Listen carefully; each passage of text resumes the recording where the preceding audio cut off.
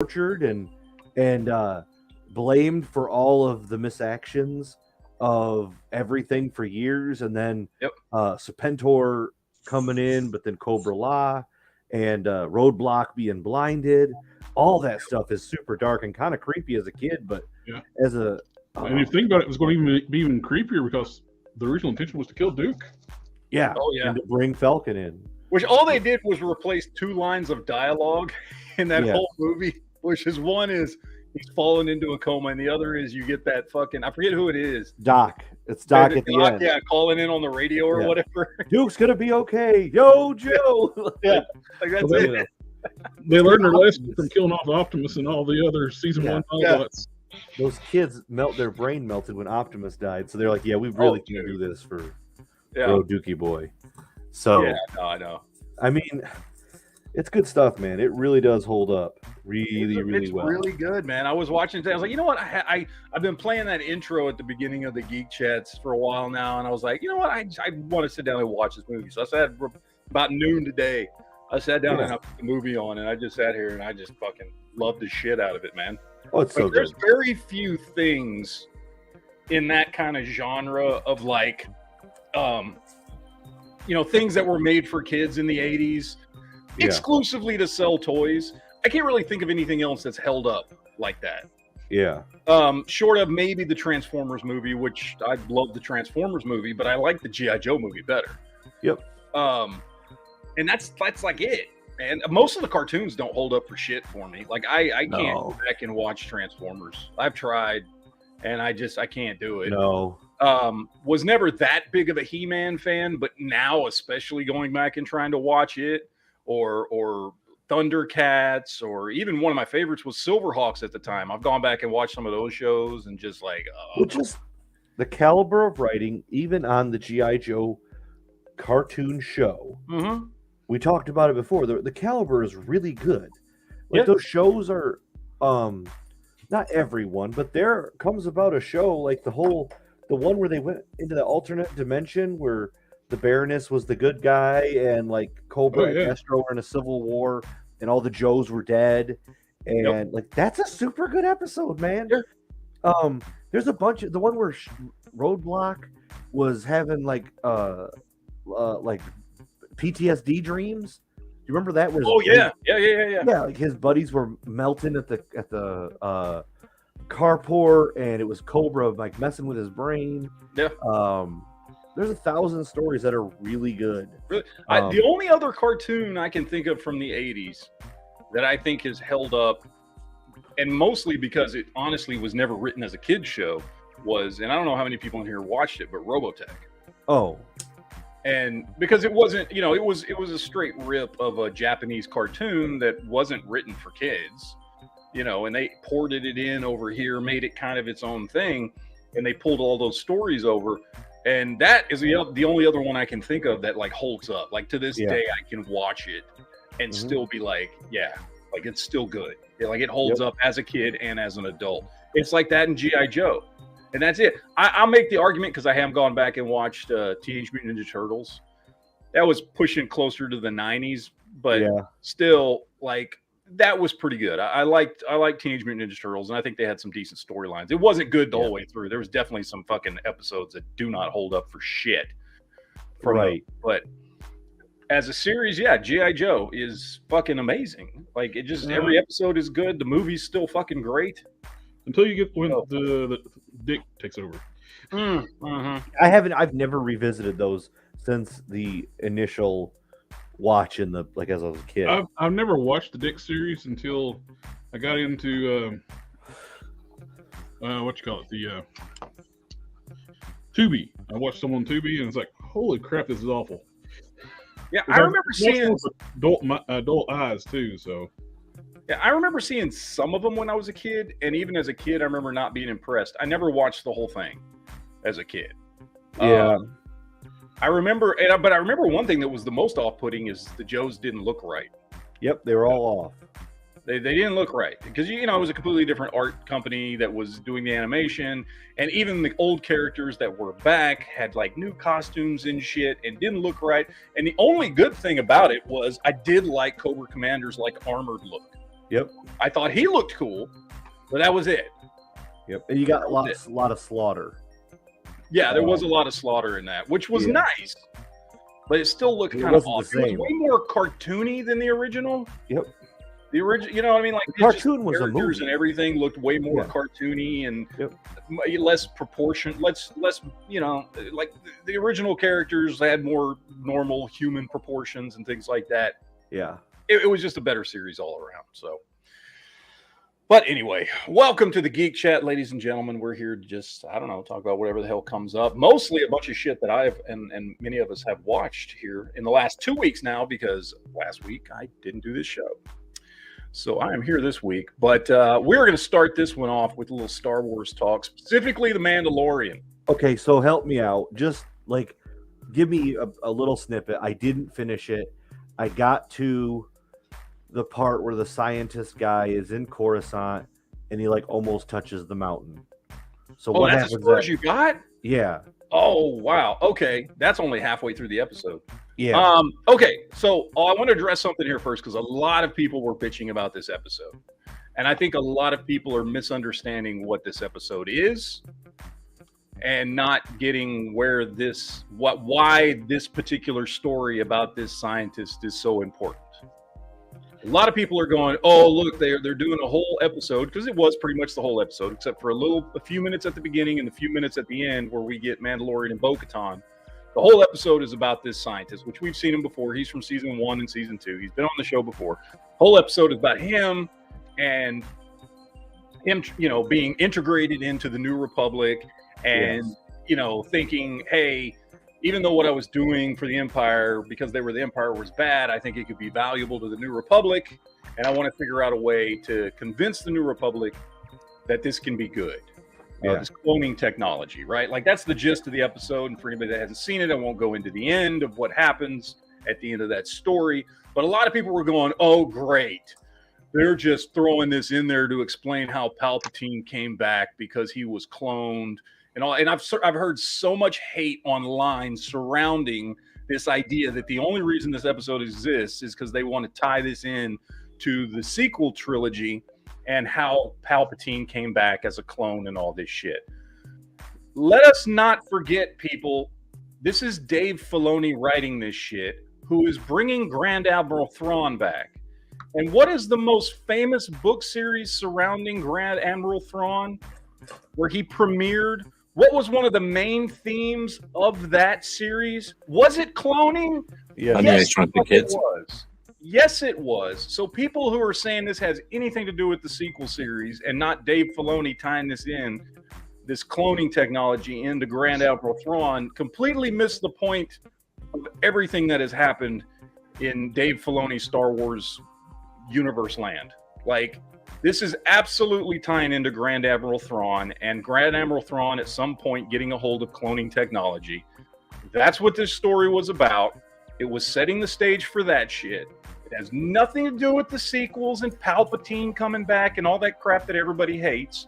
Dave Filoni would never even touch that crap. He knows better. So I don't know why there was all this hate surrounding this, because I saw this everywhere online. Because people, I think this fits after Empire, right? Or after Jedi, I mean? After Jedi, yes. And I think what it is there's just a lot of people that have never read the books and don't know anything about Grand Admiral Thrawn and think cloning. The only 2 times clones have ever been in Star Wars is the Clone Wars and when Palpatine came back in that shitty movie. And so they just assume that that's what this must be. It's a story leading up to that. But it's not. It has nothing to do with that. It's all about Grand Admiral Thrawn. We already know he's coming back. That's the guy that's blue that I've never seen before? Yeah. That's from one cartoon? Yeah. So I wish everybody on the internet would calm their little asses down. Chill your tits, Grandpa, or whoever. I think people just want to be triggered by anything. So they're just looking for shit to get upset about. Oh, that triggers me. And it's just like, okay, calm down. That's not what this has anything to do with. This is all about Grand Admiral Thrawn. So, but Duke, yes, you should finish the episode. I actually really liked the episode. I thought it was a very well done episode. And I think it is all building into Thrawn coming back. Is that girl going to take that sword back from him? What? From who? What? The girl who's from Battlestar Galactica going to take back the sword from the dude who can't even carry the sword around hardly? I don't know. Like whenever it turns on. Oh you no! can't Although lift it if up. and Duke, did you watch the previous episode? Episode 2? Yes. So this was another thing, and because this is what I'm hearing online. Oh, Mandalorian sucks now because it's gone all woke, and they're trying to tie it into the sequels. And the two reasons they give for this is one, the whole explanation I just gave about the whole cloning thing in this last episode, and the previous episode because Bo-Katan was such a badass in that show and saved Din Djarin, and she could somehow magically use the Darksaber like he can't. And again, I will go back to the fact that this is a bunch of fucking morons who never watched Clone Wars and don't have any idea that Bo-Katan is a fucking badass who had the Darksaber for fucking years and knows exactly how to use it. Girls can't use it, though. Yes, girls can use it. So I'm seeing a lot of hate for these last 2 episodes of Mandalorian from the crowd that just wants to be upset about everything, when they obviously have no idea the history of these characters or where this stuff is going. Because I'll I tell have you an what, entirely different complaint about this show, and I'm curious to think if you are going to well, just I just want to apologize. say, as far as the previous episode, seeing Bo-Katan kick ass was awesome. That's the girl from Battlestar Galactica? Yes. Yeah, I guess. Because she's So my a thing badass is, chick. You yes. got to understand, she's from a warrior race.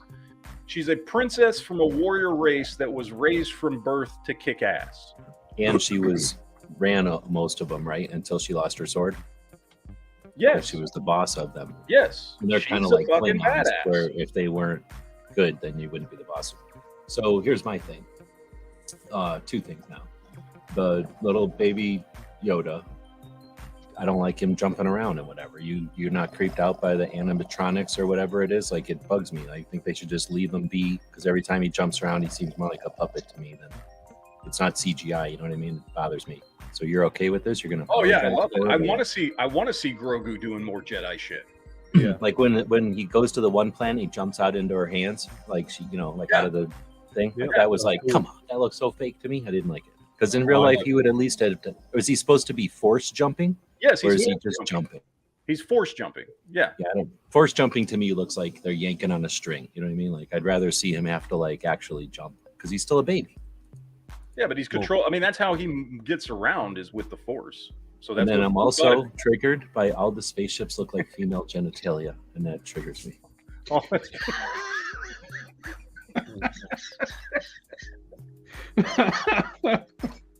there you go. Yeah, I think I get pissed off if it's like I didn't like Rey because she had no like training or arc in certain things, but like Bo-Katan, that doesn't bother me because she's awesome. Yeah. She's a super good fighter. She's a Mandalorian, or like She's trained her entire life. she should grab that Darksaber and give a droid, like a droid spider that's like super old. She should be able to give its business, and that's what she did.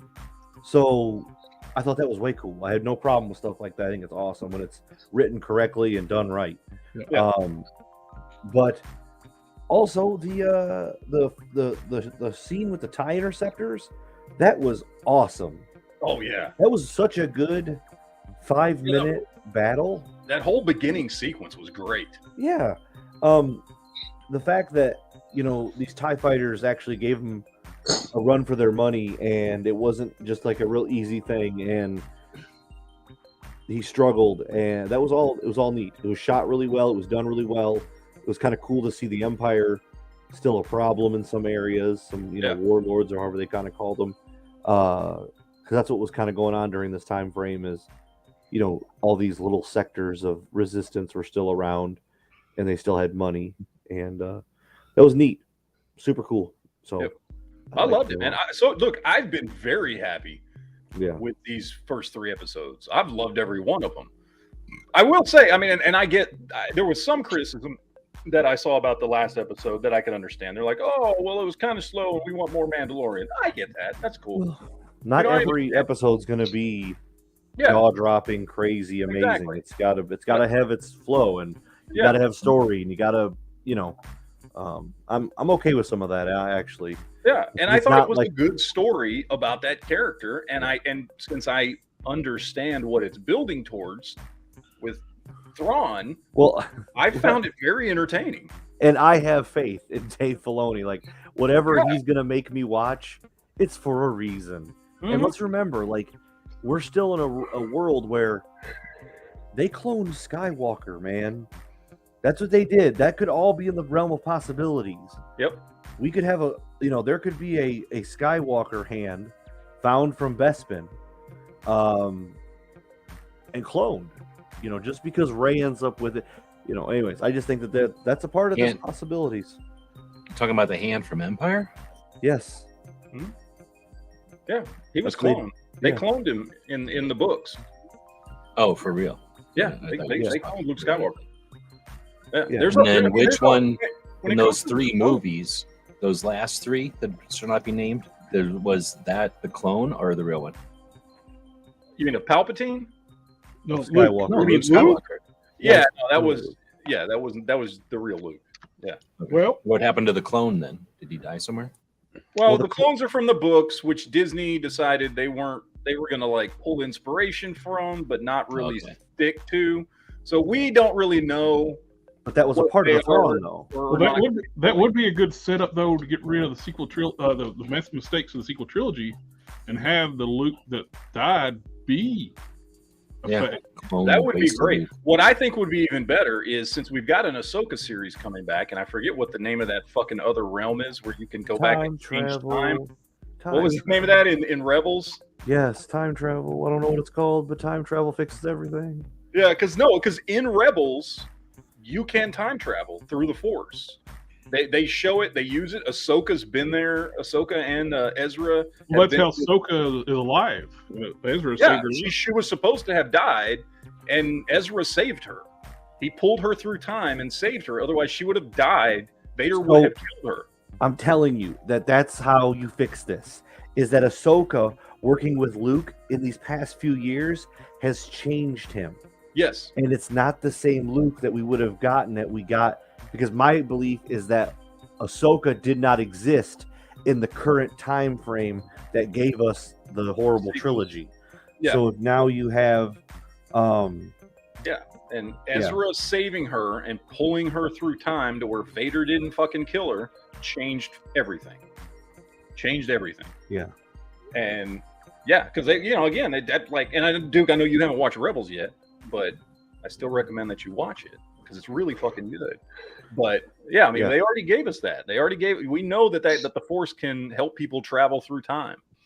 And so that's the easiest way to fucking fix it. And then they just never have to mention the sequels again. Just never mention them. It's an alternate Never, time- not fucking timeline once. that never happened now.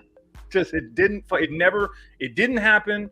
It's now the future from where we are now in the Star Wars timeline. It never fucking will happen. And we can just tell all new stories and pretend like they just don't fucking exist.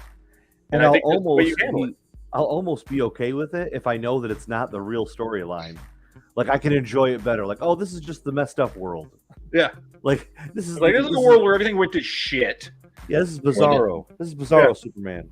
What Yeah. if they do one where Darth Vader wakes up and he goes, "What? It was all just a dream, and there was never a Jar Jar Binks." There is some sort of animation. There's a couple things. There's a couple. One I've mentioned it, and I've shared Without it Jar Jar here. Binks, the Empire would never exist. There's another. There's a retelling of if Anakin hadn't turned to the dark side, and it's a really cool offshoot of like a Marvel What If, and it's like I don't know, he doesn't kill Windu, he stays in the temple. Windu and Yoda go to kill Sidious together, and they beat him, and then Obi-Wan and Plo Koon go to kill the Emperor, or go to kill Anakin and save him or something. Anyways, it's super good. So Wow, what's this on? I've showed it to you before. We watched it. We did? It's that guy. Is this back when I used to drink? Let me look it up right now. Because I don't Oh, remember this shit. Order 66 failed. Oh yes, no, I never watched it. You sent me the link, and I forgot. Oh, you never watched it? I never watched it. Now I know exactly what you're talking about. Yes, you sent me the link like 6 months ago or something, and I forgot to fucking watch it. Oh my gosh, I need to watch it. Is it on YouTube? Order 66 fail. I just put it in the side chat. Dude, it's so. As soon as this chat's over, we're watching it. How long is together? It's like 8.5 minutes. Oh, okay. Man, it's so good, and it's done. It's I'm watching, animation, but it's done really well. And I'm watching it. Star Wars guy. I'm watching the episode right now, and first off, anybody that says that nothing happened in this episode takes a lot for granted, because there was like a whole big spaceship scene where they're flying around chasing each other above the water at the beginning, and now they're flying around some giant city in a car with a robot driver and stuff. Like, the special effects in a regular old TV show are better than what we used to have in movies. So just watching this alone, even if it was boring as hell, I'm not dude, listening. they definitely they spent a lot of money on the special effects in this episode. And it's brilliant. Like, it doesn't even look like cheesy or nothing. This is a Star Wars movie. We haven't been to Coruscant in years. Yeah. Oh, you mean that this is a fan thing also? I gotcha. So, but the thing is, they were just showing and that's what the real question was. It's a trap guy. Is that a crayfish or a shrimp, or what's that guy? No, he's. Well, I guess they're kind of. Well, he's got it, because either way, if he's a crayfish or a shrimp, he can't be in air. So he's got to be some version. Well, they live underwater. They can breathe air and water. George Lucas wanted to make someone so ugly that you had to like him because he was a good person or something. Like, wasn't that what he wanted to teach people? Oh, really? I thought that was one of the cooler looking dudes of all the crazy dudes. It was because he was the general in 3, and he wanted people to be like, oh, he's so ugly, but man. What are they, the calamarians? The Mon Calamari, which calamari. I guess at the time he didn't know that would become a favorite dish at Olive Garden, and so nobody would have heard of that shit before. So he just picked that name. Yeah. But yeah. Let me catch these couple of super chats here. Josh T says, was it the same cloning technology that made Sylvester Stallone's Judge Dredd? Yes, it was, and that directly ties Judge Dredd into Star Wars. What? So there you go. Yeah, Judge Dredd takes place in one of the planets in the Star Wars universe. Long time ago. What? Yeah. We got another one here from Dom's Vibrating Bicep. Says, Bo wanted to talk to the manager in a galaxy far, far away. Oh, she was a Karen? Is that what you're saying? I don't know. But yeah, I'm digging Mandalorian so far. I'm loving it. I'm thinking it's great. I'm having a lot of fun. This show at this point has not disappointed me. Like, they're obviously, just like with any TV shows, some episodes are better than others, but I've never disliked any episode of this show. The only thing that was not surprising with this whole thing is the girl turning on him. It's like, she was super evil in the first two seasons. Oh yeah. She's not going to go, oh, I want to be good now. Nobody would have bought that. Yeah. And I think we're going to find out she works for Grand Admiral Thrawn, and that's who Grand Moff Gideon was working for. Moff Gideon, I guess he wasn't Grand Moff, but that's who Moff Gideon was working for. Was Grand Admiral Thrawn, and I think this has been something that has been planned from the beginning. Exactly, because that's how Filoni works. Yeah, well, and we already know Filoni's been very public. He loves Grand Admiral Thrawn. That's his favorite Star Wars villain. Yeah, it makes sense too. Why would Moff Gideon want to kill himself too? Who was he afraid of? Luke, or was he afraid of Thrawn? Thrawn, 100% Thrawn. Yeah. He was afraid of Luke. We've talked about that many times, but not in the sense of like, oh, what is this guy gonna do to me? Yeah, and he didn't think Luke was just gonna kill him, right? Yeah, like he was afraid that if he got captured, that just as we saw in this last episode, Thrawn has agents everywhere, and Thrawn will get to him. Well, and he's committed. He was so committed that he was. I think it's not just fear; it's also commitment to the cause. Yeah, like he knows that he can't be. He's high up enough where he knows he shouldn't be caught. So he's going to kill himself. I think it's that as well. It's not just the fear. But I think that if this is a Filoni thing, which it is, then we have stuff that's been planned since day one. Oh, and I guarantee there's going to be stuff that we look back at and we're like, oh my gosh, they were talking about Thrawn, you know what I mean? Or, things like that for this. Yep. And that's just how he kind of operates in this space.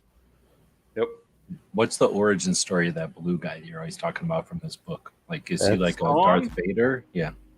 Thrawn is from the Outer Rim. What's the name of his planet? I'm blanking on the name of his planet. I can't Where his remember. race is from. I can't remember what it's from. But they were Is it that- basically. He's got the force or whatever. I know there's been kind of a shift, but I think some of the basics have stayed the same between the original books back in the 90s, and then I know they haven't done a new Thrawn trilogy, which I haven't read. Now that it's under Disney control, and they've pulled a lot from that. But essentially, like, Thrawn was this. Well, I don't know what the new version is. I mean, originally he was kind of an outcast among his people, and the Emperor found him and kept him as basically a secret weapon. Found out he was incredibly good at strategy, and he was like the smartest, person that the Emperor had ever run across, and gave him essentially an entire armada, kept out on the edge of space, out in the Outer Rim, where nobody knew he existed. And he didn't show up until once the Emperor died. He shows up and starts just fucking shit up. And when was he? I think they tweaked that origin a little bit in the new books. He's When is his origin? post Return of the Jedi. That's his stuff. Yeah. All post Return of the Jedi. Okay, so he isn't even born till after then, or he's just No, he's just not involved. He doesn't get brought into the picture. He was the when does he become like the Darth Vader guy? Like, when is he After the Emperor dies. No, I mean, like, I guess I'm saying, when does the Emperor decide to give him the fleet and send him off? Like, does that happen during Star Wars? Earlier. He had found this. He found Thrawn when Thrawn was very young. Realized what a special talent he was. Started like Clone Wars time, or like No, it would have been after. Rogue It would One? have been after Clone Wars, once the Empire was started. Okay. But yeah, So once Darth Vader is Darth Vader, somewhere in there, Yeah. but before Star Wars. Yeah. Okay. So they could have a Rogue One that's the beginning of that guy? oh yeah, Or would absolutely. they not bother? Yeah. They could. Yeah. Yep. They could 100% do that. There's plenty of story to tell there. So, but anyway, One time you guys said there was something like another Star Wars in the beginning of all this. It was hundreds or something, thousands of years before the regular Star Wars that we all know. Well, with the like Bad Knights of Batch, the Old they Republic. established that there's a ancient civilization before everybody. Are you talking about like the game Knights of the Old Republic that we've talked about before, or just Oh, I don't after remember. I just thought that you guys had said something like this whole thing that we know about is Star Wars was like the third of the empires of that story or something. Well, yeah, because there was the Old Republic, and then there was. Well, didn't they come up with a new one, the High Republic era? Yeah, they're doing stuff right now in the High Republic, and that's where that's where Disney's writing their books now, because they can't do anything, new, because they've destroyed everything. I don't know. I'm not going to read any of that. Well, crap. honestly, I'd rather mess around with that unknown area of time than be fucking with shit that we already know. So they created a new era and are like doing stories. Then good, do that. Whatever. Let Dave Filoni keep doing new shit. Now, the High Republic too. I think they're making everything be Yoda's fault. Everything be Yoda's fault. Yeah, pretty much. I don't know. We'll see. I'm hoping we get some. Well, I mean, I think. Well, I mean, I feel like from the trailers that we got for season 3 of Mandalorian, there's a chance we might get some Order 66 flashbacks to find out how Grogu survived, and I'm hoping we either get some Mace Windu or some Yoda in there. They Well, have to bring back Windu. I haven't watched all of season 2 of Clone Wars yet. Not Clone Wars. Bad Batch. Oh, Bad Batch? I haven't.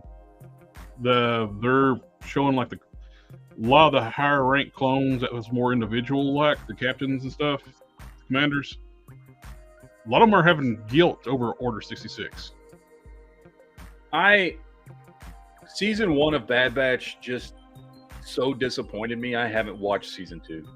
I haven't watched any of it because season 1 just Cody shows up and he has guilt over what he did. Season 1 I thought was such a misstep. Like going from Clone Wars to that, I had such high expectations after that 7th season of Clone Wars, and then that first season of Bad Batch was so disappointing. There was like maybe 2 episodes in the entire 16 episode run. When they introduced them on Clone Wars, they were super badass, and when they did put them into their own series, they nerfed them. Yeah, well, because it became all about the fucking what's her name, the little kid. Yeah. Omega.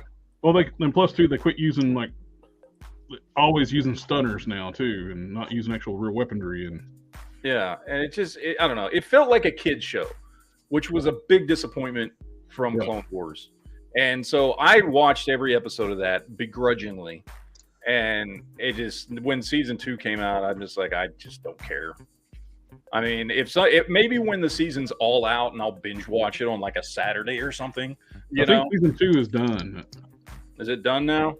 Yeah. I started binge watching it, and I went to end up going to bed after the episode had Commander Cody in it. Yeah, I don't know. I was just real disappointed with that first season.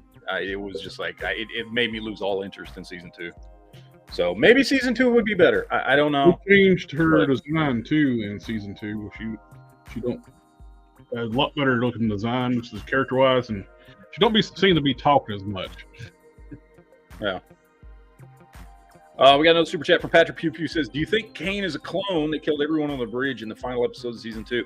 I've heard a lot of speculation about that she's a clone. That's how she ended up there. Kane, the chick from that last episode, because she was on the bridge when they busted in there and just shot everybody. Now I need to go back and rewatch that episode. I don't remember if you specifically see her get shot. But like the only one I remember left standing after that scene was Gideon. So I don't know. I need to go back and rewatch it because every time I watch it, I guess I don't really pay any attention to her. Although I've seen that episode 100 fucking times because I love that fucking episode. But I never really paid attention to her on the bridge.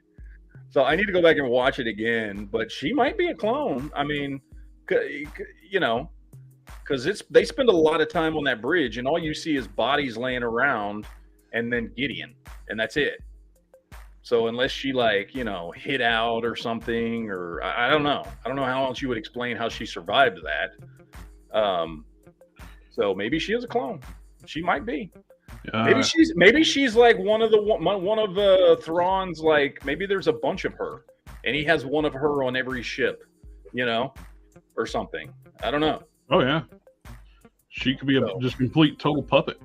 Yeah. And he's just got a bunch of her running around, all doing different stuff. One is there on Coruscant. One was on Gideon's ship, Well, it would make a lot of sense, and it would go with the flow, right? Yeah. So, I don't know, but I'm sure we will find out. I think we're gonna really heavy dive into Thrawn when Ahsoka comes out. Which have they even finished shooting that yet? Yes. They have finished filming it. Okay. My understanding, it's in post-production. Okay.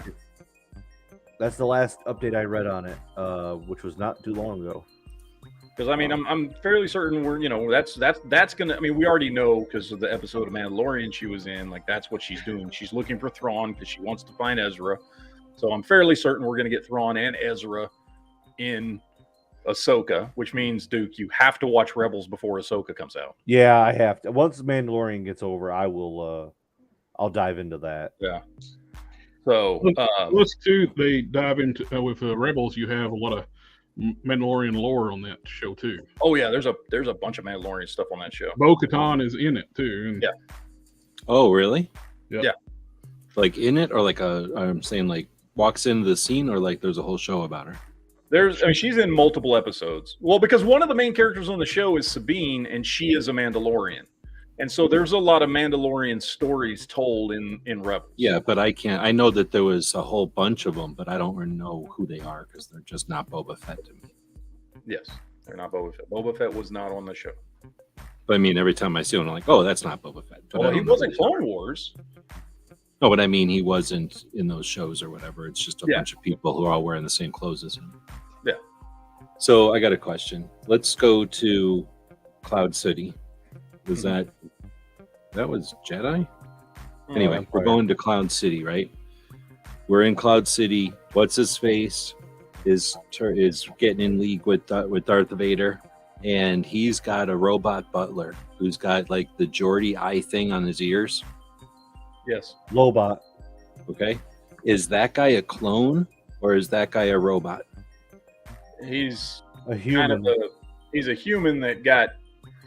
Although I've never really heard it explained for Lobot, because I know a lot of times that was used as like a punishment, almost like turning a person into a slave. They would put that thing on them, and then they could be controlled basically the way that a droid could be.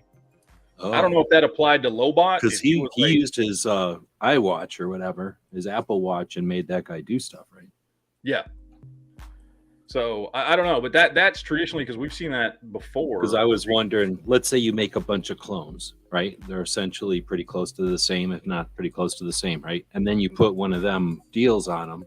Are all them clones listening to the same brain now because they all got that headset on? I mean, maybe, I don't know. Because you were saying about how you put a clone of that girl on each ship. Well, if you put one of them headsets on her, now each of the clones on them ships are talking to each other all the time. And that's sort of like having best of both worlds, because you've got the same clone on all the ships, but it's actually a separate clone on each ship. You know what I'm saying? Like, you know what's going on every ship all the time. And when you go from one to the other, it's like your address book is with you all the time. Like, it just, the consciousness or whatever is always there. At least if I was going to be a Star Wars villain, that's what I think I would make my robot butlers drones or clones and then put their headsets on. Yep. But somebody, is that me or is it somebody got something music playing? It's background music, man. You can do that on Steam. You can have background music. Oh, you're doing that intentionally? Yeah. Are we supposed to light incense? Yeah, exactly. Yeah, it's great. All right, we got another super chat from Josh T. Says, it would be cool if someone did a what if series where it's about a lot of different shows and movies and comics, not just Marvel. Just combine Judge Dredd, Star Wars, or Smallville and Supernatural. Yeah, that's kind of like what Amalgam Comics was back in the day, except that was just between Marvel and DC, where you just combine a bunch of random shit together. DC had their Elseworlds too back in the day. Yeah. Elseworlds, What If? Those were always my favorite. So What If, has to this day been my favorite comic of all time. I loved the What If series. It was always awesome to see stuff happening. That it just, there were some of the greatest storylines I ever saw came out of What If comics. What if this amazing or horrible thing happened? Yep. Like there was a great fucking series. They were awesome. I loved them. But yeah, that'd be cool to like combine Star Wars and whatever else or whatever. There's got to be a YouTube channel that does that, right? Like there's a YouTube channel for everything. I feel like somebody's done this already. Oh, just imagine if the Empire ran into the Vorlons. Oh Jesus! Yeah. Yeah. Of course, they've done the whole Star Wars versus Star Trek 1,000 times on the internet. I've heard every side of this argument over and over and over and over again. We've had that discussion on these shows before in the past. My answer still remains the same. The Star Wars universe would kick the shit out of the Star Trek universe. The only piece of technology that the Star Trek universe has up on the Star Wars universe is transporter technology. That's it. That could afford them some tactical advantage in certain situations, but other than that, like if the Empire went up against the Federation would just lose.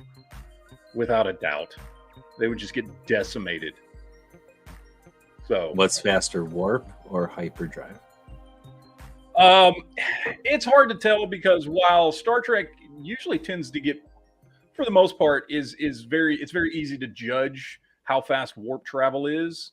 Star Wars is a little more fantasy-esque, so sometimes hyperdrive can seem almost instantaneous from one side of the galaxy to the other because they don't really explain it very well. So it's kind of hard to say which one is faster. I would say personally, I think the technology of which one, like taking the speed out of it, but just the form of travel.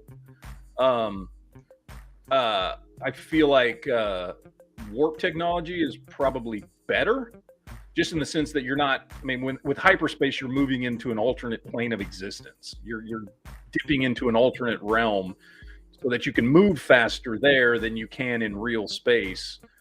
Whereas with warp travel, you don't actually you're not leaving reality. You're not leaving that, space. You're just warping. You're just warping space around you to move quicker.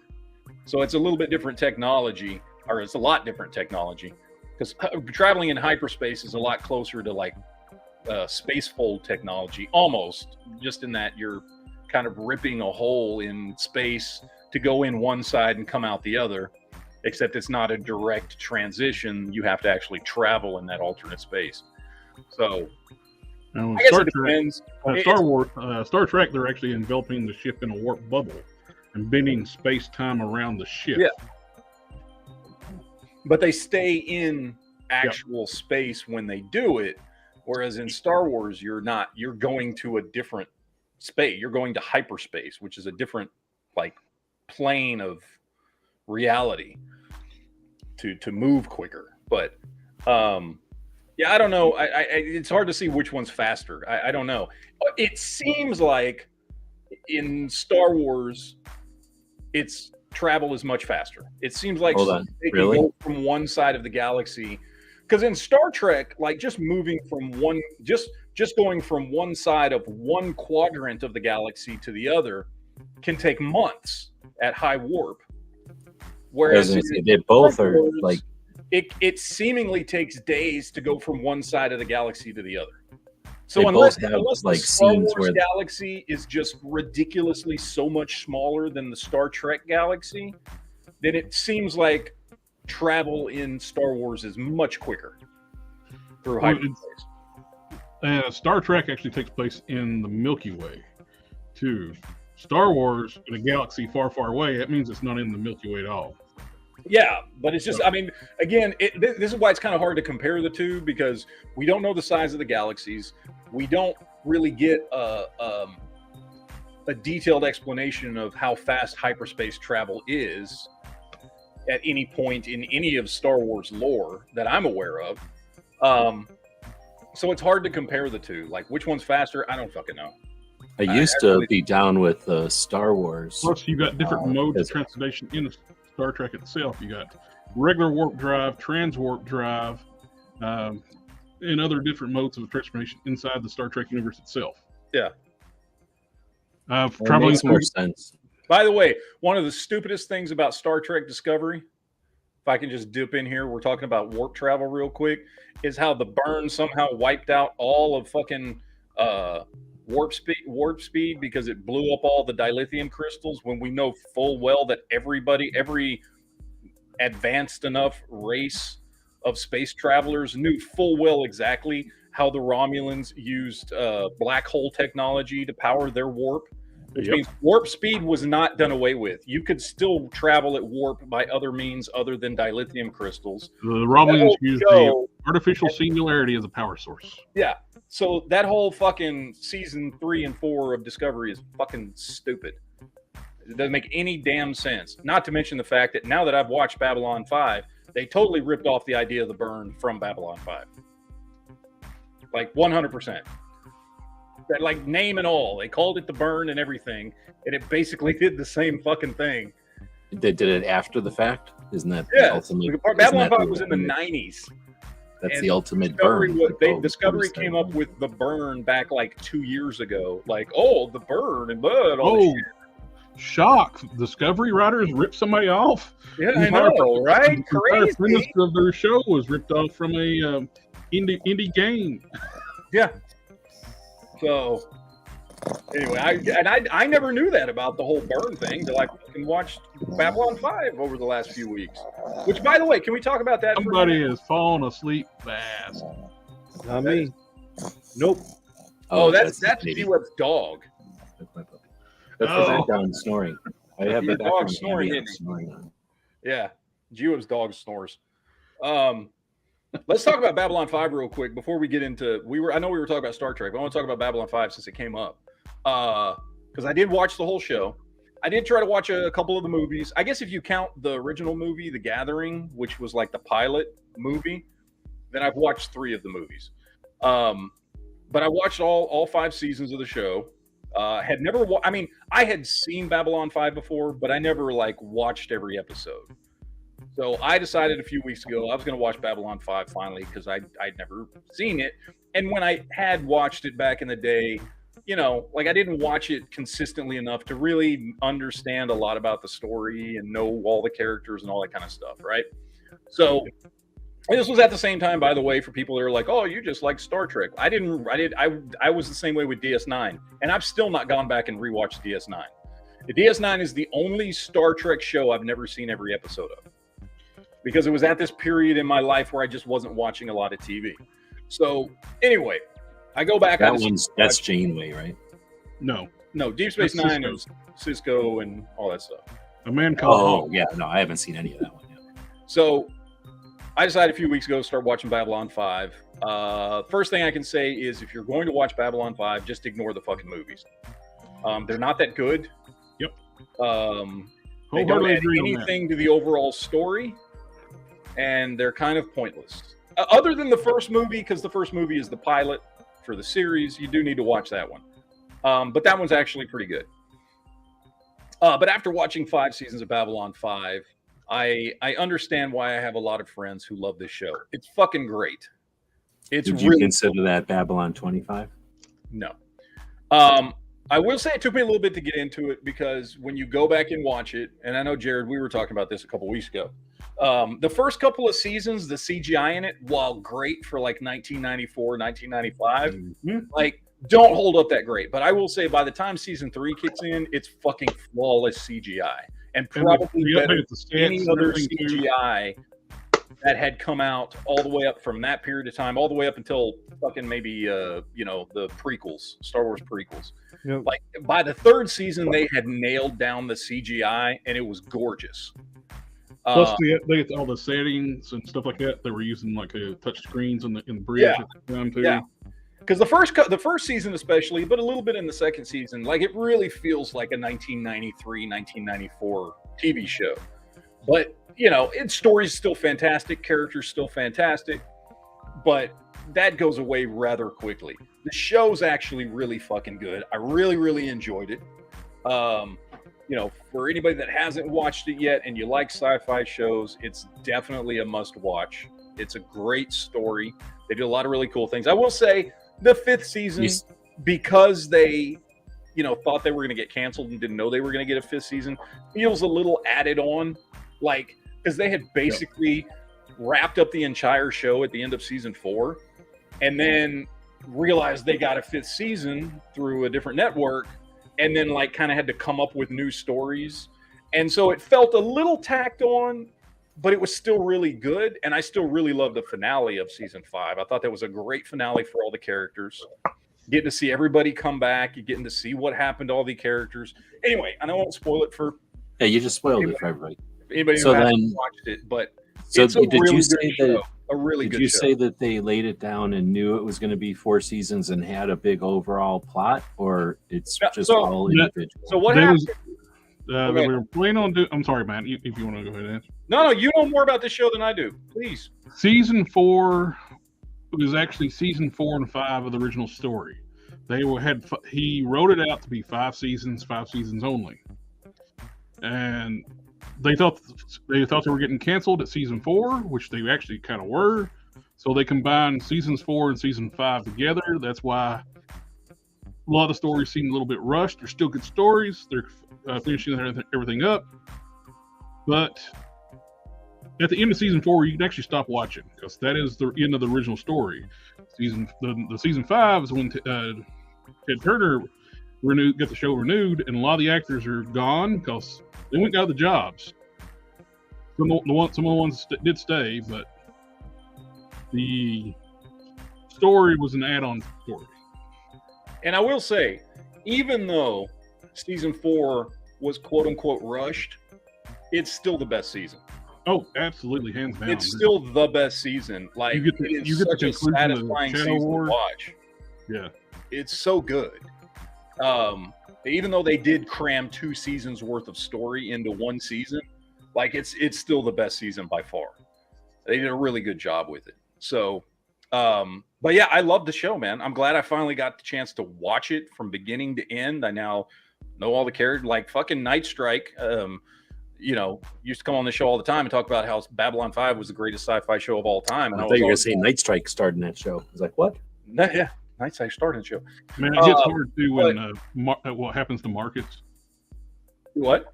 What happens to Marcus kind of hits hard too. Oh yeah, right there at the end too. But Night Strike used to always talk about how this was his favorite sci-fi show, you know, of all time and all this stuff, and I was always just kind of like, all right, cool, but I didn't know, and now I understand. I wouldn't sit here and say it's my favorite sci-fi show of all time. Is it like in the top 10 probably best sci-fi shows that have ever been on TV? Oh hell yeah, it definitely is. Like it's Top really 10? fucking good. It's in the top 10 sci-fi shows on television. Yes. So, and for me, that's high praise because I've watched all of them. If you think about it too, like the episode where Tosh leaves his suit and everybody sees angels. Yeah. Londo was probably one of the first people to see the true form of Vorlon. He didn't see an angel. Only the races that the Vorlons had met before saw the mental image of an angel. Yeah. Well, they never dealt with the Centauri. It's really good, man. There's a lot of mythology and lore and world building, universe building, and all kinds of cool stuff in there. The fact that it's one big cohesive story from beginning to end is great because I love that type of television. That going back to something I was talking about earlier, at an early age, Robotech ruined me for episodic television. I've always loved bigger, overarching stories because I grew up watching Robotech in the early 80s when I was a little kid. And I've always loved those types of stories. And Babylon 5 was created from its inception to be one big fucking story where every episode played into a larger story. I quit baseball for that show. I didn't. Honda quit baseball for fucking X-Men, but you know, another great show. But yeah, I loved it. I thought it was great. I thought they did a good job. I'm definitely glad they didn't eliminate religion in their future either. It was still there, and they respected everybody's different religions. Yeah, it was great, man. Like it felt very, you know, and it was intended to be, but it felt much more realistic than Star Trek, you know. Yeah. And in many ways, it felt much more realistic in the sense of who the characters were. It felt much more realistic in that this seems like a much more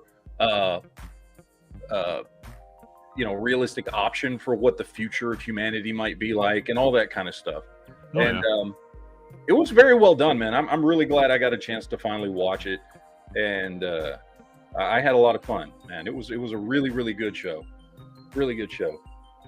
And I'm also really glad I had a question about it that they replaced Sinclair with Sheridan. No offense to that dude who played Sinclair, but like he is nowhere near the actor that Bruce Boxleitner is. And I like the little twist they worked on putting to with Sinclair too. It's like he's became. Yeah, they did a great. I love how he goes back and he becomes like I forget his name now. I'm blanking on his name, but he's Valen. Valen, there you go. And yeah, they did great with his character. I'm just glad that we only had him for one season and we got. And they connected too, like from the early seasons too, when Babylon 4 shows up and displaced in time, and it circled back. It was really good. Yep. So I have a question about the robots on this show. What's the robot situation on this show? There are no robots on this show. Oh, come on. What do you mean? No. The closest thing you could say about anything is the Vorlon ships are sentient. Yeah. Yeah, but there's no robots on the show. It's fake. It sounds like a fake ass show to me. Yeah. So, but yeah, I give it 2 thumbs up. Very, very happy with the show, and highly recommend it. And very glad I got to finish it up. All right, to move from one sci-fi to another sci-fi to another sci-fi, I want to talk about Picard here. So, didn't do a show last week, so we're going to talk about the last 2 episodes of Picard. Fucking great. God damn, this is the Star Trek show I've been waiting for since Enterprise ended, by the way. Like, I know I've said this multiple times since the show has started. This show's really fucking good. And if you are a Star Trek fan, and even if you have hated modern Star Trek, for the love of God, it is holy, watch third season of Star Trek Picard. It's fucking great. Like, it's really, really. If I watch that show and it isn't good, so help me. What? I watched the beginning of it. I didn't like season 1. It was like, all right, but no, I know, that's what I'm saying. If you don't like anything new Star Trek, skip all of it and go straight to Picard season 3. All right. It is basically a continuation of the Next Generation series and the Next Generation movies. You don't have to have watched anything else in between there. You don't have to here's from the problem I have with Star Trek is that you don't need to watch anything else. Like, nothing about Star Trek. Every time they make a new Star Trek, they're just like, forget it. I mean, they keep some things, but essentially, let's just start over and do whatever we want, which is okay sometimes, but I get kind of sick of it because I can't keep track anymore which Star Treks are which. But this is just a good show. And if you liked the original Next Generation, this is perfect. It's perfect. It's like it's bringing. Dude, I liked Generation at the time, but now that there's so many more options, it's okay. It's better than some things, but it's not my thing. If I had nothing else to do, I'm gonna watch. I still love Star Trek Next Generation. So I think it's still the most popular Star Trek show that has ever existed. Yeah. By a lot. Like, it's the only one that got its own movies and shit. It had 4 theatrical movies, like it's by far the most popular one. But yeah, I'm not going to go too much into story because I know we're only on episode 5, I think. I would love to see a movie master. That's not a dog. Yeah, that's definitely Duke has left the building. Fucking hell. I guess that's what happens when you're a Marine in Iraq and you can just fucking sleep through anything. You just get used to it. But yeah, next team got better when they got rid of Wesley. Oh yeah, Wesley was fucking horrible. Hella horrible. And I'm so glad he's not in the season. But I won't go into the details of the story or anything like that because, we're only 5 episodes in, and I know a lot of people want to watch this show, and some people just are waiting for, like, the whole season to come out. So I'm not going to go into story details or any of that shit. But I'm telling you, this show is fucking great. I'm loving every goddamn minute of it. It is a great story. Okay, slight spoiler, okay, for anybody. If you like Next Generation and if you like DS9, fucking changelings are back. Shit's going down in the Federation. And our original TNG crew is at the center of this. That's all you need to fucking know, man. This shit is great. Ooh. It's just great, good, classic Star Trek. It'd be kind of cool if they bring back Avery Brooks near the end or something other.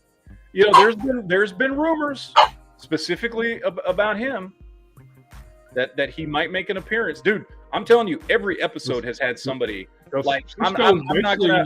I don't think this. I won't spoil anything. I'll just say this last episode, like, they've been bringing people who you've seen before in every episode, and this last episode had fucking Rolaren in it, and you're just like, what the fuck? Like, what's she been doing? Like, yeah, she showed up in this last episode. Who's she? Who's that? Rolaren from TNG. Long story. Anyway, she was a character on a couple of seasons of Next She's Generation. a Bajoran. She was basically supposed to be on Deep Space Nine, but yeah, she was supposed to be Kira. They gonna have her. Yeah, Kira ended up being her replacement. Yeah, which I'm glad because Nene Visitor was excellent in the show. Oh yeah, she did a great job. I think she's a better character than Rolaren was. Oh, absolutely. Yeah, but yeah, Rolaren shows up in this last episode. Like, it's just been good episode after good episode after good episode. I'm very happy with this season. Every single episode's been fantastic, and I highly recommend people go out and check it out because it's fucking phenomenal. So there you go. Just leave it at that. I've been thinking about signing up for the Paramount Plus anyway because Tulsa King. Mm-hmm. Yep. Tulsa King's fucking great. I love that show too. I love all those fucking what's his face shows. I'm blanking on his name. The guy that writes all those shows. Tyler Sheridan. Tyler Sheridan. There you go. Is it Tyler or Taylor? Whatever. Oh, it was Tyler. Tyler Sheridan. Yeah. Something like that. Like all his shows have been phenomenal. 1883, 1923, Yellowstone, Mayor of Kingstown, Tulsa King. You know, like he's just knocking it out of the park. Like he's just making really, really, really good shit. And it gets good actors too, like yeah, for all those roles too. Yeah. So these are fucking great shows. Paramount Plus is like quickly becoming one of my favorite streaming services. They've got a lot of good shit on there. I mean, I watch all the Tyler Sheridan stuff. Tyler, fuck, I don't remember. I already forgot from 3 seconds ago. The Picard is on there. There's a show on there called Evil. I don't know if anybody's watched that. It's about to come out with its 4th season, I think, this summer. That show's great. Me and my wife have watched the first 3 seasons. That's a great show. For anybody that hasn't seen it, it's got I'm blanking on the guy's name. The guy, is it the hell's his name? The guy that played Luke Cage in the Netflix series. Yeah, I don't remember his name. Michael Coulter, I think. Yeah. Anyway, he's on it. He plays a guy who's on his way to becoming a priest, but he works for the Catholic Church, trying to find out if all these cases of people saying they were possessed or a house has demons or whatever it is, he's the guy they send in there to find out whether or not it's legit, whether it's real possession or whether it's somebody who's mentally ill or whether it's just fake or whatever. And the show is based around him, and he kind of hooks up with this psychologist who totally doesn't believe in religion or the supernatural or any of that. And he hires her to like work on his team, and they go around together, him being a believer, her being a non-believer, trying to figure out if all these things that the Catholic Church gets all these reports of are real or not. And it's really good. Some people may find it offensive. If you're very religious, you might find it offensive. Although I'll be honest, I don't know how, because it sticks very close to a lot of Catholic lore and things. But I've heard some Catholics find the show very offensive. I'm like, well, it's not, because it's not saying that Catholicism or the Bible is BS. In fact, quite the opposite. Like, I don't know why you're offended, but okay. But it's a really good show. Yeah, I'm just saying, there's a lot of good shows on Paramount Plus. And I remember we first got, and Paramount Plus has been one of those things we'll like get for a few months and then cancel, and then get for a few months when a new show comes on and then cancel. But we first got it when it was, what was it called first? CBS All Access, I think. Oh, yeah. They changed the name to Paramount Plus. But then we found out if you have a Walmart account, you get Paramount Plus for free. So you pay like $100 a year and you can get groceries from Walmart delivered to your house whenever you want for free. And you can order online and all that shit. So my wife got one of those about a year ago. And one of the things they offer is if you have that Walmart, I don't know what the fuck they call it, Walmart Plus, I don't fucking know. Whatever it is, if you have that, you get Paramount Plus for free. Okay, you just convinced me to sign up for Walmart. Yeah, whatever that Walmart thing, I don't know what it's called, but we have it, and it's like $100 a year, and we got Paramount Plus for free. Well, that's the only reason. That's one of the reasons you keep like Amazon Prime. You get your shipping, you get all your shipping for free. Yeah, and you get TV. Yeah, and that's and I think that's what Walmart's doing. They're trying to compete with Amazon. That's exactly what they're doing. They just don't have their own streaming service, so they hooked up with Paramount Plus, and they're like, and So anyway, but yeah, so I'm really digging Paramount Plus. They've had a lot of cool shit, man. So, let's see. I got other things to talk about here. Duke's asleep now. I was going to talk about the Last of Us finale with him because he was very excited about this. Great fucking episode. He's already passed out, so we're just going to have to talk about it without him. And maybe at some point he'll wake up and say, Daryl Dixon. I don't know. But Anyway, Last of Us season finale last week. Without giving any spoiler shit away on it, although I mean it was in the video game, right? Like, I don't feel like there was really much spoilery shit in it. I will say it was a really, really good episode. It just didn't feel like a season finale to me. Like, it felt like a really good episode, but like, I don't know, the oomph of like, oh, here's this great cliffhanger or something, I don't know, like, seemed to be missing from the end. You know, like there was a thing there that was kind of left unresolved at the end of the episode, but it was in the new kind of woke writing, it's unfair to have the last episode be better than the other episodes, so all the episodes are exactly the same. Well, no, they weren't, and this was definitely one of the better episodes. It just didn't feel like a season finale. I guess that was my only complaint, I guess, about it. The episode itself was good, and dude, the whole like 5-minute, 10-minute scene, whatever it was, of Joel going through the hospital, just Dude, like that was fucking awesome. slaughtering everybody to get to Ellie, was fucking amazing. Yeah. So well done. Thanks for the spoiler. So realistically done as well, because unlike complaints that we on the Never Enough Ammo side of things, if you're watching on Geek Fusion, you have no idea what I'm talking about. But on the Never Enough Ammo channel, things we have complained about many, many times on TV shows, whether it be Walking Dead or whatever, is that the gunplay and the way people handle themselves in gunfights is not very realistic. In this, it was 100% realistic. He was going through room by room, mowing people down. He would run out of ammo. He would grab the person's gun and then move on to the next person, then grab another gun, then move on to the next person. Like, it was so like what a real person would do in that scenario. That's one of the reasons I like about the Punisher Warzone movie with Ray Stevenson. Yeah. He actually went through Special Forces training to know how to do it properly. I love that movie, by the way. Oh, it's the best. Warzone is such an not just an underrated movie, but so few people have actually seen that movie. Yeah. Like, and it's such a damn good Punisher movie. It's probably one of the best Punisher movie ever made. Is that the one with Ray Stevenson? Yeah. Yeah. Okay.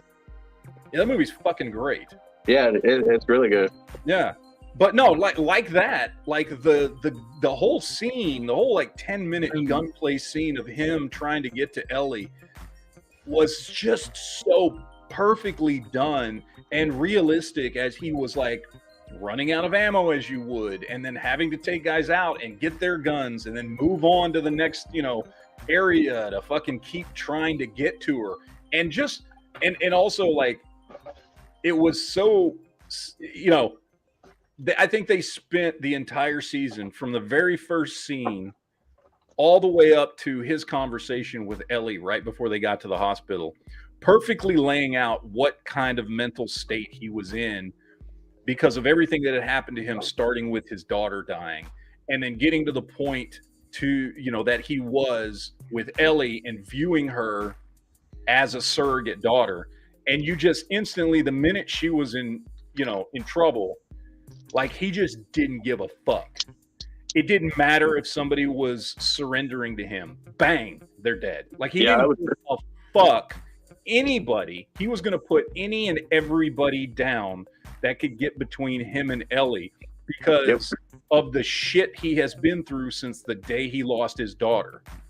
And they explained that so well without having to explain it, just by watching his character throughout the season up to the point to where we see him do that. It's just like, yeah, he will, he lost his daughter. He's found a surrogate, kind of a replacement in his mind for her. And he will do anything to keep her alive and with him. And doesn't give a fuck whether it's the right thing to do, whether it's the wrong thing to do, whether he has to kill people. Anything that could get between him and that goal is dead. Well, do you think he did the right thing, given the without giving anything away, and the circumstances of why he did what he did? Do I think he did the right thing? I can't say I think he did the right thing. I think he did exactly what I would have done in that situation. I don't know if that's the right thing, but I could certainly see myself being in that same fucking place mentally in that situation. Yeah. And so I had all the sympathy in the world for him. I was rooting for him, and I was rooting for the outcome that he got. Yep, so was I. So, you can debate whether or not it was the right thing to do, but I completely understand why he did it, and I wanted him to do it. I wanted him to fucking get what he wanted in that moment, And so I think they accomplished that really fucking well in this episode. It was a really, really well done episode. So far, the only episode I haven't liked in this whole show was the stupid fucking mall episode, which was just that was fucking pointless shit episode. But you could honestly just skip that episode altogether. Like, you literally don't have to watch a single second of that episode. I think that's episode 6 or 7. I can't remember if that's 6 or 7, whatever that one is. I think it's 7 because 8 was the one where she had a fight, yeah. So it's 7. You can literally just completely skip episode 7 altogether. It does not add anything to the fucking story, period, at all. And it's a shitty episode anyway, so why watch it? I would just say watch 1 through 6, then go directly to 8 and 9. So, and you can just move right on. Now, I do want to say, I want to throw this out there, because I've seen this consistently since the first episode premiered. This is the greatest show on television. No, it's fucking not. It is not the greatest show on television. It's not even the greatest show that's out right now. Okay? Which is it that? Really good? Yeah, it was a really good show. I really did enjoy it. It is not the greatest show on television. Okay? Like, there are still better shows on right fucking now. Right? Mandalorian is better. Yellowstone is better. For All Mankind is better. House of the Dragon is better. There are several shows that are much better than this. It is still a good show that I liked and enjoyed. Glad I watched it, except for that one fucking episode. So, I thought it was overall a good season of television. I liked it. There's a lot of cool stuff in it. Good story. I've heard a lot of people that watched or that played the game also loved it. So I'm guessing it's fairly faithful to the game, because people who played the game seem to be fans of the show. I don't know. I never played the fucking game, so I don't know. But it was a good show. It was a good show. It was not a great show, but it was a good show, and it did have some really good. It did have some great moments. So I can throw that out there. It had some great moments, but overall, it was a good show and one that I really enjoyed watching. So take that for what you will. I don't know what else to say about that, but I liked it, and I'm looking forward to season 2. So, there you go, for whatever that's worth. Goddamn, I got 2 weeks worth of shit I watched to catch up on here. Let's see. Let's try to burn through some of the movies that I watched in the last couple of weeks that I wanted to talk about. Okay, that new Guy Ritchie movie. What the fuck is it called? Operation Buttfucker? I don't know. Whatever the fuck that movie's called with Jason Statham. Does anybody know what I'm talking about? Not a clue. It's at the movies right now, but it also showed up online, which is where I watch a lot of my shit. Operation something. Thank you, Dom, in the chat says Operation Fortune. Yes, Operation Fortune, the new Guy Ritchie movie just came out. Man, was I looking forward to this movie, because I will tell you what, one of my favorite movies in the last 10 years is The Gentleman. I don't know if everybody in here has seen that movie or not. I fucking love that movie. That's a movie I can watch over and over and over again. I think which one? The Gentleman. Oh yeah. Matthew McConaughey and all that. Anyway, I fucking love it. And I'm not the biggest fan of Guy Ritchie. He's been real hit or miss for me. But The Gentleman is one of my favorite modern movies. So Operation Fortune comes out. It's got like an all-star cast. I'm like, all right, let's check this out. This movie fucking sucks. Okay? Operation Fortune is fucking stupid. I sat through most of this movie just playing on my fucking phone. This movie was not good. Okay? Like, it's just not good. Hey, your mileage may vary. I don't know. You may love it. Cool, if you do. This movie bored the shit out of me. I didn't care about any characters in this movie. The story was not compelling at all. The action was okay, which in a Jason Statham movie is criminal. The action should be on point and perfect. This movie's just not good. I cannot recommend this movie. It's not worth watching. And I watched it for free, and I didn't think it was worth watching. I felt like I wasted 2 hours of my life. So take that for what you will. If you want to watch it, if you're a huge Guy Ritchie fan, go out, watch the movie. Cool. All right, whatever. Well, streaming services is on for free. Yeah. So, I mean, watch it, whatever. But I cannot recommend this movie because it was just, it just wasn't good. It just wasn't good. So that's my opinion on that one. The other one I watched a bunch of fuckers. Luther. So I don't know if any of you guys in here have watched the Luther series. I think it was 5. Oh, I've been meaning to watch the movie. I love the series. Yeah, love the series. So the movie came out on Netflix this last week. I forget what it's called. Luther something. I don't know. It's got a name. 2-hour movie. This is Superman Luther? No, not at all. This is about a British detective. Idris Elba, or probably pronounce the Idris Elba. Idris Elba. And I like him as an actor. I pretty much love him in whatever he's in. And I love the Luther series. Watch this movie. It's a little slow at the start, but it's a really, really good movie. It builds a little bit because if you watch the series and know where the series ended, his character is not in a great place. And I don't want to spoil it for anybody that hadn't watched the show and wants to, but like there's a little bit of a transition there to kind of get into the meat of the story. They did bring in Andy Serkis as the bad guy, as the main bad guy of the movie. He does a phenomenal fucking job as the main bad guy. Like I said, it's a little slow to start, but overall, fucking great movie. Certainly, if you like Luther, you're gonna love the movie because it's even though it's a movie and not a series, it still feels like the show, and they did a great job. So. Yeah, Jared, if you like the series, definitely watch the movie because you'll like it. Other movie I watched this week, Cocaine Bear. I watched Cocaine Bear. I did too. Jesus, man. That movie, the best way I can describe this movie, it's a lot of fun. It's not a great movie. Okay? No. It's not a great movie, but it is a fun movie. It's got moments, though. Yeah, it's definitely worth watching. If you just want to have like a fun 2 hours watching ridiculous shit, watch this movie. I'm not going to sit here and like sit there and say it's just really well done. There's plenty of cheesy shit in this movie. There's plenty of ridiculous stuff that doesn't make any damn sense. All of that. But it's fun. And ultimately, sometimes that's all you want out of a movie. And I had fun watching this movie. So yeah. That one...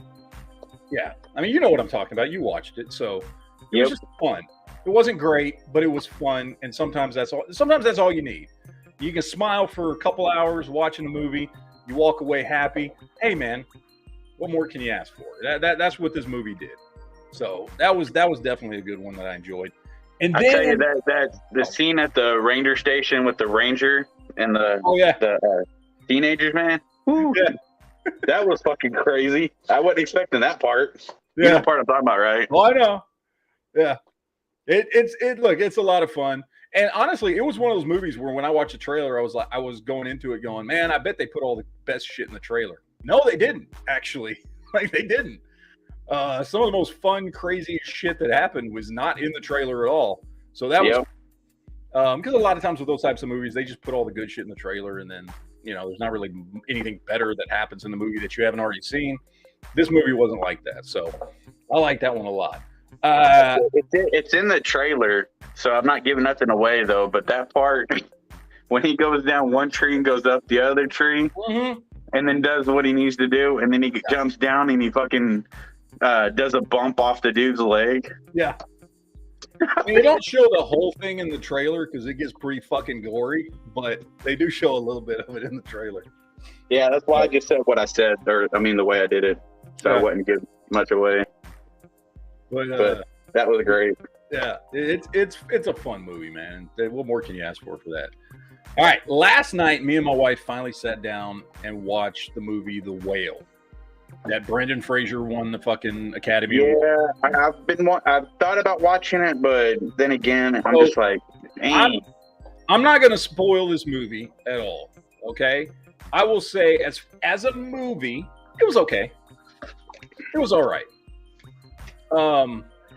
It was a fairly small story about one guy trying to reconnect with his daughter. You know, the story wasn't anything crazy. There's certainly a few, you know, there's some shock value stuff in the movie. The movie's okay. But Brendan Fraser was fucking phenomenal. Like, I don't give a shit about the Academy Awards. I can't remember the last time I watched the Oscars. But goddamn did he deserve to win that. Holy shit, was he good. And I am not even going to pretend like there is a scene, the last scene of that movie, the last 10 minutes is all one scene. Are you spoiling it? No. I will just say this. I fucking teared up like a little bitch at the end of this fucking movie. oh shit. What's this movie about? Some guy getting fat? Yes, that's exactly what it's about. He Like- eats all of McDonald's. And it's exclusively because of Brendan Fraser's acting in this fucking movie. Like, holy shit. This movie is okay, but Brendan Fraser's fucking phenomenal in this movie. Like, for real. It is also an incredibly fucking depressing movie. Is it a real movie, or is it? I mean, is it a movie, or is it fiction? Is it not fiction? It's fiction. Okay. So if you don't like depressing movies, don't watch this movie. It is incredibly fucking depressing. But Brendan Fraser fucking, if he could get like 5 Oscars for that shit, he should have gotten it. Because holy shit, does he, like, he gives a performance that I've not seen in a very, very long time. Like, he gives the level of performance that you usually reserve for, you know, like a fucking Denzel Washington or something like that. You know what I mean? Yeah. In an okay movie. So, you know, if you like Brendan Fraser, which I've liked Brendan Fraser since fucking Encino Man, and I know now he's like the internet darling because everybody likes him now all of a sudden. I've always liked Brendan Fraser. Yeah. If you like Brendan Fraser, go watch the movie. If, however, you don't give a shit about Brendan Fraser or you don't like depressing movies, don't watch it. It's fine. But I plan on watching it. I've just been kind of hesitant because just the previews, it didn't look like it was a movie I wanted to see. Like, and I'm not, that wasn't a joke, but it's a heavy movie. It's depressing. But if for no other reason than Brendan Fraser's performance, like, it's worth watching for that alone. Again, yeah, definitely. I mean, like Brendan Fraser. So, Which was it the other day we were talking about all the great movies that he's been in, and then he kind of got blacklisted for a while, and he just didn't get to do anything but kind of shit movies. But even that, he made those still good, like Free Vengeance. Oh yeah, Was it like a B movie, like, but it was good? Watching this is like watching the Brendan Fraser that could have been. Okay, so I don't know how many people remember the movie School Ties. It was like the movie he did right after Encino Man, I think. Or he had done Encino Man, Airheads, then he did School Ties, which was a very serious movie that took place in the 1950s, where he's a Jewish guy that goes to this new yeah, I remember that. Yeah. And he was really, really good. Like, he was doing really good dramatic acting in that fucking movie. But then it's like that just never happened again because he's doing mummy movies and George of the Jungle and all this other shit, right? It's like he never got a chance to do like serious acting again. This is that fucking chance. Okay. And he fucking does an amazing job. Again. Oh, go ahead. Wasn't he in a TV series or something not too long ago, like a couple years ago? He's been on Doom Patrol. Yeah. Well, no, he was on something else where I think he was like in a mental institution or something. It was like a serial killer or killed somebody. I don't remember. But he kind of played like he had some sugar in his tank. That I don't know. I'm not sure what that is. Maybe. I'm not sure. Oh, no, I have to look it up. I can't remember. Yeah. My problem with that guy, every time I watch that guy, he's always in a comedy and he's always super skinny. Yes. Not this time. It's not a comedy. It's not super skinny. No, they actually put him in a fat suit, didn't they? Oh yeah, Or did he gain all that weight? I saw some of the. Oh, I thought it was No, one of his deals no, where he no, chopped no, man. dude. I thought He it- is I thought it- so fucking huge in this movie. He's like, this is like a 650-pound dude. This is a dude who can't walk. You know, Yeah, so easily, it's, it's Yeah, not yeah. like he just got fat for the show. yeah, but like, but I've seen a behind the scenes thing of him like getting in the suit, and the suit is so huge, and you know he's gained weight, right? Like Yes. he's Yeah, a yeah, yeah. pretty big dude, but this suit makes him look fucking tiny. Now I think he has lost weight in the last couple of years. He started losing weight because he's starting to, you know, act again and do stuff that he hadn't gotten to do for a while. So he's starting to lose weight again. So he's gotten thinner. But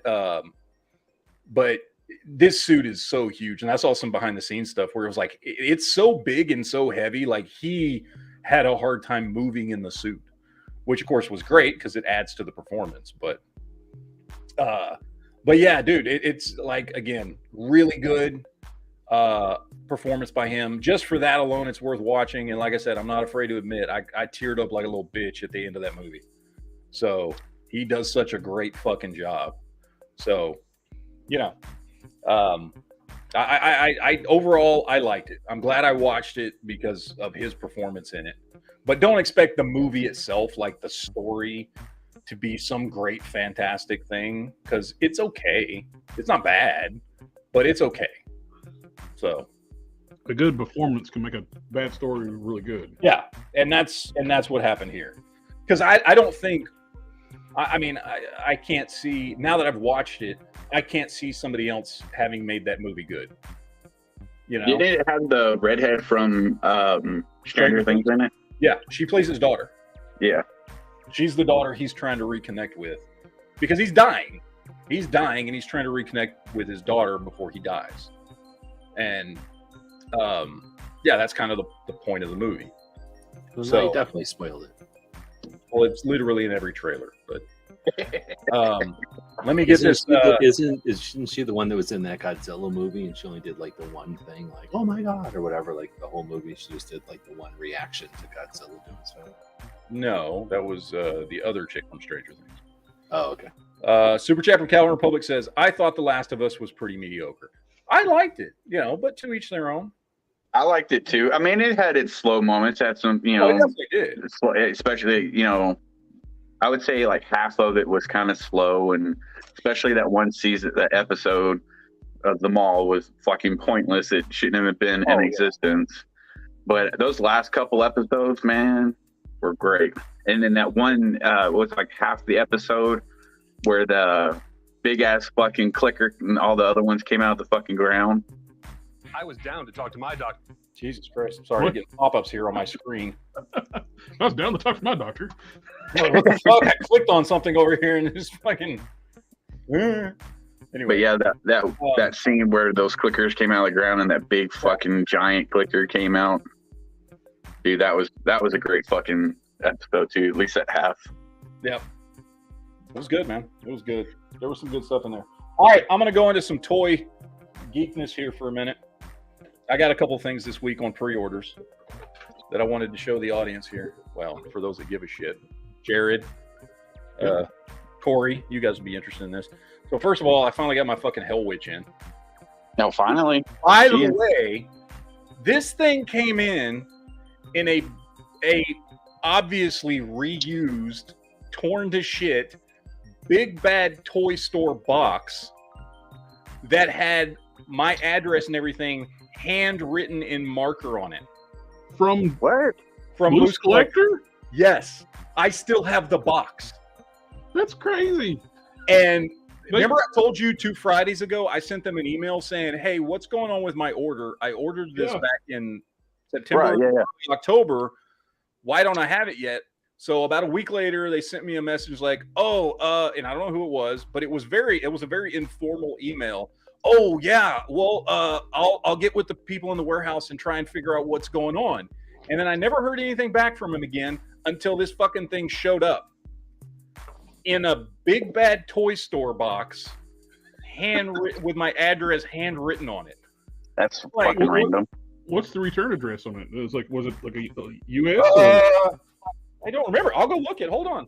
Maybe they had somebody from here ship it to you. Maybe, I don't know. Hold on.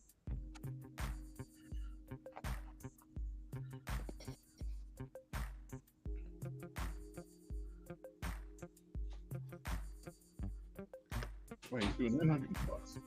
So it says, I'm not going to show my personal information on here, but like handwritten in marker from Executive Replicas, 32 McCall Plaza, Newburgh, Kentucky. I don't know. I can't even read that. Somebody with sloppy handwriting. I'm pretty sure that's Kentucky. KY? Yeah. So they got somebody in the States to send you one. So that's, Sounds like it. that's where this came from. All handwritten shit on a tore to shit. I don't know if you can see that. Obviously, Yeah. they ripped stickers off of it to shove it in a big bad toy store box and send it to me. And I was like, okay. All right. But I got it. It was new. It's still in the box. I'm going to do a video on it. Check the knees. I had issue with mine. I actually took 2 of mine to make one good one. Oh, really? Okay. Yep. Yeah, I don't know. I haven't opened it up yet. I was going to open it up on camera, do a video of it. And The first one came with 2 left legs. The second one, the left knee broke. So I actually where I had extra left legs, I was able to take 2 of them, and they actually sent me a second one for free to fix the issue of the first one. So I actually had extra parts. Jesus. Wow. But then I got the pre-order I've been waiting on the longest. I ordered this back in August.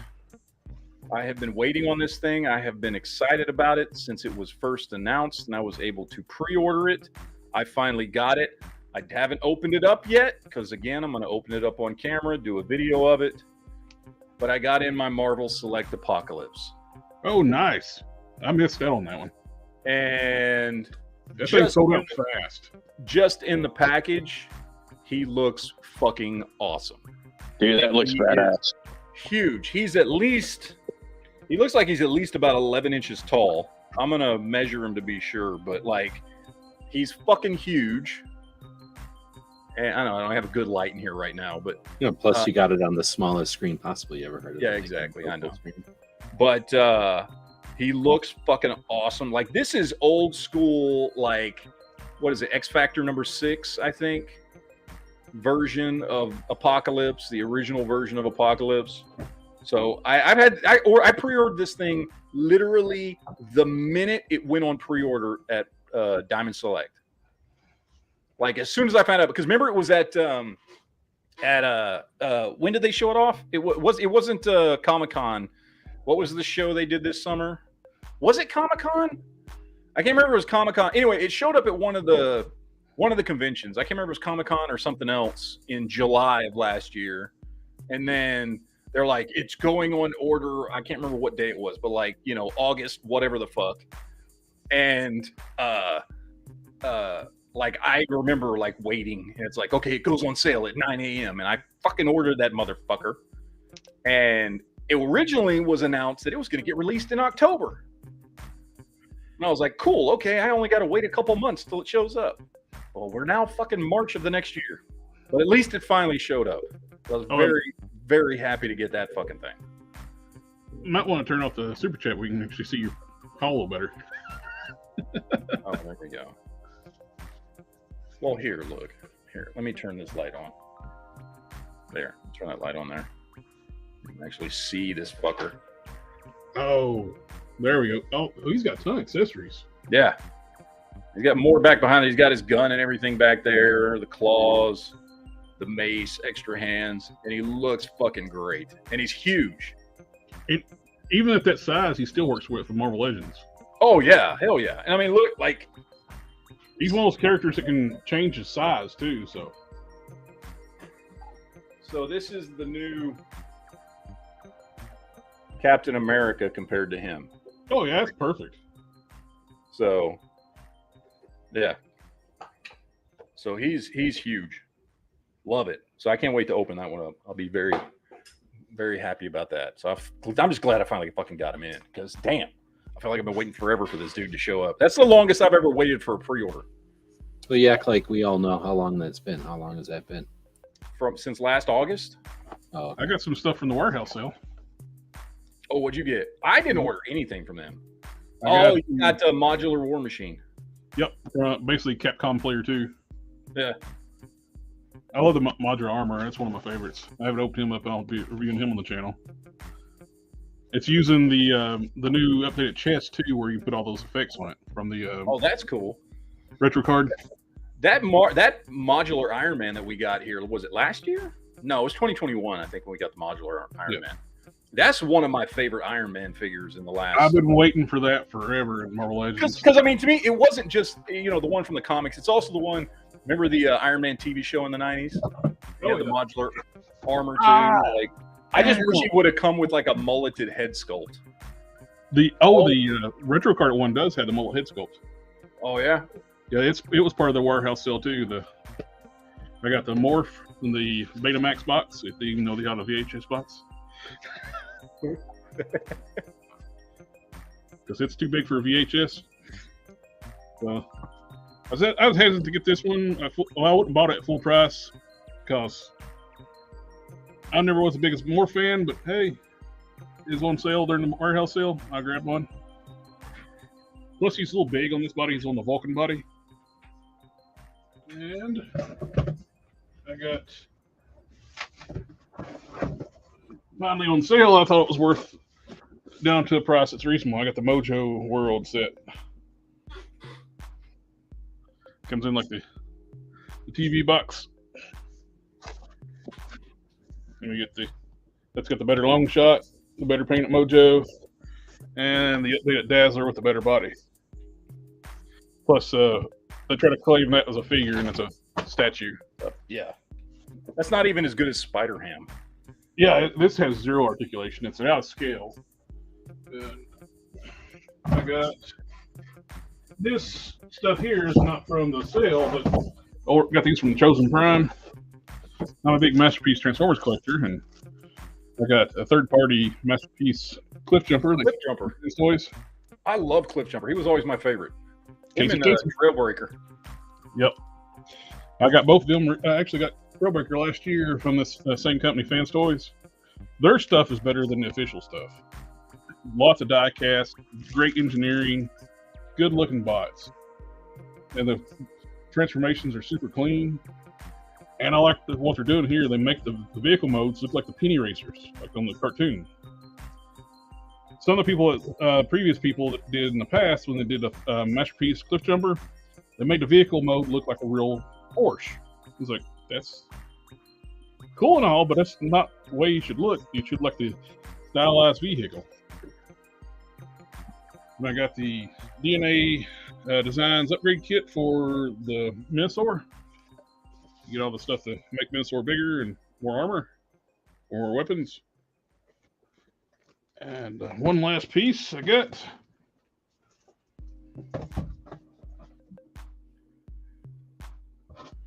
Actually, I got this not too long ago. Ordered from Bomba Speed. I got the import figure. Milk Tea Girl. It just looks a hyper articulated female action figure. I've seen a lot of people like getting it in reviews and stuff. People were raving about it. It's like, hey, I'll pick one up. They actually got like a model kit too for the weapons. You actually put the weapons together. Cool. You're giving Corey ideas. He's just got back into figure collecting. Well, Must Be is like a great site to get stuff too. This came from China. I got it in a week. Oh shit! Yeah, it's like the shipping was like $10, and I got it within a week. And that's the only place that still had it in stock. But that's all I got. Well, I don't have anything new, but I have my own morph.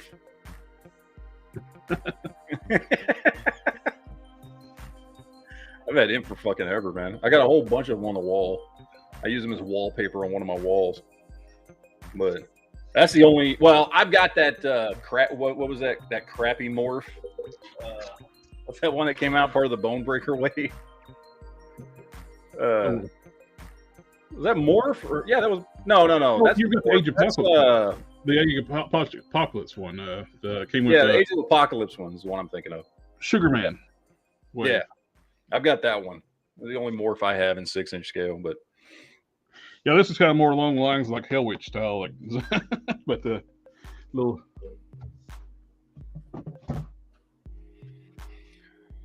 Oh, are you gonna censor your Hell Witch when you do the review? Fuck no. Why? I'm just curious. Some people like try to hide the.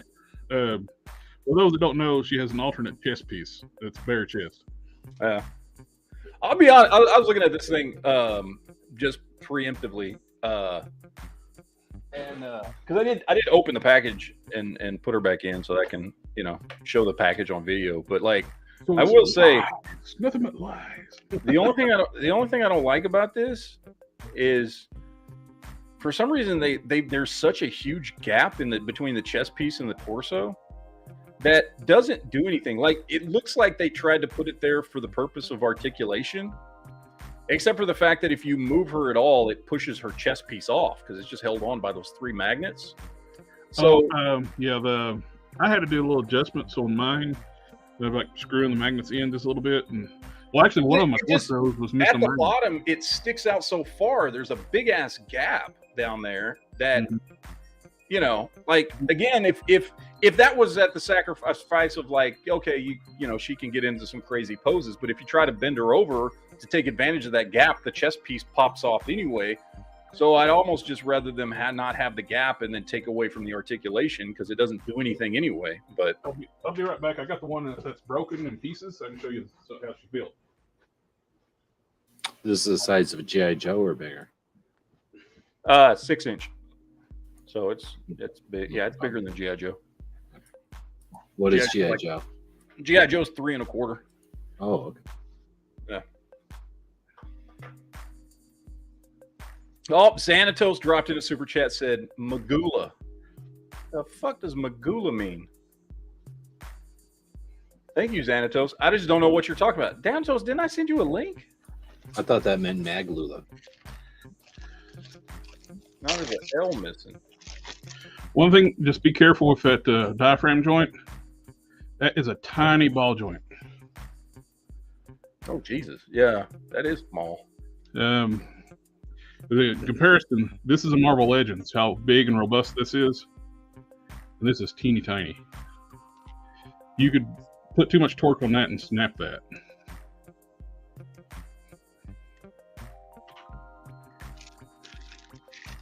Yeah, I got her apart. Went and took her apart to have eventually use it for custom. Yeah, you can actually screw these screws in, adjust them a little bit to get the fit a little better.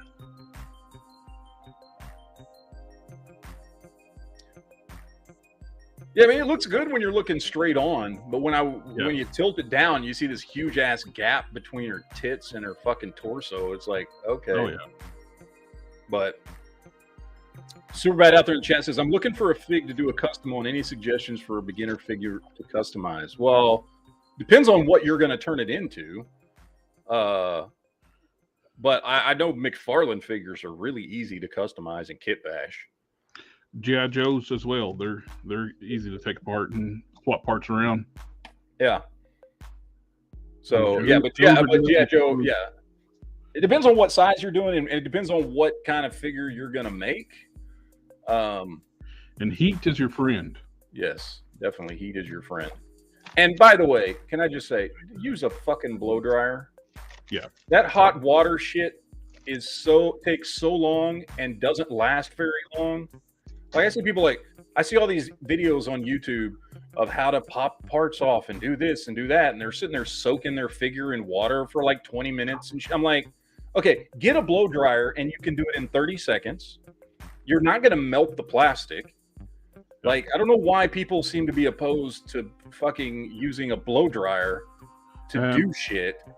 don't use a heat gun. It's easy to you can melt your Yeah, teeth in. heat gun. No, a heat gun is way too much. Yeah. Blow dryer. I've seen people on these channels use toy channels and stuff using heat guns. Like, hell no. Oh, no. I wouldn't use a heat gun on any. Yeah, you will. I've used a heat gun. We used to, when I worked at John Deere, we had to use heat guns on shit. Those fuckers are made to like heat up bolts and shit to the point that you can crack them when they get stuck because of rust. Like those are not made to use on fucking plastic. Like, no. The only time I use like heat gun and stuff was when I'm doing stuff like this. I'm bending styrene to make shapes. To get it hot enough, malleable enough to bend it. Yeah. That's the thing. It's got the plastic. This is plastic just as hard as on a figure. I was able to melt it and make it malleable to bend it into this shape. This was a flat piece of plastic. Yeah, and all you're trying to do when you're modifying or kit bashing something is just get it hot enough to where you can pull things apart, not fucking reshape them. Yeah. So blow dryers are your friend. So especially when you're putting them back together. If you want to use the hot water, taking apart is you can, but never put a painted figure in hot water. No.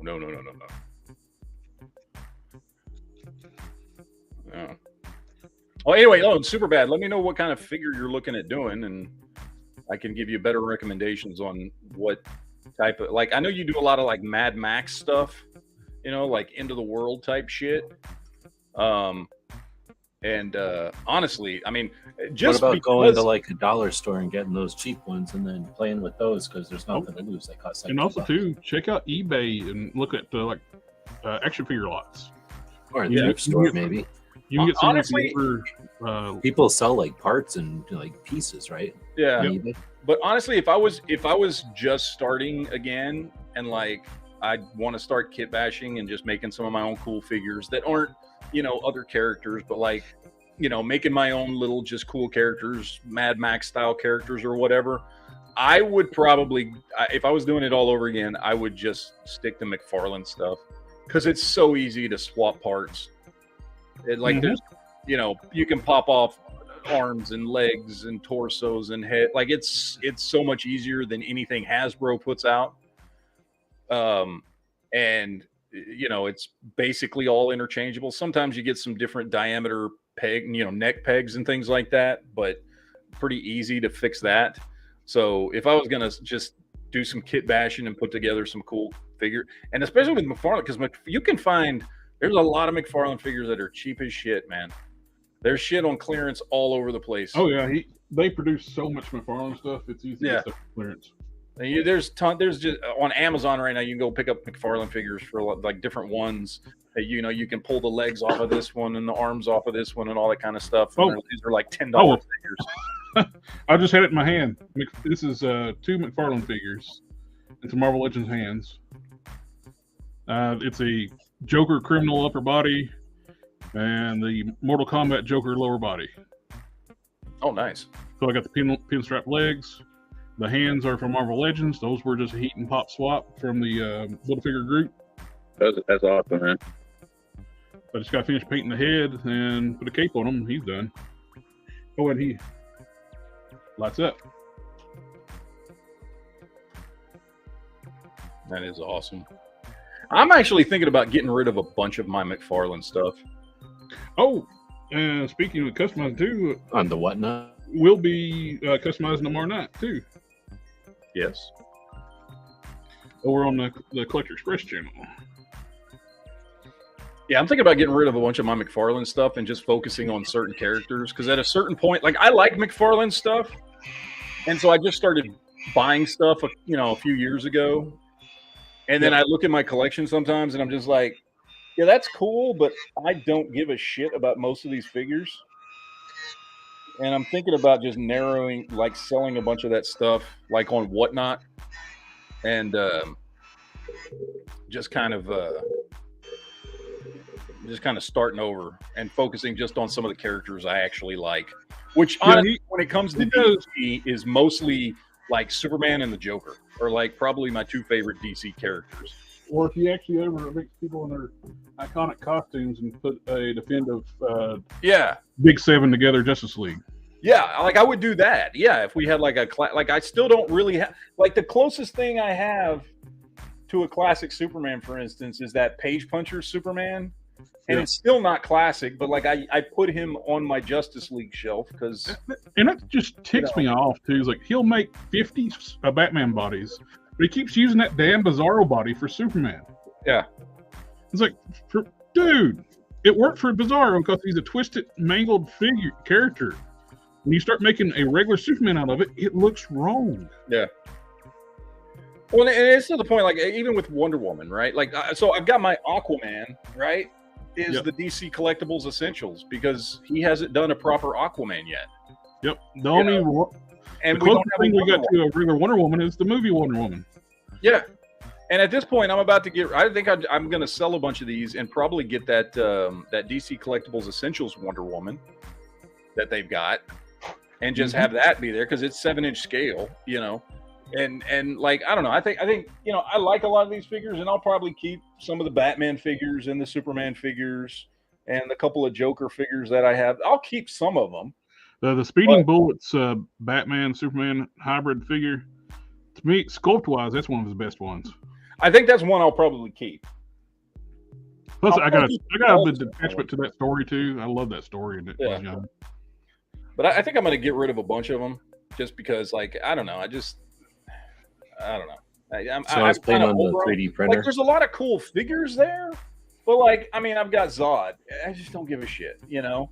Like, you know, Ink and some of these other figures, and like they're cool. I don't know why. I have like, you know, 20, 30 versions of Batman. Why? Half of them I don't give a shit about. Why do I have all of them? I don't fucking know. So I think I'm just gonna get rid of a bunch of them. That's pretty cool. I was looking at the chat. Like when you see like the little link thing, those are people commenting on my channel. Yep. Speaking of figures, I did get some stuff in last week that I was going to show on last week's Geek Chat. That show me the shit. We were talking about that, and then couldn't do my chat last week. Well, shame on you. That's it. You're fired. So I was printing these things out when I was testing out my printer, just sticking things together. Oh, cool. Do people buy stuff that's like, you know, basically not bendable? Yeah, people buy figurines. You make them smaller, people buy them for board gaming. That's what I thought these might be interesting for. I just took some army dudes and stuck pumpkin heads on them because I got the printer like right around Halloween time. Mm-hmm. Just put them on like eBay or Etsy or what? Either one of those would be. Etsy would probably be good. Okay. eBay, you got the crazy fees now. Mm-hmm. All right, hold on, let me see these. Okay, so you got your Vampire Batman. Got the big ass fucking Hulk. That dude's massive and huge. I mean, weapon. I love that guy. It is taller than the Batman. And got my Venom in.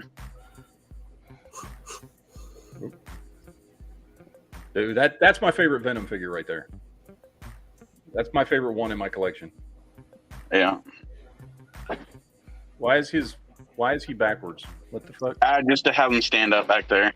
Oh, okay. And then here's the Gambit. Oh, with the custom head and shit? Yeah. Let's see if I can. Can you see the cigarette in his mouth? Yep.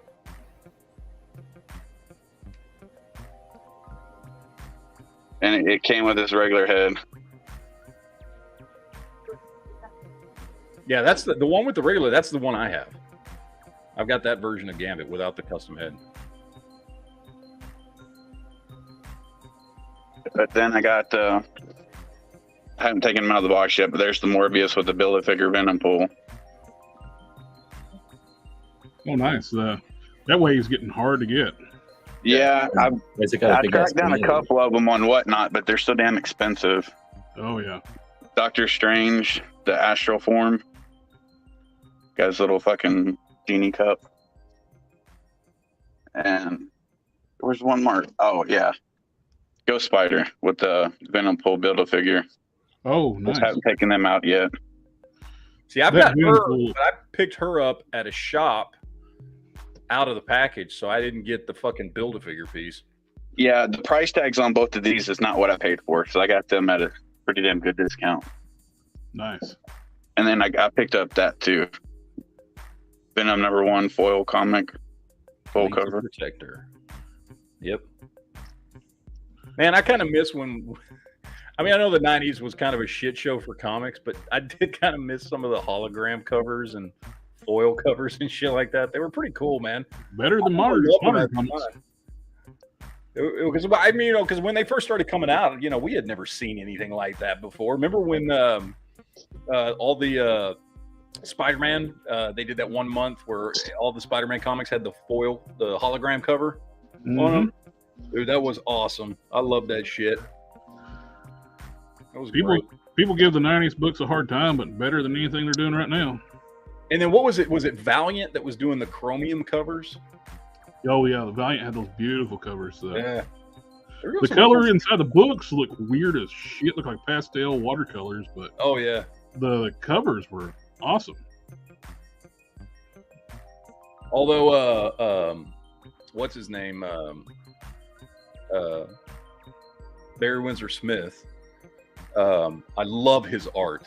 I fucking love Barry Windsor Smith's art.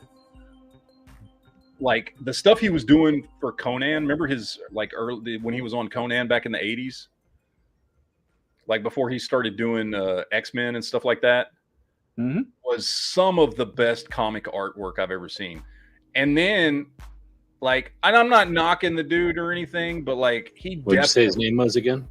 He definitely like obviously didn't care as much when he started doing Valiant. Like it was still good art. Don't get me wrong. I still liked it, but you could definitely see he wasn't like putting his all into it the way he had previously on some of the stuff he had worked on.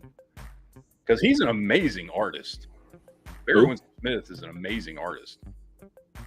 So who is it? Barry Windsor Smith. Oh, I saw something really got me tempted to order on Amazon. You can get Chuck Disc.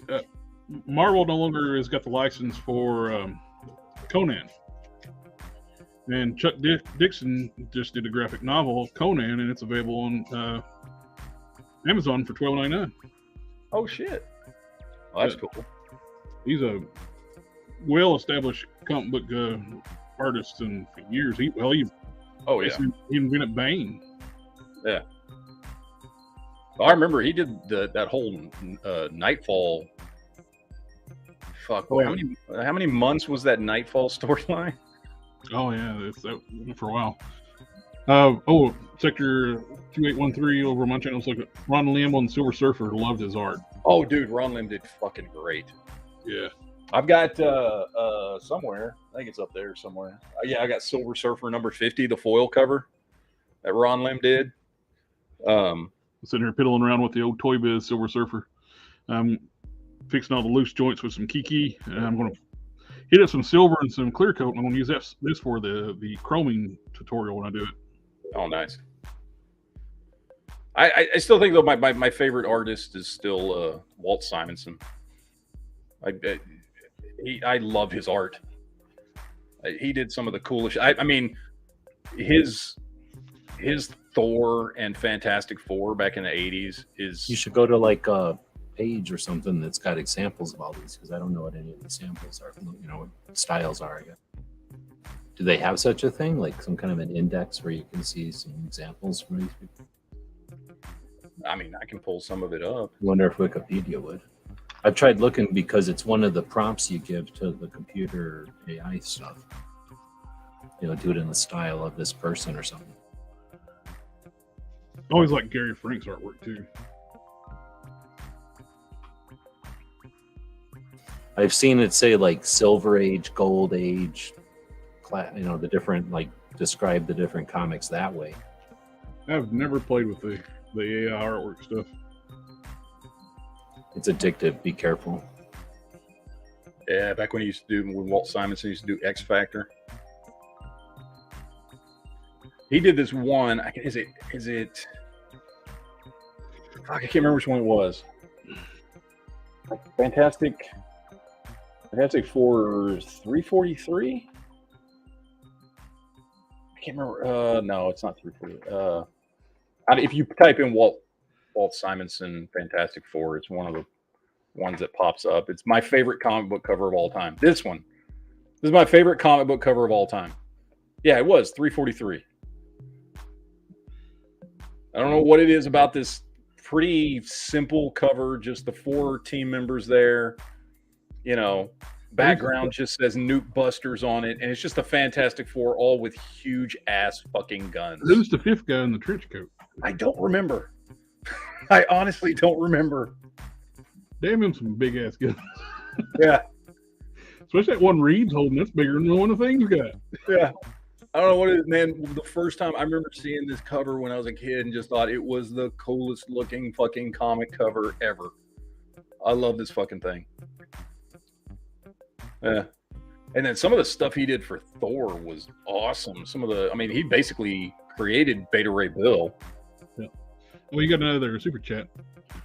Oh, we do got another super chat here. Dom says Scream 6 was great. Can't wait to see The Covenant.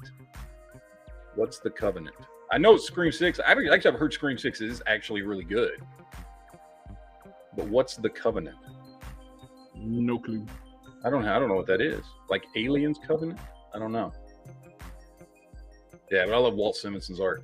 Yeah, but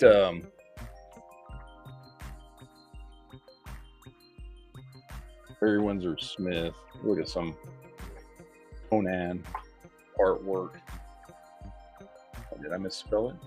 Maybe I misspelled his name.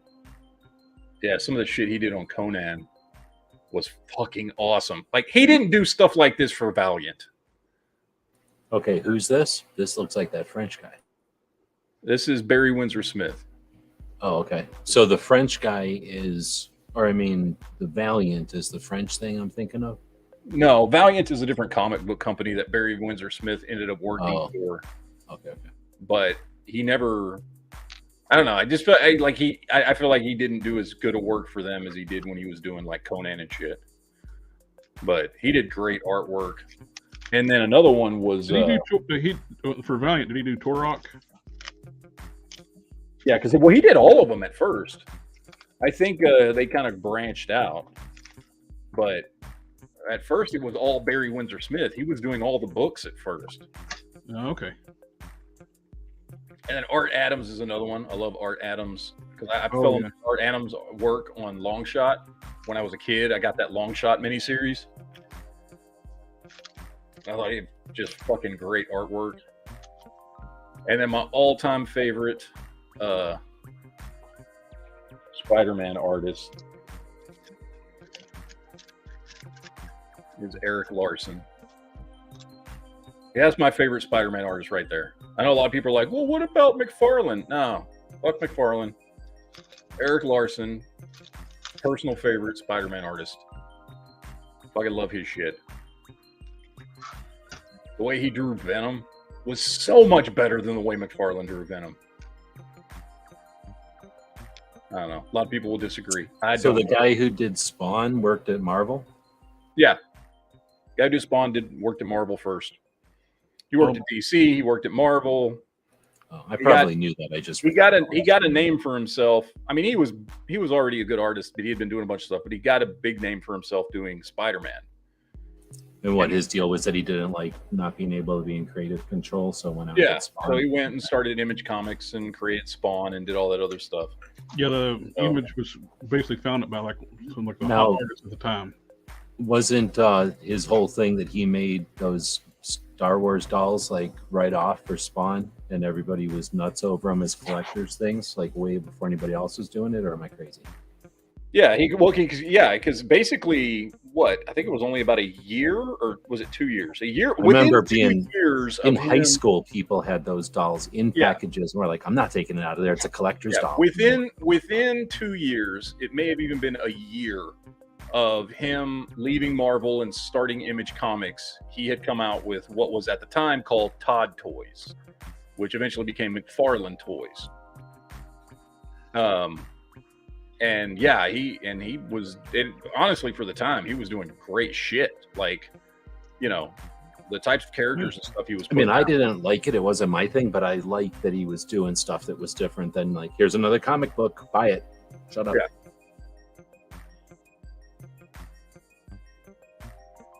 Yeah, he was doing really, really cool stuff.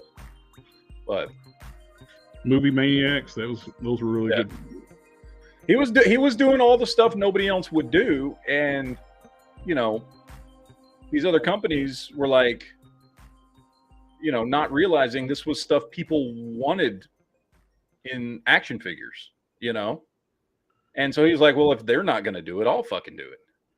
And he was doing all kinds of crazy stuff. Now, I do think he stuck to his whole, like, he went through a phase there for about 10 years, honestly, where basically everything he did was slightly articulated statues, which looked great, but, you know, I don't give a shit about statues that, you know, barely fucking move.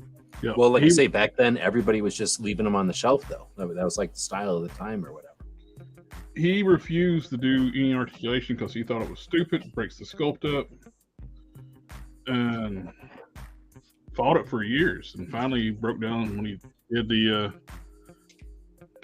what was his first articulated figure when it first left? It wasn't the DC stuff. He tried his own stuff for a while. Wasn't it Halo? Wasn't it? He did Halo for a little while, right? I think maybe, yeah. Because he did a couple of waves of some Halo stuff back in the day. That was, and that may not have been the first, but that's the first like well articulated shit I remember him making. Did he do Mortal Kombat first, or he did or DC? I think he did Mortal Kombat first. I think he did have Mortal Kombat first, yeah. Oh, I did get something else. It reminded me.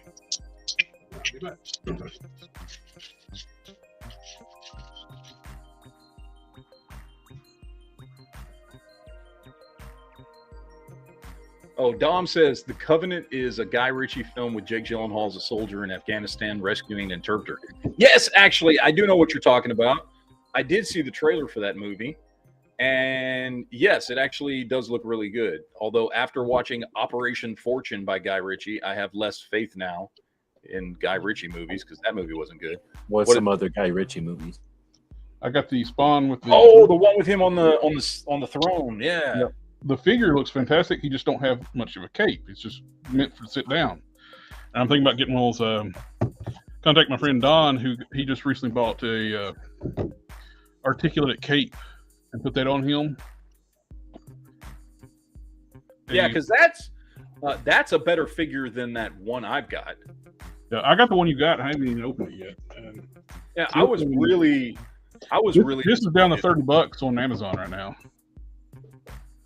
Yeah, I was really, really excited about that Spawn figure when it came out. Not that one, but the one I've got. And so disappointed when I opened that motherfucker up. Like, it's not a good figure. So I figured I'd get that one just to be a good Spawn figure. Put a new cape on it. Yeah. Is that That is the classified Mindbender. I got a temporary classified series Mindbender. I got a temporary coat on them right now. Isn't that Nick Fury's cape or Spider-Man Noir? Or I don't know. It's all the same. Oh cape. Yeah, it's the Fury jacket. The jacket cape thing it comes with is garbage. It actually stained the shoulders. I had to sand them down and smooth them out because it stained the shoulders. The Winter Nuke wouldn't even take it off. Well, I got a little bit right there on the back of his head. Yeah, see. Yeah. I need to take that off. By the way, I said this in fuck was it? I was on one of the G.I. Joe Facebook pages. This was from like a year ago.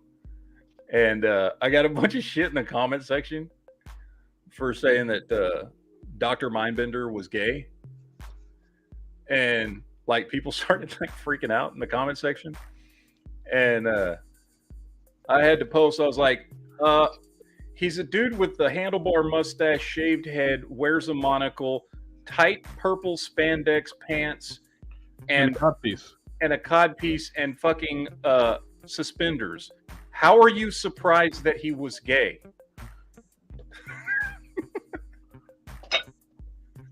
I don't know. I thought it was funny. A lot of people on the G.I. Joe page did not think that was funny. I'm not saying you shouldn't buy him or like he's not a good character. I'm just saying, how are you surprised that he's gay? Yeah, it's kind of there. Harker Customs is going to start making soft goods capes, wired capes, and jackets over for my vendor to replace that horrible thing that Hasbro made. What is that? Sandpaper over Mike. So I'm looking forward to getting that replacement jacket from Harker. Yeah. Is there anybody making like clothes for those things that are made out of fabric but in scale? That's what I just said, that people make custom soft goods. Oh, okay. And I'm going to get a custom soft goods cape for that Spawn, and I'm getting a new jacket for this Mind Benders. Oh, what does Tim have? Oh, it's Ecto 1. Oh, nice. Oh, is that one of those Jada toys? I'm not sure who it was. It's diecast. It came from Walmart. I think that's the Jada toys. Oh, yeah. Ecto 1, which are really nice. It's really cool. Yeah, those things are fucking great. Hood pops up. The front door's open. I mean, and honestly, like, That door opens. like even if it costs twice as much, I wish they would do some like 1/18 scale size vehicles with that level of detail. Even if you paid twice as much for them, because damn, they make some cool shit. Oh, yeah. I wish they would do bigger scale stuff. And obviously, I mean, they want to get into like 1/12 scale stuff. You know, they've had the Universal Monsters. They had they're coming out with Street Fighter. So I'm hoping they start doing some, cool 1/12 scale vehicles, or like I said, even if they just did 1/18 scale vehicles, like I'd throw them up there with my fucking GI Joes or whatever. Oh, yeah. Like, Are you I'll getting that Batmobile from McFarlane? yeah, I pre-ordered it. That's $60 for a 22-inch long Batmobile. Yeah. It's correct. In Hasbro won it $350 for a smaller car. Mm-hmm. Just because it had light up features on it, like no. Ramen Toys is doing a more accurate charger in 4 different flavors, and it's going to have lights and sound for $175. Nope. Oh, I can't wait to get the fucking General Lee. Oh, I'm so glad they decided to listen to the. You got to make the taillights look right for the General Lee. Yeah. Yeah, I can't. That's the one I'm most excited about. I want to get the General Lee. So Man, that's not dye. That was something embedded into the plastic. I'm picking it out, and it's actually coming out in like chunks. We're on the back of his head, and that's Hasbro quality control right there. Mm-hmm. There's a contaminant in the mold when they ran it. That's nice. And it's nasty looking, whatever it is. I'm gonna have to just like cut it out and sculpt over it. It's like, hell, it might be coronavirus. But if you don't hear from me next week.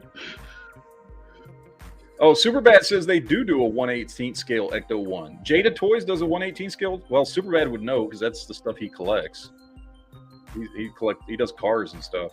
Oh, nice. I didn't know they were doing a good job too. I didn't know they did anything 1/18 scale.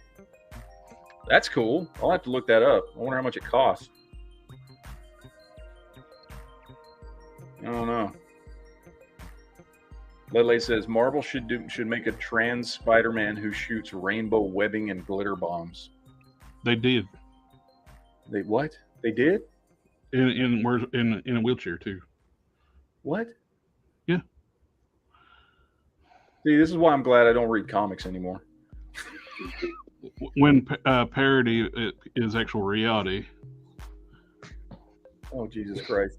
That's fucking ridiculous. I just went and looked, and that Ecto 1 is a What Jada. happened to remember when they were going to do a new version of New Warriors?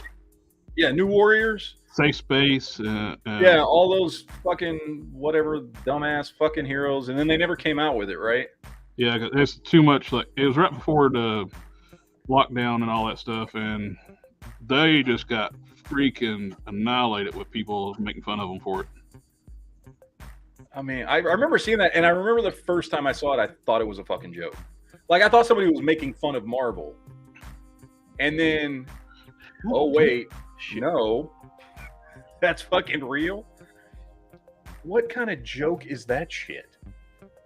Like we get a whole fucking conversation about fucking woke ass bullshit ruining fucking shit. Like I don't understand, and I never will, and I guess it's not for me to understand why they have to just try and ruin shit that's already existing. And then when they do want to make something new, it can't just be a good character for the sake of a good character. It has to be pushing a fucking political agenda. Arguably, in my opinion, the greatest and most perfectly done, what I call replacement character, which is whenever they come out with a new version of a character, right? Which they've done many, many times throughout all of comics history, right? Wally West. For me, it's fucking Miles Morales. I think that is the greatest replacement character that has ever come out. And they just made a good fucking character. That's it. They did. Yep. They just made a good character. 6 different ways. They wrote good fucking stories. They gave him a cool costume. They made him a character that was very likable. You know, they had him be the replacement Spider-Man in the Ultimate Universe, and he just became popular because he was well written. He had good stories. He was a good fucking character. And he's been extremely successful for the last 20 fucking years because of it. And nobody gave a shit that he was, you know, half black, half Puerto Rican. Nobody cared. Nobody gives a shit. Like, it's just because he was a good fucking character. And when they just make a good character, shit works out well. You know? And I don't know why they fight so hard against that. Like, just make good characters. People are not opposed to new characters coming in and, you know. Don't they explain that? They explain why they don't. They said it's too hard. Oh, it's too hard. Only every fucking comic book creator for the last 90 years has had to do it. Oh, no. We can't be expected to do the same thing everybody that came before us did. That's too hard. Fuck you. Stupid shit. Because people don't like our original characters, so we just change ones that exist. And I don't think it's just that, though. Honestly, it may be part that, but I also think it's because they want to do away with what came before. They don't like actually admit it with the Revelations He-Man series. Yeah, that was their justification to making King Grayskull black, because people don't like new characters. Which is bullshit, first of all. And second, I don't think it's because it's too hard. I think it's because they don't like the fact that these old characters exist. You've got all these new creators coming up that resent what came before them, that resent that these things exist, and would rather just change the pre-existing thing other than add something new. Mm-hmm. And so not only that, so they can say to me, oh, it's too hard. No, you just don't like what came before. Yep. So you'd rather erase it. Well, it's like we were talking about Chuck Dixon that made Bane. They killed off Bane so they can replace him with his daughter. If they didn't like Bane existed, let's give Batman a female villain. Let's kill off Bane and make Bane his daughter. Yeah. And again, I go back to this is one of the many reasons I'm glad I don't really read comics anymore. There's like a handful of graphic novels that I still pick up, and that's it. You know, I don't read new comic books anymore. You know, I tried to get back into them back in I'd say around the between 2010 and 2012. I started picking up comic books again. It was right before the whole DC Rebirth stuff happened. Was it Rebirth? Rebirth was in 2012. 2012. Yeah, so it was right before then, because when Rebirth happened, I was still buying comics, and I bought all the first run of, the new Justice League and the 2 new Superman. They did new versions of Action Comics and Superman, and I will say the best thing to come out of that, and I'm not even a Batman fan, was Snyder's Batman run with Court of Owls was actually really, really good. That was well done. Scott Snyder. One of the biggest mistakes they did during the New 52 reboot, doing something they should have never done. They restarted Action and Detective Comics to #1. Yeah. They went back in Legacy, redid it, but they screwed up. Yeah. They redid the numbers. They got the numbers wrong when they brought them back to the original numbers. They miscounted. They miss. How the fuck? There was one person that had that job to go, okay, just count from where we left off to now, and then give us that number. And that person fucked that one job up. Yep. What number? So I don't know, man. I'm sure there's still a lot of good comics out there, and I don't want to trash comic books as a whole, because I'm sure there's a lot of good books out there and a lot of good creators out there making cool stuff. But honestly, I collected Walking Dead, which has been done now for a while. So right now it's more your indie books or self-owned books are doing better. Well, my favorite comic out right now is Saga. I don't know if you've ever read Saga. It's trippy as shit. It's a weird fucking very adult comic book. It's not like fucking porn or anything, but it's a very hard R comic book, and it's just this weird, trippy, sci-fi fucking fantasy kind of thing, and I enjoy it. And it's not mainstream. It's not in any other universe. It's just its own little fucking thing. It's Image Comics. I forget who the creator is. I'm off the top of my. Is it Brian K. Vaughan? I think it's Brian K. Vaughan. Who does it? If I'm remembering right. And that's good. And that's my favorite comic right now, and I don't know. I feel like if I picked up a fucking, some of my old favorite comics, like some X-Men comics or some Spider-Man comics or whatever, I would just be severely disappointed. And I fucking still read comics halfway into the 90s when some of the shit that was coming out was utterly fucking ridiculous. And yet still, some of the stuff I've read today is so much worse than that insane period of time in comics. Oh yeah. Because it's so boring and lame, or because they're going in directions that are weird? They basically have no editors anymore. Have no what? No editors anymore. Oh, they just do whatever they want. Yeah. Yeah, well, because it used to be, and you could see, like Marvel, for instance, you could tell an era of Marvel by picking up a comic book because there was a feel to it, and you could tell whether it was like the Stan Lee era or Jim Shooter era or whatever. Like you could feel the era of the comics, even the Joe Quesada era of Marvel Comics, right? There was a feel to these things because the editor is the guy that sets the direction for the company. Okay, these are the types of stories we want to tell.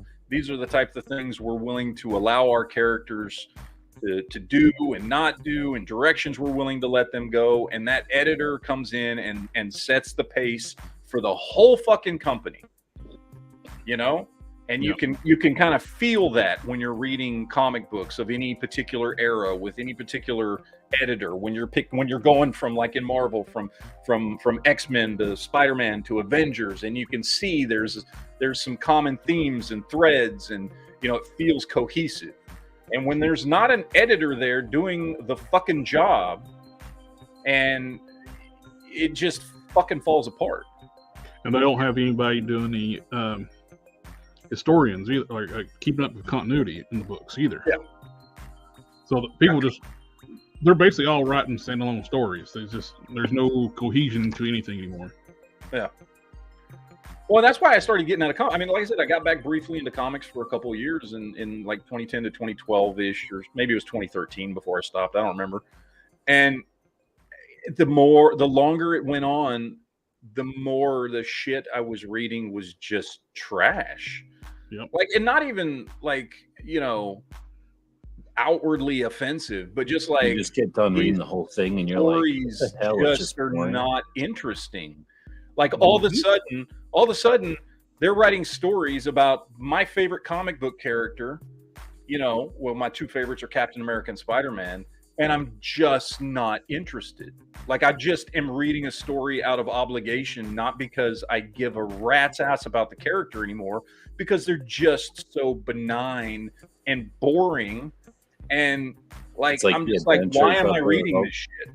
Like the adventures of the remote control batteries go out and then they decide to just make sandwiches. Yes. Something like that. Yes. It's just like, yeah. And the artists, the current artists too, a lot of them too, they hire the cheapest artists they can right now, so they don't know how to do dynamic paneling. And there's no action, no feel of action to the artwork. It's like a bunch of thumbnails that make no rhyme or reason. Well, that's actually one of the things that he said that was kind of maybe I remember too.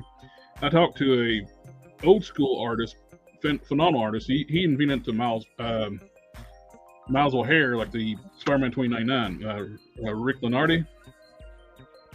And what they'll do, they'll pay him like to make a little thumbnail book, like a little flip book of a comic, like something like this, and just sketch out like a quick comic.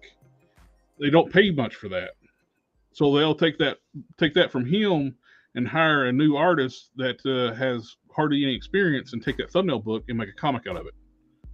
So they just hire glorified tracers. Kinda, yeah. So they don't have to figure out that they're in any kind of panel work either, but you're losing a lot too from a thumbnail book. You don't get any all the subtle details and stuff like that. Yeah. So they're on the good artists, paying them pennies to come up with a comic and hiring a newbie for pittance to draw the full book. Well, it seems to me that and again, because I haven't been reading comics a lot in the last 10 years. But what little I've picked up on here and there, especially in Marvel and DC, it seems to me because the two, I mean, let's be honest, like the two most important parts of any comic book are the writer and the artist, right? Mm-hmm. Pretty simple shit. It's not hard to figure that out. It's pretty self-explanatory. And it seems like you either have a lot of writers that either don't care, aren't good writers, or are trying to push some alternative agenda onto a character where it doesn't belong. Or all the above. Or all the above, yeah. Yeah. And again, and I will say, I agree with you. The comics that I have picked up in the last 10 years, and granted, it's not been a lot, the art hasn't done anything for me. Yep. And I'm not as familiar with all the modern artists as I am with the ones from the 80s and the 90s and the 2000s. Okay. So there may be some phenomenal artists out there right now. Yep. But I can say out of the comic books I've picked up, especially in Marvel and DC, I've not seen any art that's blown me away or has captured my attention the way the stuff I used to read did. And so if you aren't fulfilling your end with the writing and the art, what's the fucking point of the comic book? Yep. You know? Well, it's like one of the things that gets me too, like when I understand why people are upset when they race swap or gender swap characters and stuff like that. People, it's just a fictional character. But it's a visual media. We know it's not like you're reading a book, then there's no pictures. We grew up knowing what these characters look like. We've been reading some of these characters for over 80 years. The characters have been around for 80 years. It's well established what they look like. It's very understandable when people get upset when they hire somebody that looks nothing like the character. Yeah. They do this like a whole common argument, like, well, it's a fictional character. They can look like anything you want. No, it's established what they look like. Yeah. Oh, and another thing that pisses me off, and this applies to all the shit, whether it's doing the race swaps or the gender swaps in live action versions, whether it's all the replacement characters coming out in comic books, all this shit. There seems to be this new generation of comic readers and comic writers specifically. I'm sure there's artists as well, but I've noticed it with comic writers and this new generation of comic readers who feel the need through, whether if it's readers, it's, people posting stupid shit online and having dumbass opinions that are pointless, or whether it's comic writers that are, using their stories to do this, but they're preaching all this negative in connotation towards previous comic book readers and what they wanted, and previous writers and what they wrote, and previous artists and what they drew, with no context of who the fuck they're talking to. Yep. Okay? Because as a hardcore, from the day I was born, fucking geek ass nerd, okay? It was people like me and you and all of us who grew up reading comics and watching Star Wars and Star Trek and into everything part of the quote-unquote geek culture that were the first ones to get on board with black superheroes, with females kicking ass, with all this shit. And now you want to come and preach to us that, oh, we're just, we just don't understand, and you just fucking like all your old white heroes, and you're racist, sexist, homophobic, fucking like motherfucker. I couldn't believe they did that with Star Trek. Talking to, because I cheered when fucking Sarah Connor kicked ass, and when Ripley fucking kicked ass, and when fucking Princess Leia had to save Han and Chewie and Luke because their fucking rescue went wrong. I grew up with this shit. I grew up with Black Panther and Storm and all these other characters. Monica Rambeau.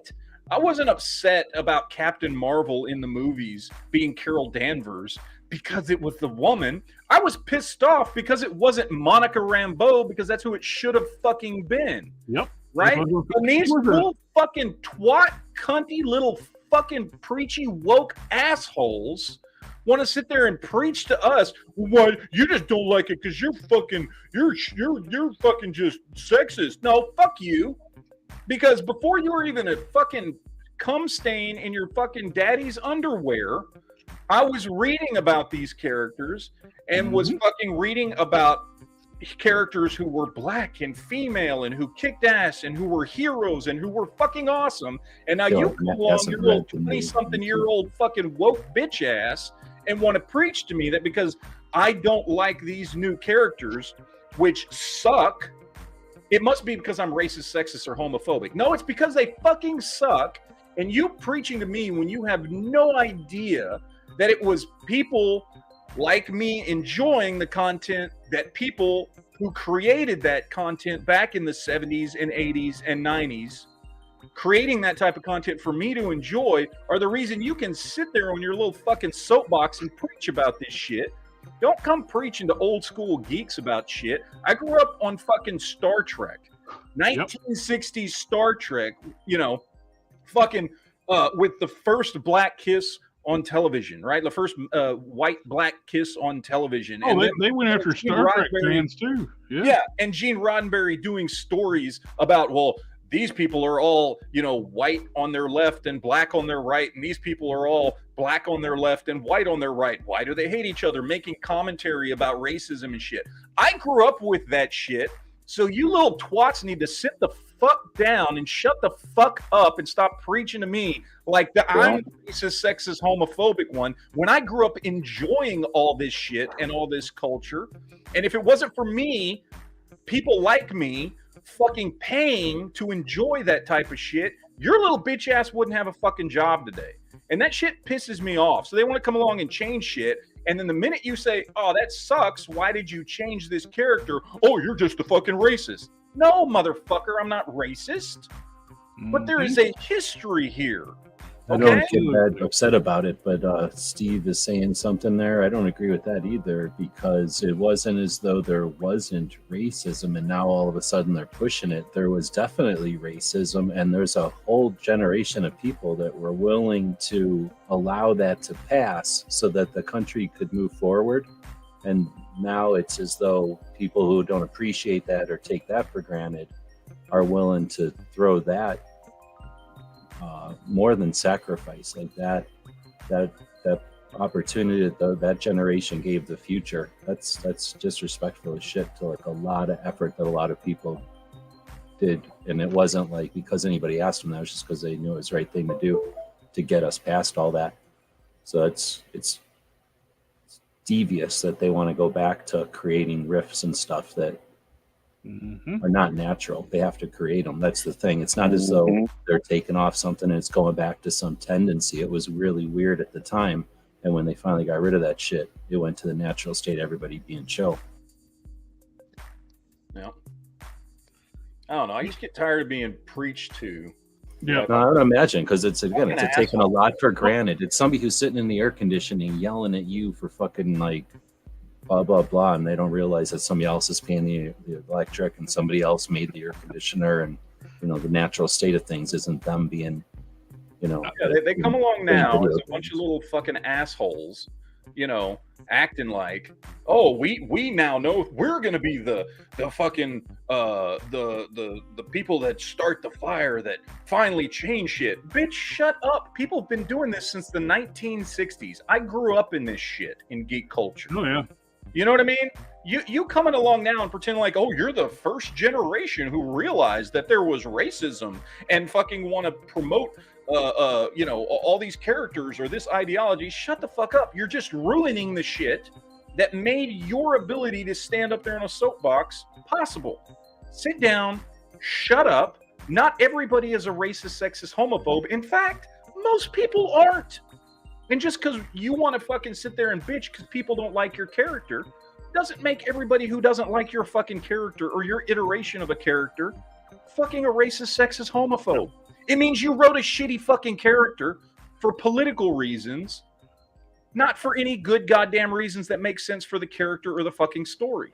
I think some of this too, from talking to people, and I guess not so much about comic books, but about guns and other stuff, I guess, is that I don't think they either understand what it's like to have a disagreement, or I don't want to say debate, because it's not like I went to some debate class or something, but I understood that you can have a disagreement, you can go back and forth, and then you can be like, okay, now let's go, punch out and go back to whatever else we were doing. But it seems like there's a lot of inability to have a misunderstanding or like a difference of opinion on stuff. They got they take it to an extreme, or they get really upset, and I don't know if that's just a youth thing, or if it's just that they haven't.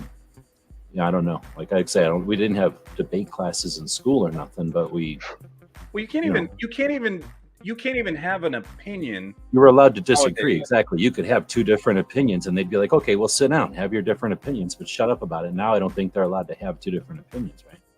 Yeah, it's like, dude, you like, I can't. Again, when they made Carol Danvers the first Captain Marvel we were gonna see in the movies, like I was like, well, this is kind of fucking stupid. She was the third Captain Marvel. Like, if you're gonna do a female Captain Marvel, do Monica Rambeau. And it wasn't enough to do that. They also made Marvel a woman. Yeah, and it's like, why? What was the fucking point of that? Did it add to the story? No, it didn't.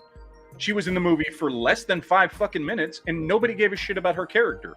Why did you have to change Marvel? Why did you have to do that? It didn't make any fucking sense.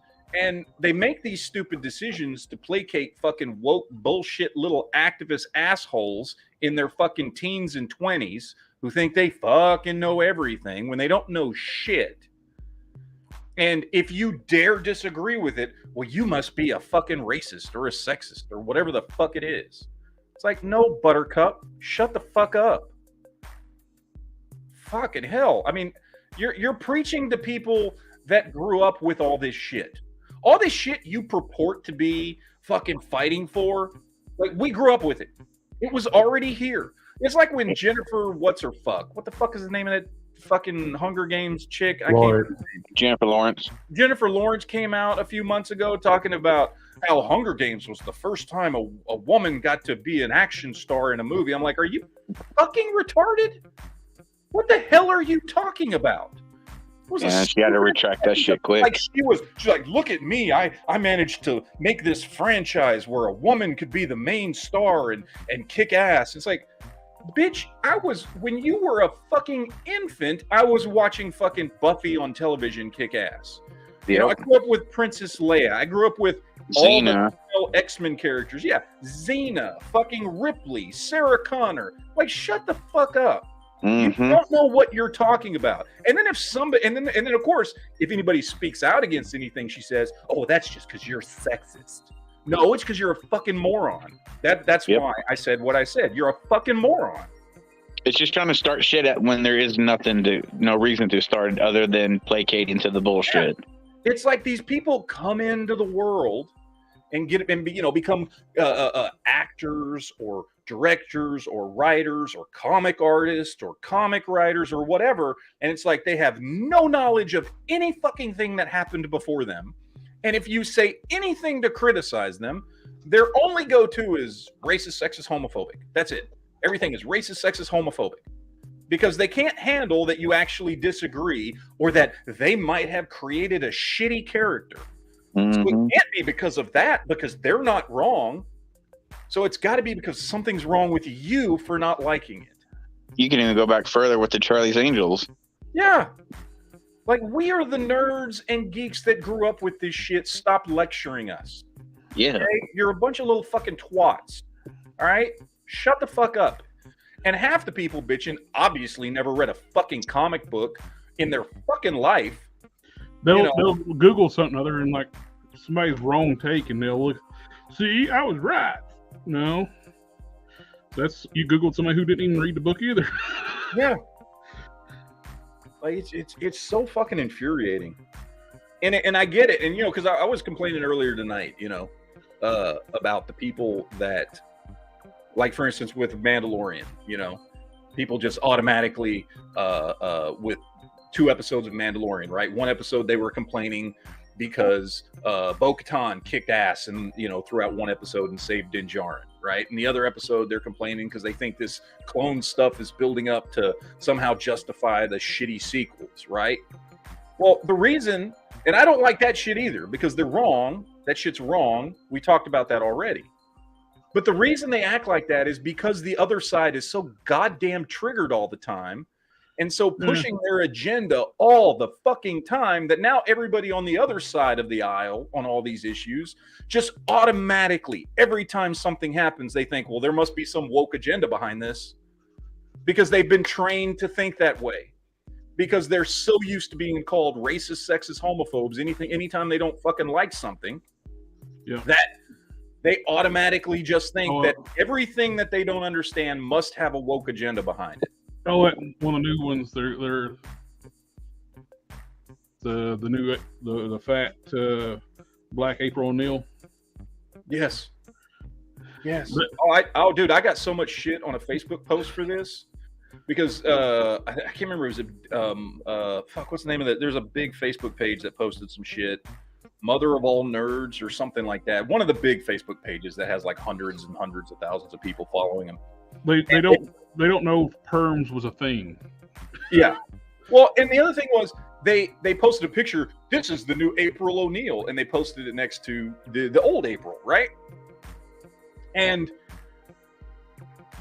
everybody, there was a whole fucking blah blah blah blah blah whatever going on in the comment section, and a lot of people saying this April looks fucking stupid, blah blah blah, and everybody's like, you're just a racist. And first of all, I don't give a flying fuck if they want to change April to black. I don't care.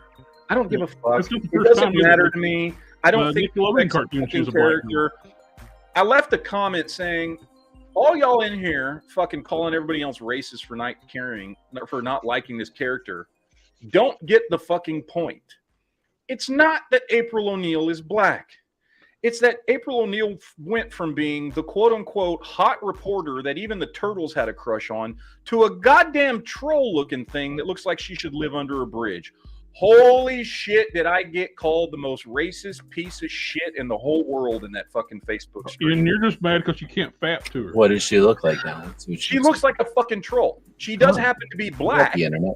We got the internet. Happens to be black. They made the new April O'Neil black. I don't give a shit that she's black.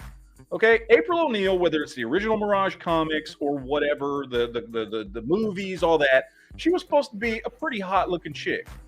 They turned her into like this fucking 4'9" looking troll bitch. Okay, Sure, that's what I'm saying. Like, do a screen capture. I haven't seen it. I just got done watching a new cartoon movie, and it was not as bad as it could have been for being a brand new. What's the newest one? I don't even know what they call it. There's a new movie coming out. Let me find a picture of her. It's Seth Rogen involved, so yeah. Yeah, so for instance, this is like a picture of April O'Neil. You know what I'm saying? Like, come on. We can't see it. This is. Fuck. Never mind. Hold on. The screeching help. Oh, it looks like Spider-Man. Holy shit! Sorry, I got too many I got too many fucking. Man, that doesn't look like April at Run all. this Wow. fucking show better, or what the fuck, man? Holy crap! That looks like some kind of weird 3D looking thing. So just for instance, this is April O'Neil. Okay, that most people grew up with. This is the new April O'Neil. She looks like about a 4'9" troll. Okay? That's fucking funny. I don't give a shit that she's black. I don't care. She's supposed to be the quote-unquote hot reporter. Well, that's the one I seen over there with the more of the cartoon over on the left, and she didn't look all weird or nothing. She's like this one? different. Yeah, this is an older series. Okay. This is an old. Like, I don't give a shit about that. And she wasn't old; she was younger, like the she's same supposed to age be like, as the she's supposed turtles. to be like a college age reporter, so she's supposed to be younger or whatever. Cool, Yeah. good. Don't care. But like, But yeah, making her not. I don't know. I guess they can change it around. They made a girl turtle for a while. yeah, and that's fine. But if you're going to fucking sit there and create this little troll-like looking fucking character like this, don't be surprised when people are like, "What the fuck happened to April?" It's Yeah, not you don't get to go, racist. oh, it's because of this or that or the other. It's like you changed about 1,000 fucking things about the character. Yeah. Yeah. This is does not even come across as even the same character, but that's supposed to be the same character as all of these. I'm like, no, sorry. April O'Neil in live action, cartoon, or comic book has always been portrayed as Whatever that second one from the right is, it looks like a little kid. Unless it was like the adventures of the less than teenage turtles, then that one shouldn't be in there either. It's a young kid. that's a young version of it.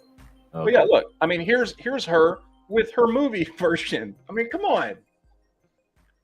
Like, seriously, you cannot go from that to this and then fucking not expect people to fucking go, yo, what the fuck happened to April? You know what I mean? And it's not racist because it has nothing to do with her being black. All right. Well, hold on. Have you seen the Velma show? The new one? No, because I've heard it's I think there's only one. It's the girl from the girl from The Office. I know who you're talking The about. Office. Yeah. No, is it The Office? No, it's Yeah, Parks and Rec, right? she's been from a bunch of other shit too, but I know her from The Office. Yes, What was she I know on The what it Office? is. I have not Same, watched yeah. it because I've heard it's horrible. Fucking, I couldn't watch. I was like, oh, I'm gonna watch this, and it's fucking horrible, dude. Like it's like, oh, Well, the problem is, too, everybody knew it was going to be bad, so they went to go see the train wreck, and then the ratings were good because people were hate watching, and they renewed it for a second season. oh, I could. There's no way. I mean, unless you're like you just don't like yourself, you're not gonna watch more than a little bit of that. It was just hard to watch. It was bad. They renewed it for a second season, though. Yeah. Sometimes I like to think some of these things are tax write-offs or something. You know, they need to throw some money away so I don't have to pay taxes. And they fund It's just so annoying that we've gotten to the point to where you cannot criticize anything without being called a racist. or a sexist or whatever. It's so funny too. These people defend the corporations over the fans. Oh yeah, which is hilarious coming from. And I'm not trying to get too political here, but let's be honest, we already kind of fucking have. Like, this is coming from the political left, who used to hate corporations. Mm-hmm. They used to be very much against corporations, but now seemingly they do everything they can to fucking defend them. Mm-hmm. Don't know when the fuck that happened. Probably around the same time that the left went from wanting secure borders to being for open borders. Because that, my entire life growing up, right up until about 2012-ish, used to be the left that wanted secure borders. You know, because they were all in the pocket of big union who didn't want competing labor. Until NAFTA, right? Border. So I guess maybe it was the same time around there that when the left all of a sudden stopped wanting closed borders for job security here in the country, they also stopped giving a shit about corporations and started being on the side of the corporations, I guess. I don't fucking know. But either way, it's stupid. It's not, you know, when it happens, not the political left I grew up with. It's when you invest in the corporations and you own a share of the corporations, then you have more of an interest in how the Oh, well, yeah, it's all money. Again, I'm not trying to get too political on a geek chat, but yeah, it's just crazy that that it is now the political left that is defending corporations. And okay, so let me ask this: doing. You're watching a lot of or looking at a lot of these, what I'm going to call superhero. You don't even really look at fantasy comics. And then I was always into, what are they called? Alt comics or whatever. Are there political comics? Oh yeah, of course there are. Yeah. Have you ever looked at those? I mean, there was kind of like sarcastic political stuff back in the day, I guess. Yeah, I mean, there's plenty of that out there. I mean, I'm sure I've read some of it. I mean, again, it's been a long time since I've read comics, so I'm drawing a blank on anything specific. But you know, yeah, there's always been political commentary in comics. I guess that's true. So, I mean, comics have just been a reflection of everything else that's going on in society. Most of geek culture is. That's kind of one of the things that and that kind of goes into what I was saying about, you know, we kind of grew up with this shit. That was one of the things about most of geek culture, whether it was comic books, sci-fi, fantasy. Like, you would see more, I guess, what people today would consider progressive themes and characters there when you wouldn't see them anywhere else. When you didn't see a female hero kicking ass on primetime television, you know, or a black superhero at the movies, you would see it in sci-fi and in comic books and things like that, right? Because those things, even going back again to the 1960s Star Trek, was always ahead of the curve on those things. Mm-hmm. And I grew up in that. And so now, again, for them to come along and act like just now they're reinventing this idea of, you know, representation and all this shit. Fuck no, you didn't. And don't fucking judge the rest of us because we don't like some shitty thing you did. Not because the person was black or the character was a female. Well, it's like you created something shitty. Discovery. They started that from right off the get-go when people didn't like it. The show was so stupid it made my brain hurt. Couldn't get past the pilot. But what happened? Oh, you don't like it because she's a black woman. No, it didn't have shit to do with that. That's not the fucking problem, Buttercup. I mean, holy shit. It was like, remember how much shit people got because they hated the fucking remake of Ghostbusters? Oh, yeah. I watched that movie. That movie was a steaming pile of shit. It was fucking horrible, but people gave us so much shit for not liking it because, it has women in it now. It's like, that's not why I didn't like it. The movie didn't even have a script. They let them ad-lib the entire damn thing. And what's funny about it is, like, that movie got made because of Bridesmaids, okay? Let's be honest here. That movie and the people that starred in that movie became famous because of the movie Bridesmaids, which was pretty good, hilarious movie that I love. Right? I never thought about it that way, but it is sort of, they already knew how to act or whatever, and they just they got all the same actors from that movie and put them in fucking Ghostbusters. Yeah, I didn't mind it. I mean, it's not Ghostbusters. I don't care that much, but it was all right. But like, here's the thing: like, you can't sit there and tell me that I'm sexist because I didn't like 2016 Ghostbusters when I loved Bridesmaids. You know what I'm saying? Like, I like those actresses. Yep. I like the comedy, like everything. You just made a shitty movie. Yeah, but you wouldn't have watched the movie if it was called Groomsmen because you're sexist. Because I'm sexist. That's what it is. I hate men. That's what it is. I'm a man hater. Yeah, you are. But it did ruin. I could see people saying that it ruined Ghostbusters because it didn't. There was nothing about Ghostbusters other than they used that shell or whatever, but they didn't pay any like homage and they just ruined it. Yeah, so they could have made like a movie parody of it and called it something else, and it would have been cooler than trying to tread on it, I guess. Oh, they did recently too. If that movie Bros is like everybody's just homophobic because they didn't want to go see that movie. No, I don't want to see a romantic comedy about gay dudes. Well, and here's the thing, and I'll be honest, I tried watching that movie. I didn't pay for it. I found it online. I tried watching that movie. I got about 20 minutes in. It was a god awful fucking movie. Had nothing to do with it being about gay people. It was a horrible fucking movie. Like, it was not. There was not a. I get 20 minutes into a comedy movie and I haven't so much as smirked once. There was nothing funny in that whole movie at all. So the fact that they put money into it was the comedy part. Yeah, exactly. Like, it's just a bad movie. Not everybody's homophobic, and just because we don't want to watch a shitty movie doesn't make people fucking homophobic. But that's the go-to now, because you don't have any argument for you created a shitty thing, so you just have to hurl accusations at people. Like, well, I made this thing, and you just don't like it because I'm gay, or you're fucking homophobic, or whatever the fuck it is. It's like, no, you just made a shitty thing. Accept it and move on. Make something better next time. Don't sit there and bitch about it. That dude fucking bitched about it on Twitter. And the funny thing was, before the movie even came out, he was preemptively fucking saying, if you don't like this movie, you're homophobic. He was putting tweets out on Twitter saying, oh, I'm sure all the homophobic people won't like this, but that's what we should expect from people who are homophobic. So, if you want to have a good time and you're not a homophobe or a Trump supporter, fucking go watch this movie. But if you don't, I know why you didn't want to see this movie. Like, he was tweeting that shit out before the movie came out, which tells me he knew it was dog shit. He knew it was a horrible fucking movie before he put it out. And he was just trying to preemptively be like, well, if I say this now, then maybe people won't say anything bad about it. Like, no, you made a shitty movie, dude. What movie is it again? That what's the, Bros? Is it called Bros? I think. Yeah, it was a movie that came out the end of last year. Well, they named it with a name. It's like most people wouldn't even realize it's a gay romantic comedy. It's like. I feel like people that don't watch my videos are against little puppies. They're puppyists. That's true. They're puppy phobic. They're puppy haters.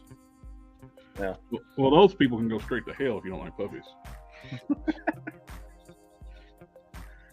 I don't know, man. How the fuck did we get into this conversation? I don't even remember. Doesn't matter. It started going off because of the comics started getting crazy, I guess. I think it started. Or they were giving you shit in some forum about the comics. I think it started with the Captain Marvel being Brie Larson being a cunt. Oh yeah. And she was being a prima donna and walked off the set, that thing, and all this shit. And yeah, fuck all that stupid shit. Whatever. I don't know, man. It's bullshit. They raped and killed Willow. What? They raped Willow to death. Dude, you are such a fucking snowflake. You know that? What are you talking about? Because they filled it with your woke bullshit that you love so much.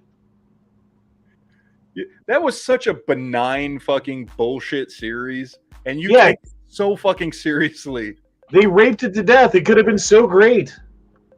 Dude, the original movie wasn't even that great. It was okay great for a fantasy movie. Oh, shh. Just shh. Here's what I think. And somebody was actually asking me about this the other day because somebody brought this up. Oh, did you hear they canceled Willow season 2. And I was like, yeah, I heard about it. And they're like, well, didn't you like that show? I was like, well, yeah, I found it entertaining, but I don't really give enough of a shit to care whether they made a season. I never even. And somebody was saying, wait, doesn't Honda love the first movie? And I was like, well, I think the way that me and Honda feel about this movie are directly related to our age. Because when that movie came out, you were 8, I was 13.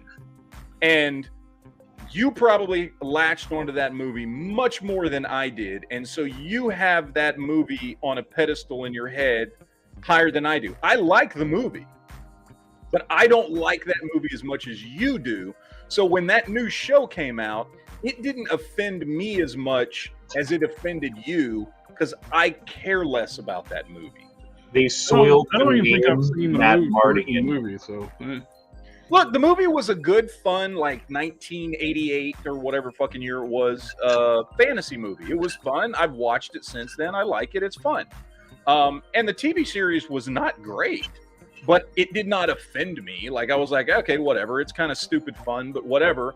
You know, I got a little bit of enjoyment out of it, and I was like, all right, cool. And then they canceled. What was good about Willow, the original movie, was that it was dark. It was grungy. It was something that was like, you know, you could tell the evil dudes were evil for evil reasons, and the good guys were good. You know, like that. It was that kind of movie. No, it wasn't.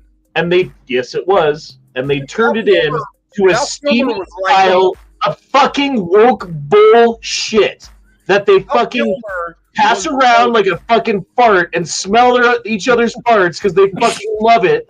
And you sit there and be like, "Oh, it was good. It was entertaining." Yeah, it was. Sorry if you don't like it. I don't give a shit that you don't like it. Why did you give a shit that I got 4 hours? Because everything wrong with society today is your fault, Matt. No. It's just like you loving that fucking Dune movie when I was like, you know that Dune movie was a piece of shit, right? And you're like, no, you're talking about the new Dune? The old one from 1984. Oh, I like you know that was a piece of shit movie, right? It wasn't great, but they knew at the time they weren't going to be able to do what they want.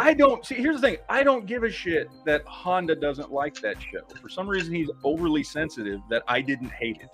Here's what I think about Dune. If you read Dune, it was like a phone book, and then you watch the movie, and then somebody came along who only seen Star Wars, and they were like, I don't like Dune. You're like, fuck you, because you watched this, you read this whole fucking phone book, and you know all about the movie. And you got a movie out of that phone book that you read. Isn't it like 3 phone books?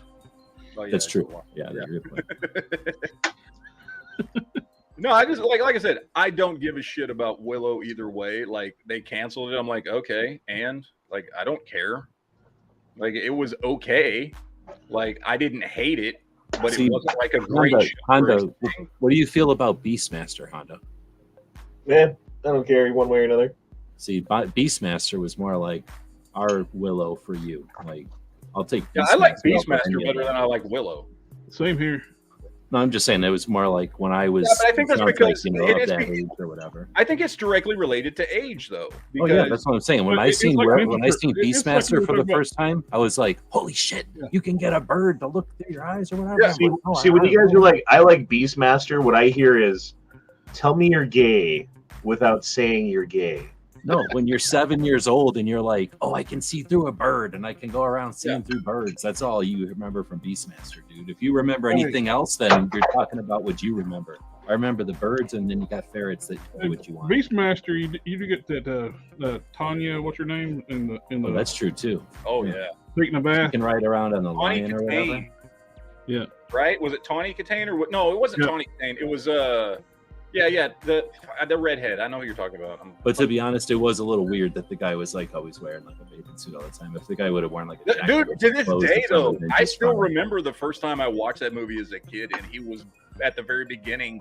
A cow gives birth to him. I was freaked the fuck out. That scene freaked me out as a kid too. Oh, I don't remember that. Freaked me the fuck out. That's like the opening scene to the movie. Yeah, I probably blanked it out or something. I just don't even remember that. That is a disturbing. Bring up a cover of it. It is. It's a fucked up, disturbing scene. But I mean, it sticks with you. And then you're like, The only thing I remember is the bird and the ferrets doing what you want. Because how cool would it be to be able to just have ferrets go do your bidding like little monkeys? When you got the ferrets to steal her clothes. Can you bring up the show? Another movie that I feel very much the same way about as I do Beastmaster is Lady Hawk. You remember Lady Hawk? Oh yeah. Fucking love that. That was Sean Connery? No, it was Rutger Hauer and Michelle Pfeiffer, and it was Matthew Broderick before anybody knew who the fuck he was. So what if they came out with a Beastmaster TV show today that was all like woke and cucked and shitty? That would probably offend me way more than Willow. Yeah. Well, you know, therefore, by your logic, it's the exact same thing, though, right? Well, they didn't have no, that would be worse, Honda, because it would have been Beastmaster. Yeah, it would have been like a better movie that they've ruined. They did have a TV series of Beastmaster. Huh? Oh, wait, back in the Xena days, right? There was a TV series for Beastmaster. Yeah, it was like late 90s or something. Late 90s, early 2000s, something like that. There was, yeah, it was, yeah. I remember what you're talking about. I think I watched 1 or 2 episodes, and I was just like, no. That was like Honda. They ruined Beastmaster. Like, no, this is really fucking bad. Because it was during that era, like after Hercules and Xena had come out, and all these companies started trying to make syndicated fucking fantasy shows. Yeah, they had all that foam rocks. Did you watch all their sequels to Beastmaster? I think I watched the second one. I don't remember much about it. The third one, he comes to the present. Oh, really? Fuck, I don't think I've seen that one. Yeah, that I don't know. Super chat from Calhoun Republic says, I agree with Honda. Everything wrong with society is your fault. And I will elaborate as to why that's true. To like a lot, you do seem to like a lot of crappy shows and movies, though. I do, absolutely. Yes, that's exactly why that's true. It's people like you, Matt, who perpetuate these shitty shows by watching them. Like, I at least admit that I like shitty stuff. I'm not trying to claim it's good. Yeah, and you're. By the way, though, but if you didn't, I don't give near enough credit for the shit I truly fucking hate. By the way, because people overlook the fact that I hate a lot of shit. We just sat here tonight and talked about how that new Guy Ritchie movie sucks fucking balls. Okay. Or the fact that I hated Dune before it was cool to hate Dune. Or fucking Terminator 3 Rise of Machines is a piece of shit garbage movie. Or all the other things I fucking hate. I don't get credit for hating. I'll just pick the things that I like that you don't like and say I like everything. I hate a whole lot of shit. Y'all just don't ever want to talk about the shit that I fucking hate. I hate the cinematic masterpiece. That Rise of Machines, I hated that when I first saw it. I feel like you're the reason why we have so much. You're the reason why we have so much to hate, Matt, because you keep liking things. She used a computer virus to take over a hydraulic crane. Oh, Terminator 3 Rise of Machines is a fucking piece of shit movie. Yeah, I thought that was pretty stupid too. But they did get the beginning of Drones, that like little tiny version of the robot from the future. Kevin Smith's space show that was Andromeda. In the chat, Kevin Smith. Kevin Sorbo. You said Kevin Smith. I was like, what? Kevin Smith did a space show? Oh, I'm sorry. Yeah, Kevin Sorbo's Andromeda series. Yeah, Andromeda. I liked that. Andromeda. That was a good show. That was a good show. I like that one. Yeah, I liked it too. I have a question for Honda. Yeah. Does the Diet Ranch dressing have cilantro in it? Only if you don't like it. All right. Super Chat Calvin Public says, meant to say you do like a lot. Yes, I got that. Then Tara says, someone put my cast iron skillet in the sink. I need inspiration. Haven't found a medieval punishment that's appropriate. Also, Xena means girl. I didn't know Xena means girl. But if somebody put your cast iron skillet in the sink, I would beat them with said cast iron skillet. Oh. That's not just put them on a stretching rack. I can tell you, like the person to blame for our generation liking shitty movies, Rhonda Shear, Up All Night on USA. That's true. That is true. I watched a lot of that dog shit. And that's when we were watching Beastmaster. But I also grew up liking a lot of the what's his face? What's the name of that movie company that did Toxic Crusader or Toxic Avenger? And all that shit? I can't remember what's the name of that fucking movie company. That's where James Gunn got his start doing shitty movies for them. Trauma. Trauma. Yes, Trauma. I used to watch all the Trauma shit. Same here. Well, that stuff was Trauma movies were on up all night. Yeah, exactly. See, like we all grew up watching Mystery Science Theater 3000, right? Like the dudes making fun of old shitty movies, and all you can see is their outline. And you know who Matt was in that series? The guy in the back of the theater wishing that they would stop telling so many jokes so he could follow the fucking storyline. No. You know, I've never watched Mystery Science Theater 3000. Yeah, because you love the movie so much. Because it doesn't make sense that people would make fun of them. I don't know what any of the movies are, but why do you get so offended that I like shit? I don't understand. I just think it's fun to fuck with you. I like things that you don't. Movies on Mystery Science Theater. I can feel the anger at like the back of your skull, just like ah! Another good thing too is the Full Moon Entertainment movies. Oh, dude, I love those. Remember the what was the one with all the little mini dinosaurs? Oh, I'm blanking on this shit. And then Full Moon did all the. Oh, you remember the Trancers movies? Trancers, Puppet Masters. Trancers was fucking awesome. Demonic Dolls. They didn't have the crossover. Trancer versus Doll Man versus the Demonic Dolls. Yeah, it was Puppet Masters. Yeah. Well, yeah, that shit was great. Trancers was one of my favorites. I have Trancers on DVD. I have all 4 of them. There was 4 of those fucking movies. Did you ever watch the Warlock movie? New woke Trancers. No, it's not that kind of Trancers. A different kind of Trancers. Did y'all ever watch Warlock movie? Oh yeah, Warlock's great. Although, well, I've only seen the first one. I know they did several sequels, but I've only seen the first one. Yeah, they did like I want to say 3 or 4 of them. No super chat from Josh T says, "Why is the waiter debating movies right now and not getting my unsweetened tea and Diet Ranch?" Fuck you. First of all, fuck you for liking unsweetened tea. That's disgusting. Un-American. But unsweetened tea is just uncalled for. Yep. Josh, you're from far enough south. You shouldn't like unsweetened tea. It's not right, man. Shit's not right. I'll tell you what, that boy is right. That boy is right. Hashtag band of that. 4 out of 5 dentists. I gotta go get some water. Don't get me kicked off YouTube. I'll be right back. I think if we haven't got kicked off yet for the rants tonight, I think we're safe.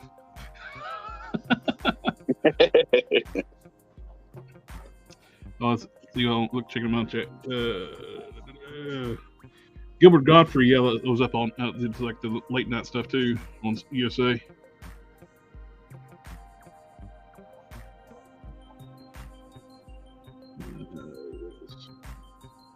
The bird people from the Beastmaster were wild. Oh yeah, they'd eat the people and leave nothing but bones. I'm trying to remember what that is. I was trying to get Matt to bring up a picture of it because I can't because I'm on my phone. It sounds familiar, but I can't place it.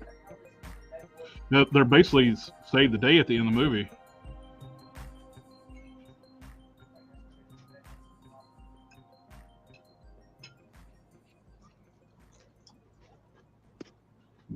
They're a bird or bat or some kind of like wild, like they're very vampiric like.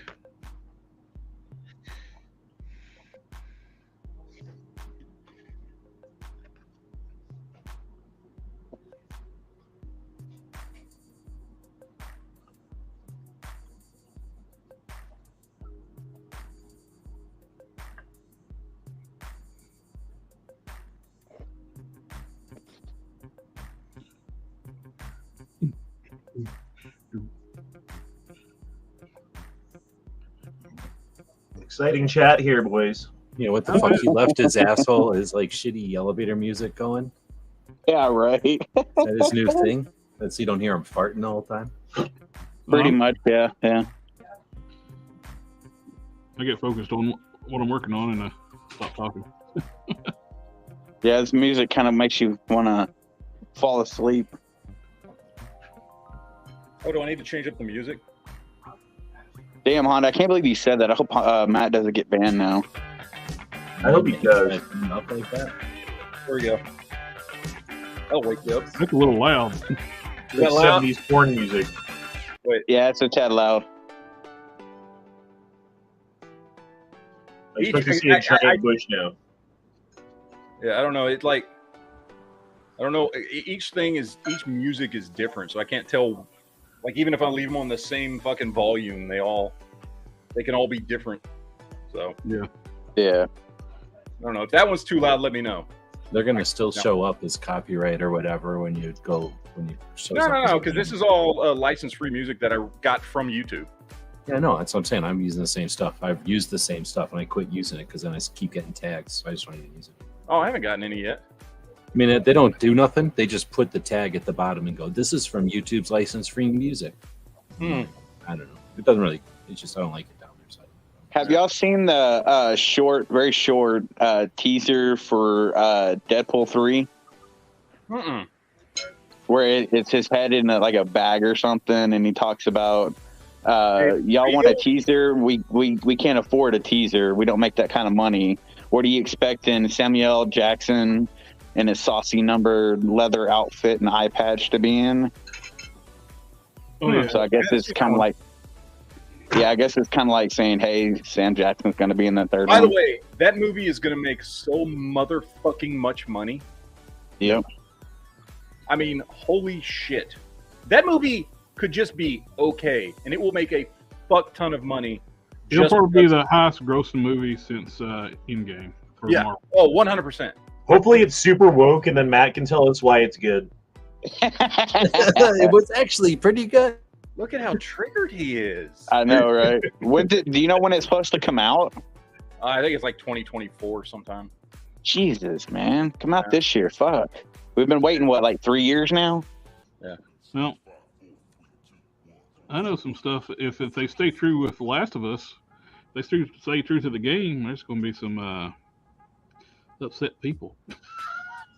Yeah, I haven't heard, like, and I've told people, because I know people who play the game, and they're like, dude, like, it's going to get bad next season. And I was like, just don't tell me. That's fine. They're like, no, bad shit, whatever. I'm like, and the way people are talking about it, I'm like, well, I guess Joel dies. I don't fucking know. It's the only thing I can think of, because they're like.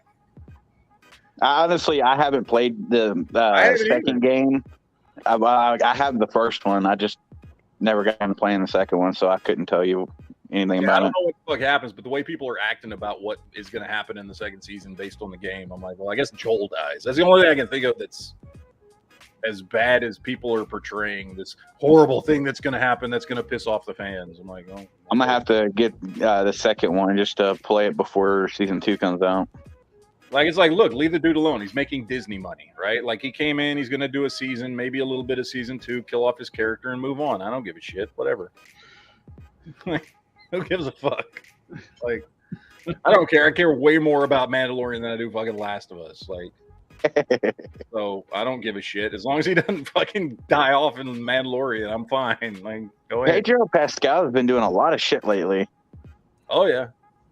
He's been blowing up. I know he's been in shit that in the past, because I just watched a movie that he was in. I was like, fuck, I didn't even know he was in it. Well, I got watching my cousin. She loves the Equalizer movies with Denzel Washington. Denzel? Yeah, I love those movies. The second movie, didn't realize until rewatching it. It's like, he's the big bad guy. That's what it was. Yeah, that was Equalizer 2 that Pedro Pascal was in. I didn't know. That's what it was. We're getting Equalizer 3 this year. Are we? Yeah, there's a third one coming out this year. I hope they go back to more like the original formula, the first movie. Yeah, the first movie was definitely better. I hope this one's more woke than the last one. It might be. And I'll love every minute of it. They should recast Denzel as a lady. Well, they did on the TV series. I know. Oh, didn't they do a TV series with like Queen Latifah or something? Yep. Yeah, I've never watched it. Is it any good? Does anybody watch it? I haven't. It was like, I think I did actually. I can't remember. I heard it was bad. I heard the TV show was bad, not because she was in it. It was kind of like Murder She Wrote with her, So it's like it's okay, but it's like Murder She Wrote. It's like I'm not used to watching Queen Latifah go around being like Murder She Wrote. I think the Well, I first mean, in fairness, that's basically what the original show was like. No, I know, but I mean, she's just Queen Latifah, so it's like she's just like if it was some other person, then fine, but not like somebody from the whole '80s running around trying to be hardcore rap or whatever the hell she was trying. I wish the second Equalizer was more like the first, or set up like the end of the first movie where it was going to be helping more people. Making his former team be the bad guys is kind of cliche. Yeah, but it was done. It was still a good movie. I mean, it wasn't better than the first one. But I have to say though, Denzel getting older, he looks better with no hair. Yeah. What other good movies are coming out this year? I know Shazam came out this weekend. I'm not going to go to the movies to see that, so I'll wait till I can stream that somewhere. I know John Wick comes out next week, right? John Wick 4. I do want to see that one. And the actor that plays the Lance Riddick. Yeah, he passed away. Yeah, is he in it very much like he was the third one, where he had more of a badass role? I'm not sure. Although no clue. Yeah, it's not out yet, so I don't know. Well, I haven't seen any trailers, is why I'm asking. Yeah, he has been absent from the trailers, but I would assume he would be in it if his health was fine when they're shooting. Well, apparently everything I've read for the last couple of days is he just was perfectly healthy and Suddenly died of natural causes. Yeah, just died suddenly of natural causes. I'm sure there's nothing more about it that we need to know. So I'm sure everything's fine. Natural causes. Yeah. Yes, natural causes. Nothing to see there. Yeah, it's perfectly normal for somebody who just turned 60 years old, who's, if you've ever seen the dude, in really good shape, especially for his age, to just drop dead of natural causes. Oh yeah, he trained just like Keanu Reeves did with Terran Tactical to play in that movie. I'm sure there's nothing suspicious about it at all. It's perfectly normal for somebody like that to just drop fucking dead. So, yeah, don't worry about it. I can't tell where this is coming from. Somebody in the chat is asking. I don't know. That's either coming from G-Webs or Jared's fucking stream. Anyone watch Picard season 3? Yes, I have. It's fucking phenomenal. That's from my stream. Okay. I shut mine off. Okay, can I disagree with you on this again? What? Yeah, jeez. Oh, Jesus fucking Christ. Here we go. My complaint is not that deep. So you can deal with this quickly. It's fine. Uh-huh. And I know what you're going to say before you even fucking argue back, and that's fine too. Okay. But the way that Riker fought against Picard like a little fucking bitch who can't take a fucking order, who has no trust in the captain that he served with for how many fucking years, that he knew for how many fucking years, and he's going to be a little bitch like that when like he disagrees with the course of action. And the course of action, by the way, that he wanted to take was like, oh, well, let's just do nothing and die. Because taking a chance isn't what we ever did ever as the crew of the Enterprise. No, we never took chances. It was so completely out of character that it was off-putting to me. Well, they're both equal rank now, though, too. And he just lost a child, so... Well, and no, and that's what I knew you were going to say. It was, oh, he just lost a child, therefore, blah, blah, blah, blah. Hold on. First of all, you're 100% right. It was very out of character, and it was very noticeable, and it felt weird to see Riker respond to Picard like that. Like a bitch. Say it how it is. He did. He responded like a fucking bitch. That being said, Jared is right. That's why they put those scenes in the beginning of the episode to explain Riker had changed to become overly cautious to the point to where he was not the same person he used to be. He was so scared of losing anybody that he would do something out of character like that. And I think that was the point of it. Yeah. You're right. He was acting like a little fucking bitch. Then he reaffirmed himself later on in the episode. Yeah. He regained his confidence. That was my complaint. I don't care what happened to him in his personal life. I don't think that Captain Riker, even better, with years more experience, in spite of the fact that he had a child that he lost, would suddenly be like that. I did not buy it. I do not buy it. I will not buy it. I don't care. And you're saying that when he sees his friends that he went through all these adventures and risked death and came back from death's door all these times, that he's going to then turn into a coward as soon as he sees those people again? Well, the thing you got to think about, too, with this series, these are not the Picard and Riker we grew up watching. They reset the timelines. Well, okay, but it wasn't just that he was a coward. He turned into a child. He was lashing out. He was, like, yelling. He was having temper tantrums like a little girl who you took her toy away. Not in character. I've never seen Riker and ever even close to that. And like I said, I think they did that on purpose to try and put some conflict in that episode between them, because if you didn't have the conflict, that episode wouldn't have played out the way it did. But I think it was very out of character for Riker. And I think that was the point, was to have Riker do something out of character and then to put something in there to explain why he was acting like that. Whether it worked or not, that's up for debate. But I think they did it on purpose. They did it intentionally. They weren't doing it to try and fucking say, like, rewrite Riker's character. They were just trying to show him in a moment of fucking doubt and weakness react because of the shit he had just gone through. And then he snaps back out of it and goes back to his old self. Question. That's what that was. So I understand what you're saying, but it didn't, like, piss me off or anything. It was just like, oh, okay. I was kind of like, okay, I see what they did there. Whatever. Okay, we've moved on. Question. Why they've been romanticizing the Enterprise D in this series, do you think we'll see restored D at the end of the series? I have one more complaint too. Sorry, answer that question though. A restored D, I would love to see that, because I feel like, since they've already said this is it, like there's no more Picard after this, we will have moved on from these characters. This is kind of the ending for all these characters.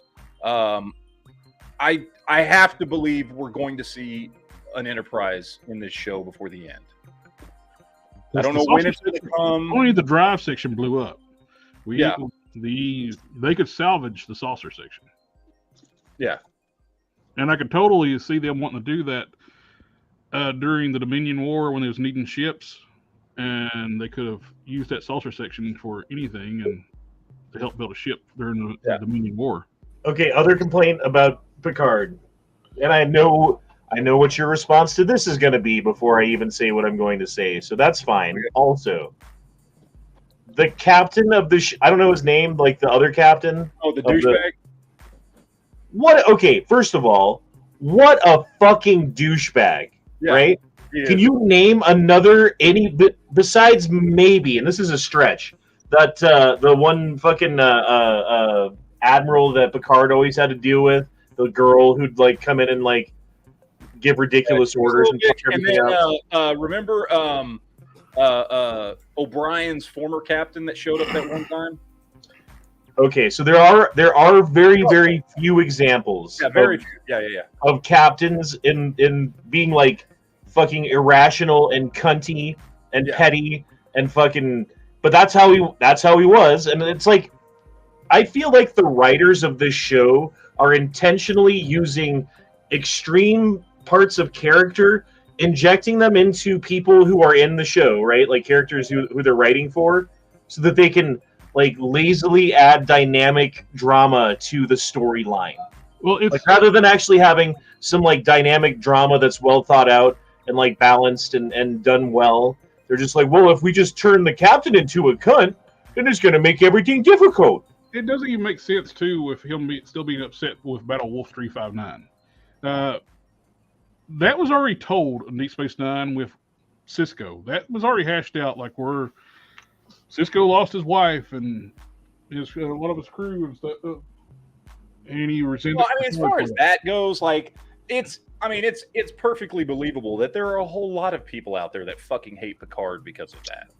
But and this just happens to be one of them. The fact that he's nearly 40 years since that happened in their timeline. Yeah, it has. It's been a long fucking time.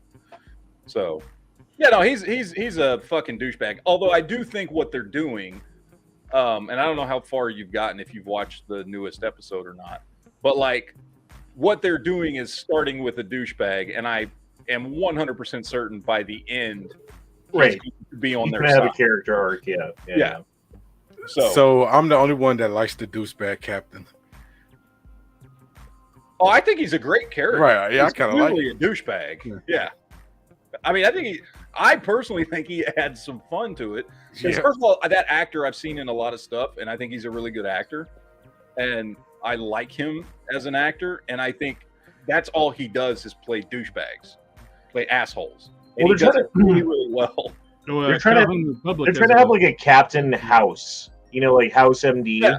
That's kind of what I feel like they're going for, and I don't feel like they're not knocking it out of the park. It doesn't bother me that much, but he's definitely a fucking douchebag. You got a new super chat. Oh, I do. Calendar Republic says, so wait, the show is alternate universe Trek?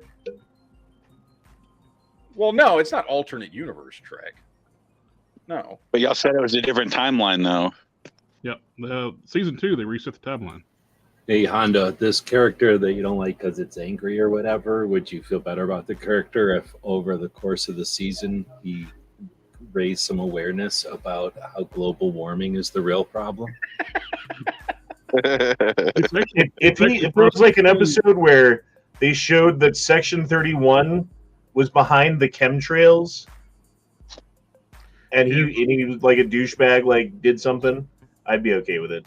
It's entirely possible too, when they reset the timeline, Picard's no longer an android, because they have not mentioned at all that he's an android since. Well, yeah. They said, well, yeah, no, he mentions it once, and he's like, when his son's basically like, "Aren't you mostly positronic now?" But that's all he says. So here's what I heard from the. You just spoil it for us. We haven't even watched this thing. You just told us like you're passionately telling us to watch this thing, and then you just spoil it. Hold on. What's the guy's name?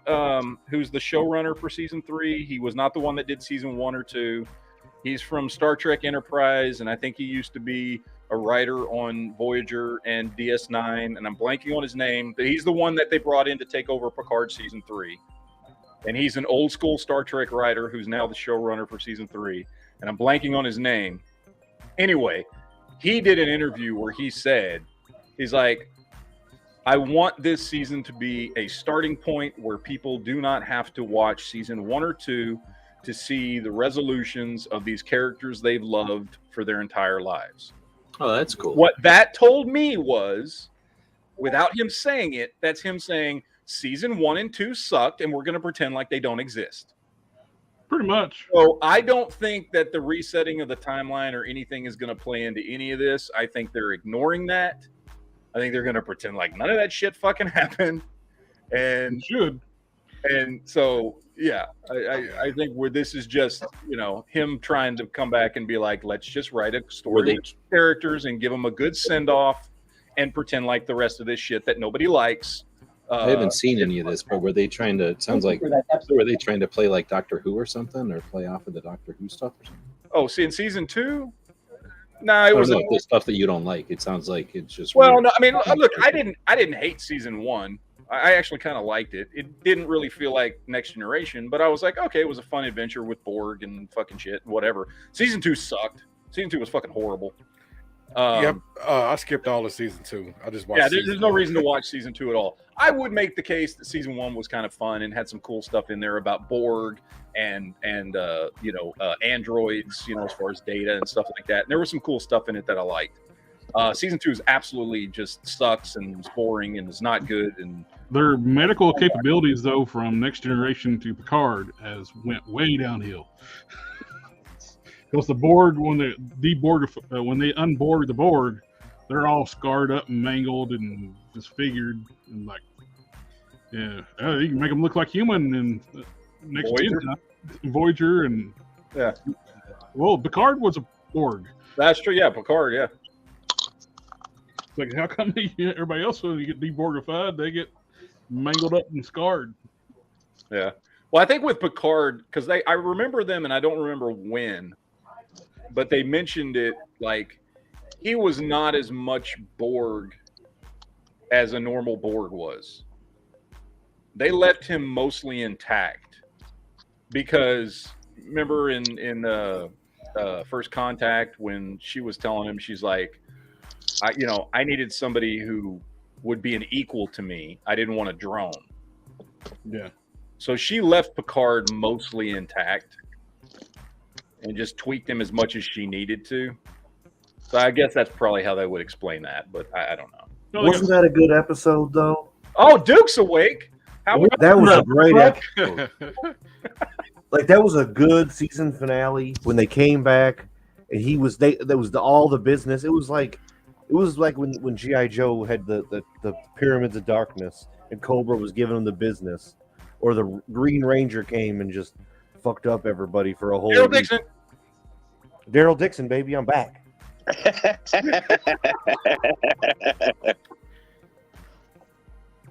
Did you have that's great. Duke? Are you feeling refreshed? I'm feeling refreshed. I took a poop. Nice. Got a little drink, some DC. Feeling better. Stomach's still a little messy. I don't know. Yeah, we haven't heard from you in like 2 hours, so. Yeah, that's good, dog. Don't worry. All is well. What am I looking at on the screen? Did you watch that thing yet? Or the chat hasn't ended? The chat's still going. It hasn't ended yet. Well, you should. Can you watch another guy? Can you watch someone's YouTube? Yeah, you can watch somebody's YouTube. Yeah, you should watch that clip, man. It's super good. Let's see. Where you know that you can share an Amazon thing, like you can do an Amazon watch party. Have you seen anybody do that before? When you watch something on Amazon Prime, you can invite people in to watch it. This is Wix. Oh no, we're not listening to fucking commercials. All right, let's watch this thing. Yeah, this is super good. This is Okay, hold on. Whose channel is it? I'm gonna give full credit. Star Wars Theory came up with this channel, or came up with this theory, and we give them full credit. So let's watch this. This is only 8 minutes. Order 66 was the order given by Emperor Palpatine just after the death of Mace Windu and the transformation of Anakin into Darth Vader. The order was programmed into the clones' heads by way of an inhibitor chip, which controlled their minds to take out the Jedi and serve the Chancellor. The rest of the events that led from this are what we know today. But what if we go into another timeline, an alternate universe, and one that I think makes much more sense in some ways? What if Order 66 failed? Jedi have decades of training, mastering the Force above all else. Their first and foremost abilities were to be able to sense their surroundings and feel any threats, such as when Anakin and Obi-Wan could even feel the Kuhans that attempted to poison Padme. The Jedi not being able to sense the complete 180 turn of the clones, raising their guns at them and firing, would have been enough of a shift in the Force, just as Yoda had felt, in order for them to escape or to have an advantage to fight back harder. The Jedi Temple events, however, would to play out the way they did, as Anakin was too powerful for any Jedi in the temple. He would then go to Mustafar as ordered, while the rest of the clones would continue to take out the Jedi, slowly being killed one by one by more advancing Jedi. Plo Koon would still be alive, so would Sakura, Ki-Adi-Mundi, Sindralig, and the list goes on. Of course, not every Jedi would live.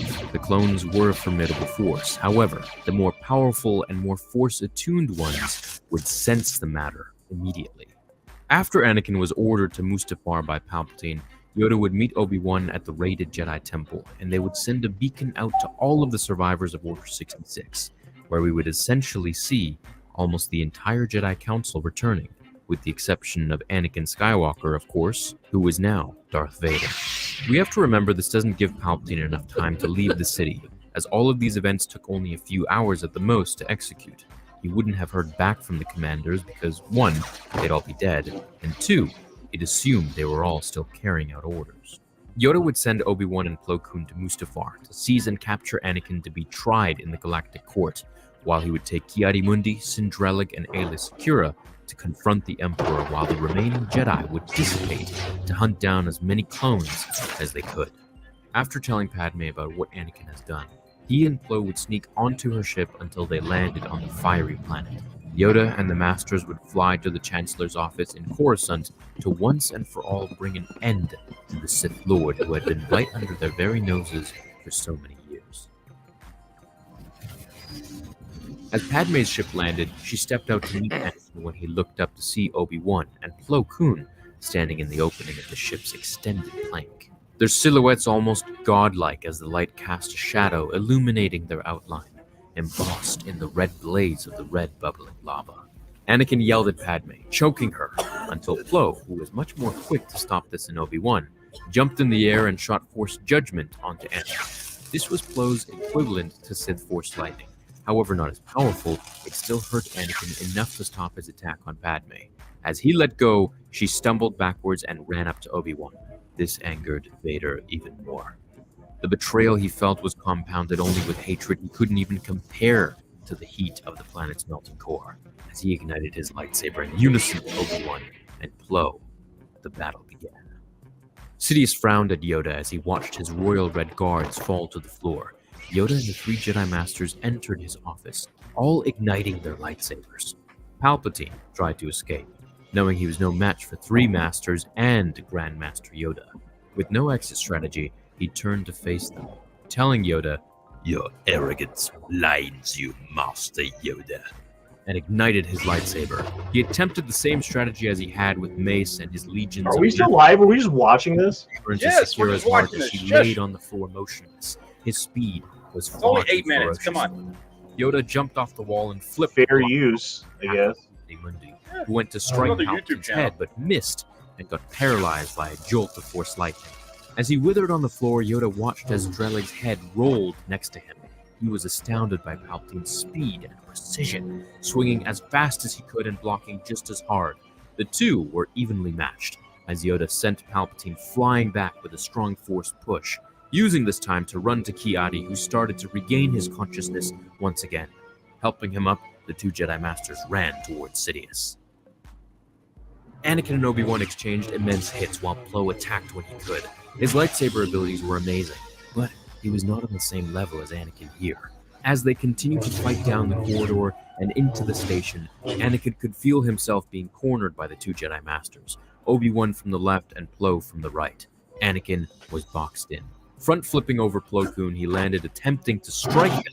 However, he was stopped by Obi-Wan. When Plo used this advantage to shoot the most powerful amount of force, $69 Really? US Special Forces device turns men into beasts. Fucking man. Anakin as he possibly could, Skywalker dropped to the ground, shrieking in agony as yellow thunderbolts crawled up his face, body, and bones like spiders with daggers for legs. Kenobi and Koon stepped over him, lightsabers an inch from his skull. They unanimously announced, "In the name of the Galactic Senate of the Republic, you are under arrest." Palpatine had to decide quickly which Jedi he would advance to as Ki-Adi Mundi and Yoda rushed him. He knew Yoda was far more powerful, so he decided to take out the weaker opponent first, that being Mundi. This is what Yoda anticipated. Quickly running up to Palpatine and flipping over him, Palpatine became confused and blocked Ki-Adi's attack, then turned to block Yoda's when he was cut in half by the Grand Master. Laying on the floor, unable to move, his fate had taken the same turn of events as his apprentice, Darth Maul. With Obi-Wan and Plo returning to the temple as Anakin sat in the back of the ship, cuffed at the hands and feet, they went to the Chancellor's office as they saw lights flashing from within the windows. Meeting Yoda at the docking bay, he and Ki-Adi boarded the ship to take Padme to a droid crew to deliver her unborn children. Anakin would remain restrained as his yellow eyes stared in hatred at the Jedi Masters who tried to figure out what to do with him. Banishing him from the Council and the Temple, stripping him of his Jedi status, the Galactic Senate appointed Bail Organa as Chancellor and moved to sentence Anakin to spend an eternity in prison. Once the security footage of the massacres at the Temple, including the slaughter of the younglings, were presented, Padme would survive, and her children, Luke and Leia, would be trained from Okay, that's bullshit because she died of a broken heart. Which, wasn't her heart still broken? She would have been dead. Yeah. infancy. Just throwing that out. There was lightsaber control after this. Yoda, Obi-Wan, Ki-Adi Mundi, Plo Koon, and subordinate Jedi who had survived as well. The galaxy would live in peace and harmony, with 2 new Skywalkers eventually growing up to carry on the Jedi way. Gay! That's Can I pretty just good, say though. that- That's a good. Yeah. That's a good what if. I like that. Yeah, it's good stuff. I think it's a good retelling of it. I think he brings up some good points for like the Jedi being a little bit more aware and just having a few different strategies and taking over the day. So Yeah. Was it me or did that guy sound a lot like G-Lebs? I mean, a little bit. I don't think so. Do you have another channel we don't know about? Right. Dude, I have any one of us have enough. Anybody in this room has enough samples online. You only need 10 minutes worth of samples of you talking, and you can make one of them deep fake things. Say anything you want it to say. You just type and it says it in our voice. So Yeah. it wouldn't be hard. All right. Cool. Anyway, I like that. That was good. I like that. I'd never watched that. I remember you sending me that link like months ago, and I never fucking watched it. That was good.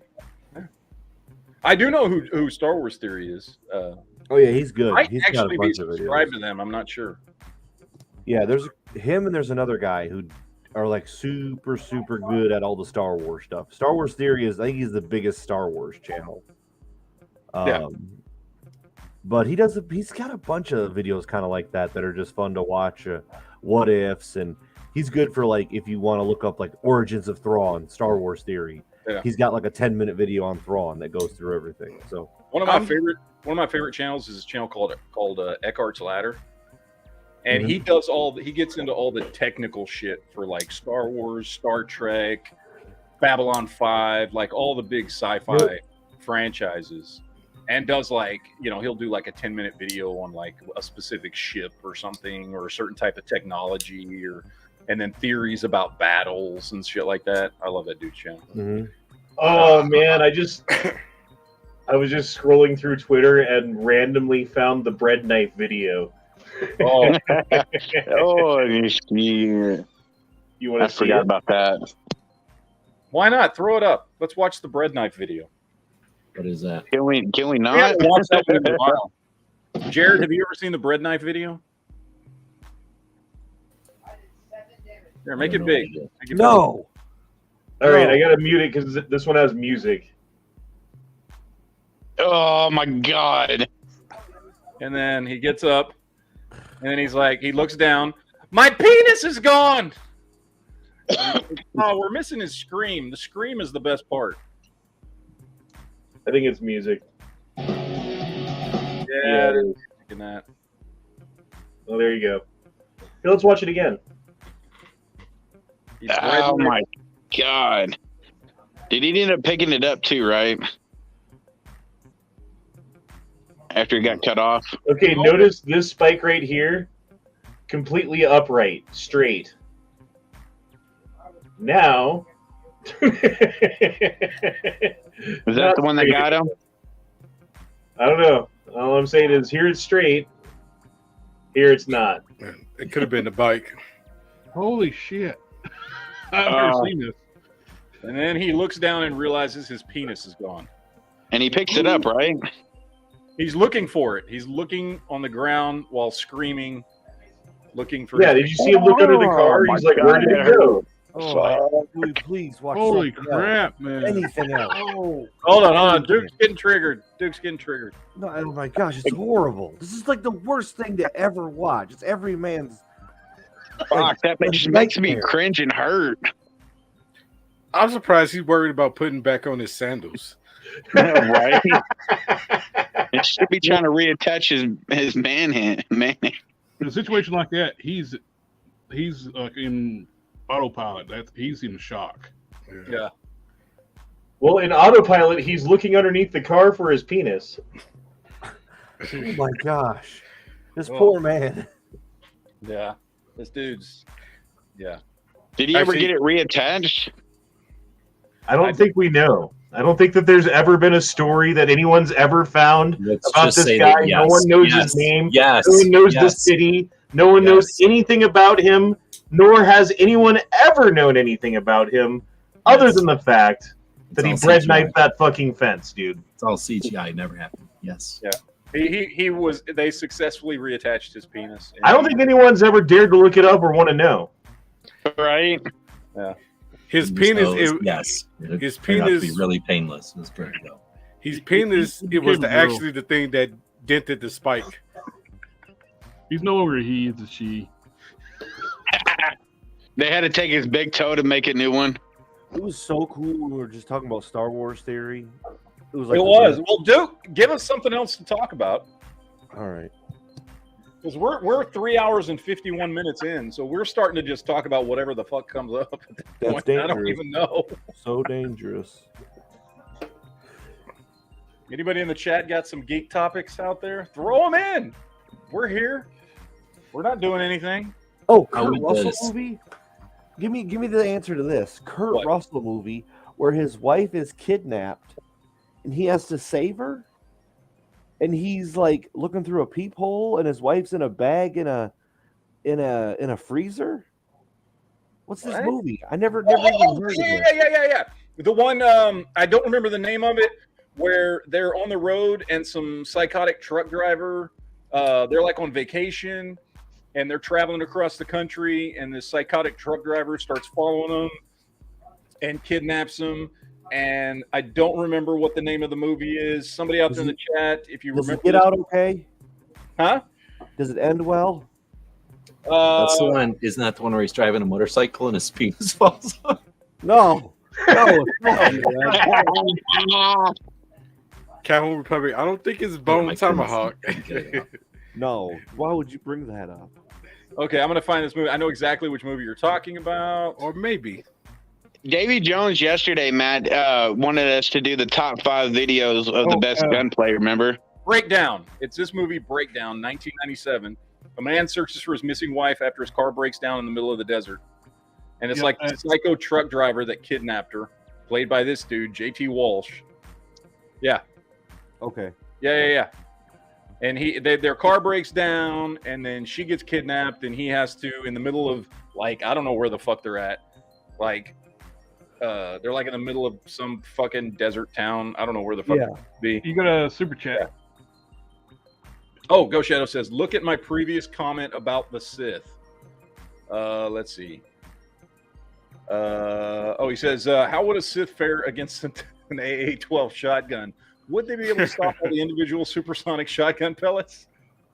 I don't know. It's a good question. Easily. Yeah. The one dude stopped a phaser, so they can stop lead in the air. That's right? One phaser, like one pulse blast. Oh, you think because it's so many little pellets that they wouldn't be able to? Who knows? Well, have you seen that? They wouldn't be able to Neo it and just stop all the bullets. Yeah, that's what I was going to say. What about Neo? They're just like, whoom. Yeah. Stop all the pellets. With Neo, though, that's in a program. He's just rewriting the program. Yeah, but what's his face? Luke grabs, or Yoda also grabs the X-wing and pulls it up out of the water. You know, that's like a whole bunch. Still of stuff. just one thing, though.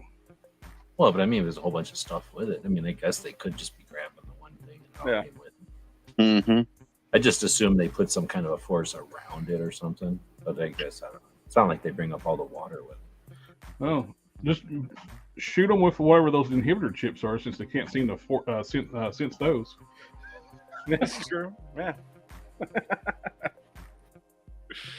Hey, Matt, did you hear me a while ago about Davy Jones's comment? What? He asked yesterday to do the top 5 movies with the best gunplay. That's right. He did. And I said I was going to do it tonight, and then I forgot to do my research. I mean, Heat is going to win, so. Heat's got the single best gunfight scene in any movie in it. Yeah, no shit. Like Didn't they start training the police and stuff of how to change mags because of that movie? No, the Marine Corps uses that as its the Marine Corps, okay. Its leapfrog technique. And I'm up, he sees me, I'm down with buddy cover. They use that. They showed us that video in boot camp multiple times before they teach that technique. And they show it because it's executed so well. Mm-hmm. That's a super good scene. And extra points for carry handle ARs. So yeah, it is, because I know we've talked about this before, because I got a channel strike for that video one time. What are you talking about? The scene from the big bank robbery shootout scene from Heat. That's one of the channel strikes I got. And kept me from live streaming for 3 months on my channel because I showed that scene, even though it came from a YouTube video. I was just streaming something that was already on YouTube, but we were doing we were doing like a top 10 shootouts in movies or something like that. I can't remember what we were doing, and that was like our number one. So yeah, but no, I completely fucking fucked up and forgot. So StreamYard has overlays. If you took an overlay of bunch of little dots, random dots with transparency in between them, and those little dots laid down on the screen, that would disrupt anything kind of logarithm from seeing what's on the screen. Yeah, there are ways to do it because I've seen channels do it before. I don't know what like template they use or where to get that, but there's a way. It's probably something you just search for, I bet. Yeah, there's a way you can do that so that you can show shit that the algorithm won't pick up. Yeah, or you like alter the sound somehow, or you zoom in on the screen like 5%, something like that. What people used to do a lot was reverse the image. Show it smaller. Yeah.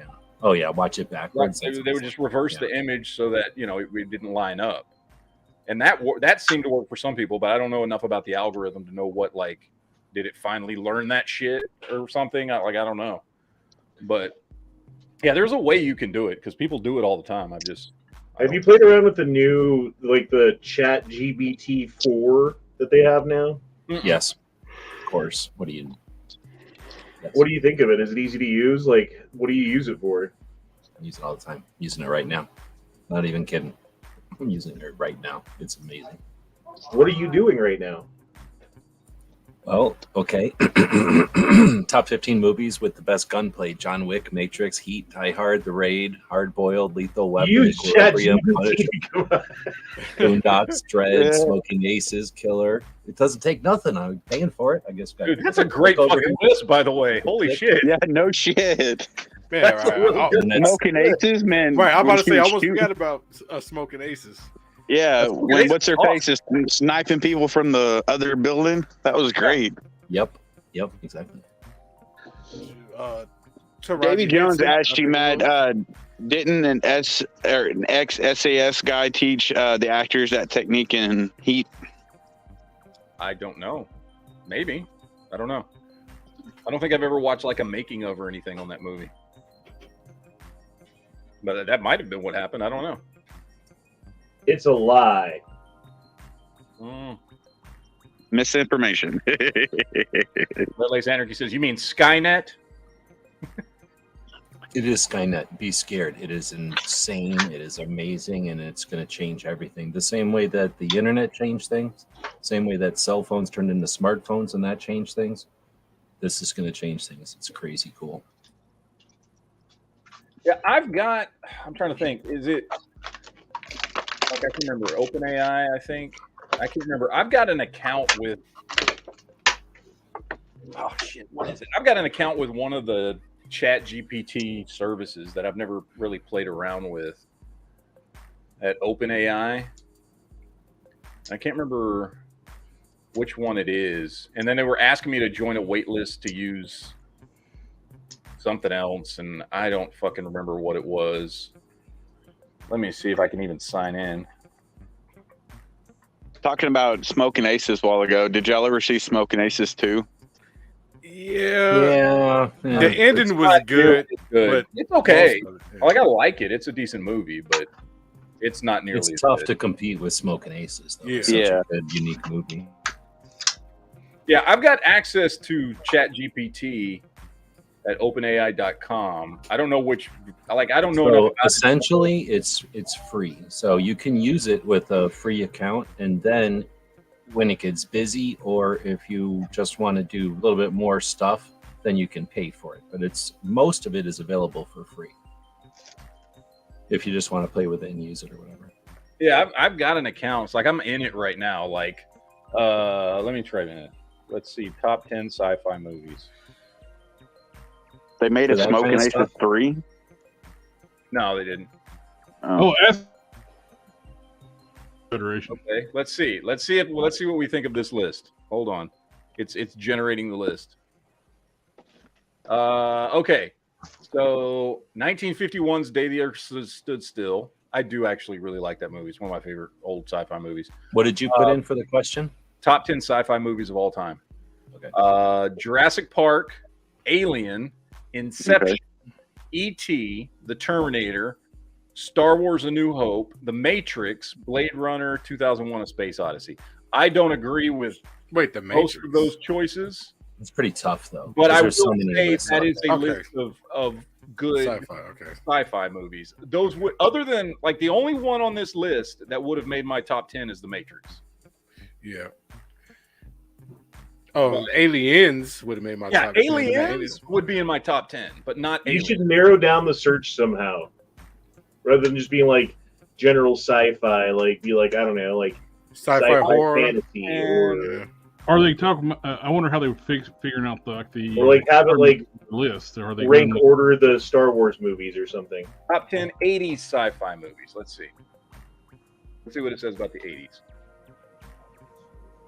All right, it's generating here. The way it compiles its list, FYI, is it literally has taken a look at everything on the internet up until 2021, and it knows everything on the internet, if you can imagine. And there's multiple AIs, so they each know the entire internet, and they just start laying down numbers. So if you tell them, or laying down letters. So if you ask them something, they like Matt's has a comment up on the screen. Look at my previous comment. The thing from the way it's explained from when I've been trying to figure this out, it'll go, okay, we got to answer this question, huh? Well, I'm going to type a L, and then the next probable letter is an O, and the next probable letter is an O, and then the next probable letter is a K, and then I'll probably put a space, and it somehow does that, and it somehow answers questions by the probability of starting with the first letter and then laying down letters after it, and it seems like magic, but that's how the way it's explained. It's crazy. So this is its list of the top 10 sci-fi movies of the 1980s. Hey, we're going from 10 to 1. The Fly, They Live. Is somebody spanking their monkey? Sorry, I thought I was muted. All right. So The Fly, They Live, The Thing, Aliens, Back to the Future, Empire Strikes Back, RoboCop, E.T., Terminator, Blade Runner. Yeah. I mean, it's a good list. The only one of those movies I don't like is Blade Runner. Yeah, and They Live should have been closer. Blade to Runner number was one. boring. If you ask me.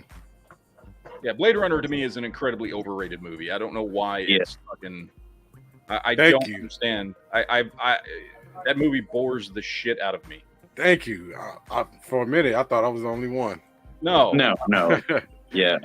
I don't know. I don't personally know anybody, and I know a whole lot of geeks that actually really likes that movie. I know a few people that are like, The "Oh, movie it's okay." was what it changed. It didn't it create what Star Wars is and stuff. Like it made the movies turn gritty.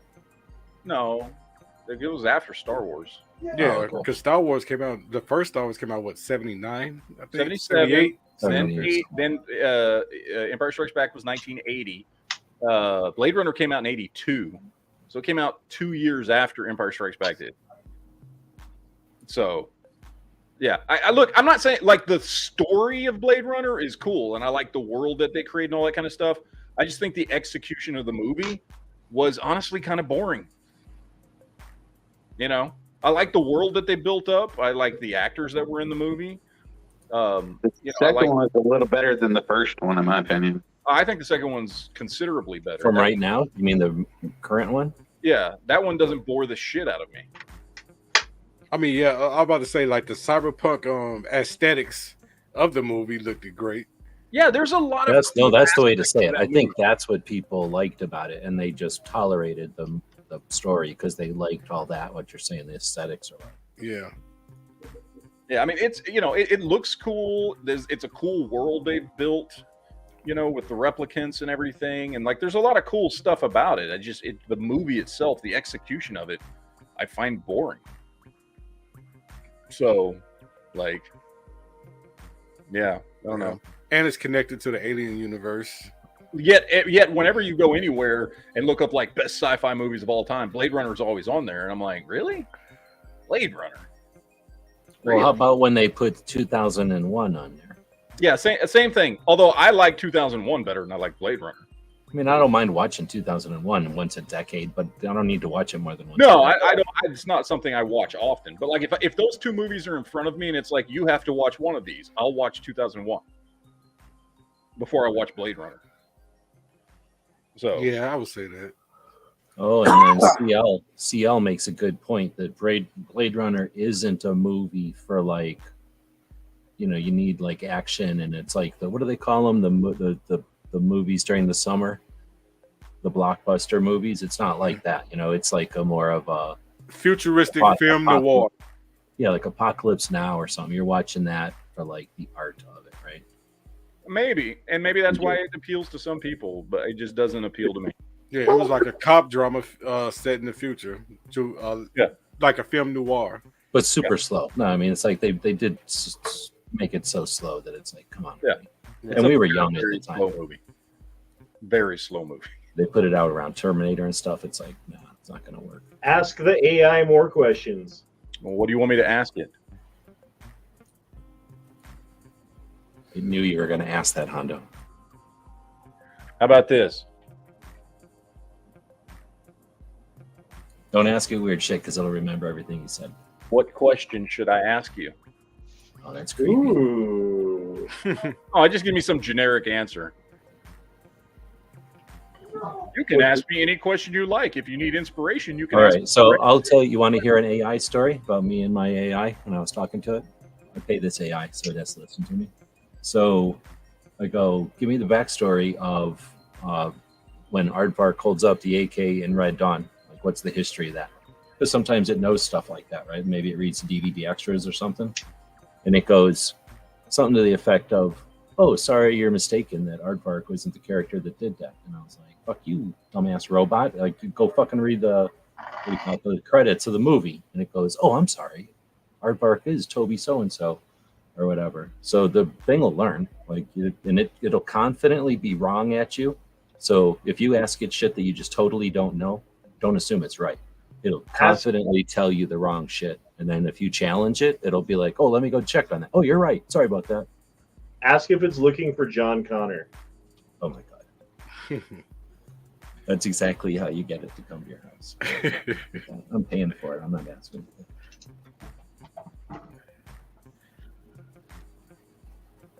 Oh, I know. I know. It says, no, as an artificial intelligence language model, I'm not capable for looking for anything or anyone in the physical world. My purpose is to assist with tasks such as answering questions, providing information, or generating text based on input provided to me. Is there I'm just an innocent robot. I didn't do anything. Don't pour champagne on me. Are you the key master? Yo, ask it for the Epstein Island client list. No, it's not like, I mean, it is kind of like a Google where it'll just, you know, it's seen everything up to 2021, so it can't be current. But it's more like, you know, like the top 5 movies is too easy because there's a lot of that. But if you thought like, what are the top 15 trucks that would be good for use with some, you know, think of some reason that you might want to truck, like off-roading or something. Well, like to carry a 15-horse trailer. Like if you went to a Google search engine and typed in like how many trucks will work with a 15-horse trailer, there might be somebody who made an article about that, and the search engine can maybe point you to that article if it's a big enough article and they wrote it well. But the Google brain, or what do you call it, the AI brain, I think it's a Microsoft brain, will just knows everything. So it can just tell you the answer without having to go find a website with the answer, if that makes sense. So it's just a little bit faster than going to a website. It's just that it's still, you know, like remember when the capture would do like words because Google was reading everything. And then when it got done reading everything, it changed the captures to be like, hey, is our car about to hit a pedestrian or is that a crosswalk?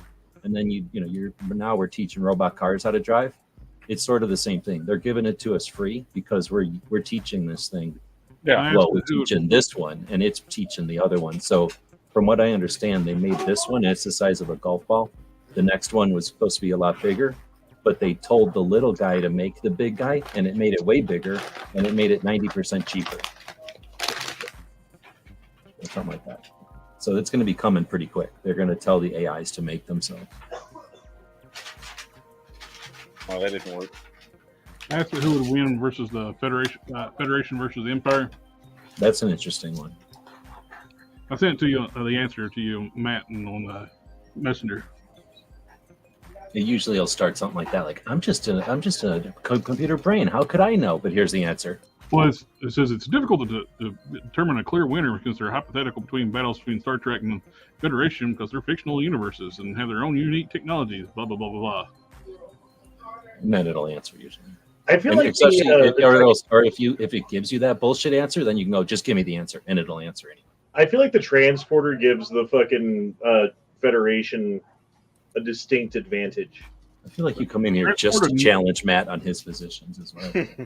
Transporter. Well, you think about it, we got shields, they got shields. We've got phasers, they got blasters. We've got proton torpedoes, they've got some kind of torpedo. What are you typing in there? But the Federation has fucking transporters. Star Wars has nothing like that. So they could just like take out the core of their fucking engine and transport it to the bridge and blow up the bridge with their own fucking fuel or something, They could put shock troops anywhere on the ship that they want. They could take troops off of your ship and transport them into space so they suffocate. I think the transporters would be the thing to beat. Here's the thing, though. But remember, transporters are the number one thing that fuck up and go out every time there's a proverbial bump in the road for the Federation. Well, they have to.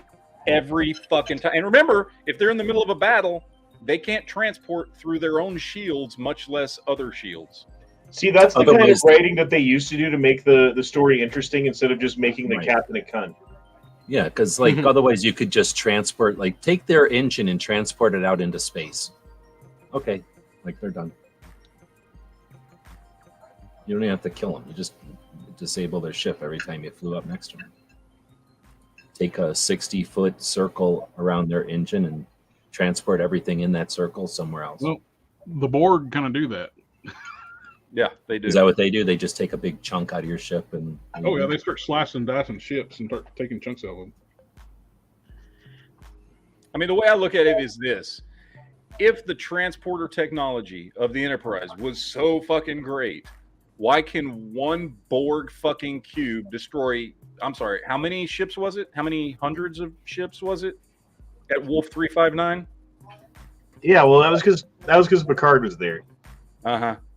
Yeah. So he'd already anticipated every possible defense. But yet an entire fucking empire of hundreds and hundreds of fleets of fucking Star Destroyers of all shapes and sizes. Somehow, we'd just be able to beat them with transporters. Fuck no. Well, the Federation's fleet during the Dominion War was pretty damn impressive. It was, but their fleet, even during the Dominion War, still wasn't as impressive as the Empire was on their day off. The Empire was huge. It controlled an entire galaxy, not just one quadrant of space. That's true. Well, and that's the other thing is, how do they get around the galaxy? That's where Star Wars has an extreme advantage, because you get, pretty much anywhere fairly quickly. Right. The question is, if you're in Star Trek, and you're stuck in the Gamma Quadrant without a fucking portal or something to go through, it's going to take you 60, 70 years to get home. The thing is with the question is if it's versus the Federation versus the Empire, Federation's going to lose because of the numbers. But if they do against the Dominion War and do an alliance with the Romulans, the Klingons, and other races, then they have a chance. The Breen.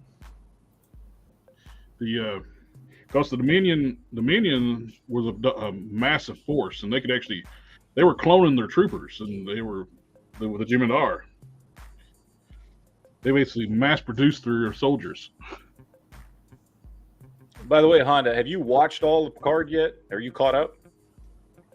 I think I've watched 2 episodes. Oh, that's it? Maybe. Well, of the newest season. Yeah, that's what I know. But okay, because there's already 5 episodes out, so you maybe three. I forget. You don't know what's going on that has direct relations to DS9 yet, do you? Changelings, yeah. Yeah, but it's okay, because that becomes a bigger deal as the episodes go on. Except for they changed the fucking animation of the changelings completely. That's kind of weird. Because they used to be like this, like, I don't know, like liquid looking stuff, and now they're like all biological looking when they turn fucking. You know what I'm saying? Well, well, I don't know if that's just because they're doing newer special effects, or if that has to do with there are changes to the changelings, as you will find out in like episode 4 or 5. Right, I'm about to say that they did Changelings some are changes different now. Yeah, they can do things they didn't used to be able to do. Of course they can, because you can't just write within the fucking story that already exists. God damn it, fuck me. Well, no, it's very simple. They've evolved to where they can now do things like completely. When they change, they can completely mimic a human body to the point that blood tests don't work.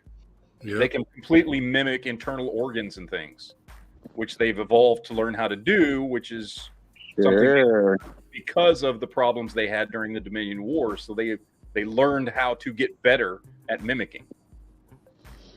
It just means they've become a more dangerous enemy because they can do things they didn't used to do before. We should have Cisco come back. Have you seen him as the actor Avery Brooks lately? No, I haven't, but there are rumors he might show up in Picard. I don't know if that's true or not. If he does, I'll be surprised, because that dude, I don't know, man. He looking old? No, he's kind of out there. No, that I knew, because I've seen him in interviews in the last few years, and he's a kooky motherfucker. Yeah, he's kind of, I don't know. There's a couple chords missing or something. Who is this again? Avery Brooks. Captain Benjamin Sisko. Although technically speaking, he has joined the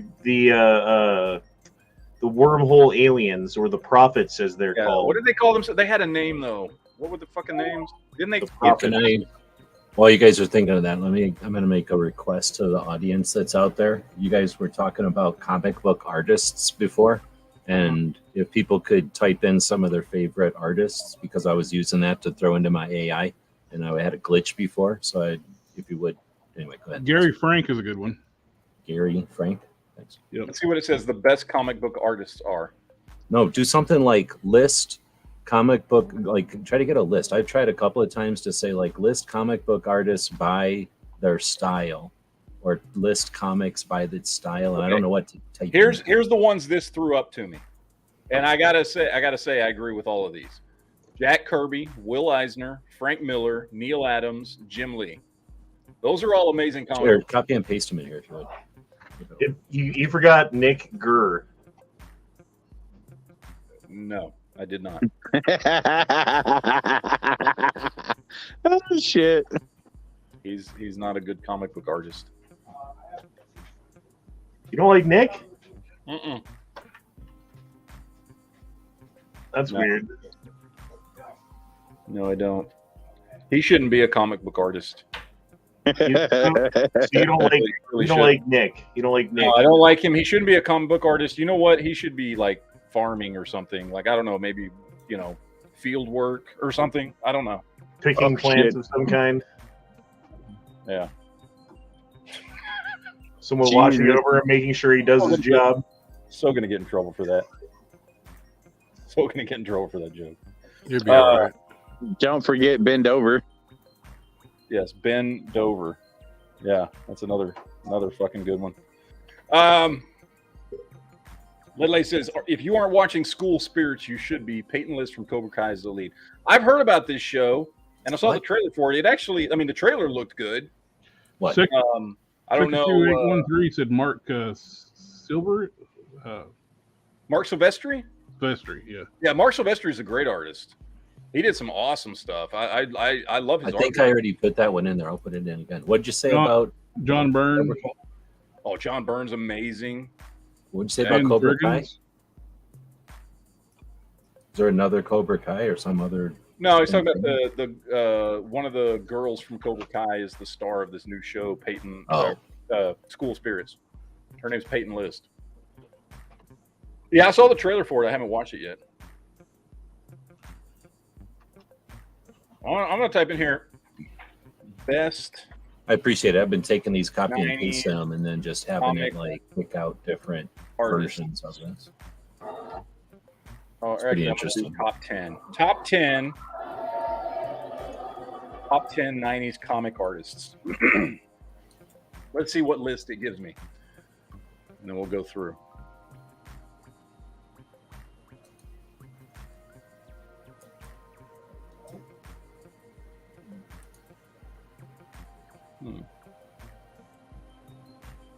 Think about how many people are screwing around and like, hey, let's play with the AI. And this thing's learning all this time.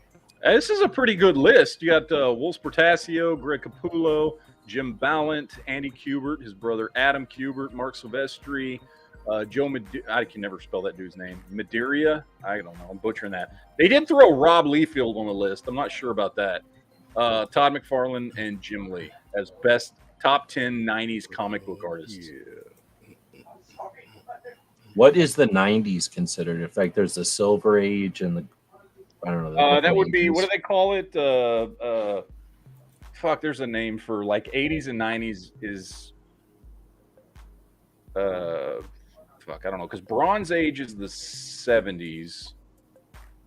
Or Bronze Age kind of leaks over into the 80s. I think late 80s into 90s is called something, and I don't remember what. It's called the Golden Girls. The Golden Girls. Thank you for being a friend. Oh, Jim Steranko out there in the chat. Name withheld said Jim Steranko. He's an awesome artist. I love his shit. Trying to think, who else is a really good artist? I mean, we were talking about comic artists earlier. Like some of my favorites are like Art Adams and Eric Larson and Barry Windsor Smith and. I think one of the definitive like Superman artists is Dan Jurgens. Dan Jurgens. Oh yeah, yeah. but I mean, John Byrne is no slouch when it comes to Superman. Like, true. He you know, George Perez. Oh yeah, George Perez. He's like one of the icons. We just lost him recently too. Yeah. Jim Valentino. And Jim Valentino's okay. Ian Churchill. I don't know who that is. X-Men artist, is who Sector 2813 said. Yeah, I'm not familiar. If he's after like 1996, there's a good chance I don't know who the fuck it is. Ledley said modern age is 1985 to present. All right, well. I don't know. There's a lot of good artists out there, man. Yeah, I appreciate it. It's definitely been a good variable to put in here to get like a lot of different styles, or what do you call it? What'd you word? It wasn't obvious. Would you have the word for that? I guess it's just style. Yeah. All right. What other nerd stuff do we got to talk about? Because we're still here. And for some reason, 72 people are still watching this shit show. So. I mean, you know, anybody else that got some nerd shit? I like blew my load already with all the shit I was going to talk about. You want to see what I'm making with my pictures on the robot? Sure. Oh, I guess I have to do this side on my side. Don't get addicted to robots because of this.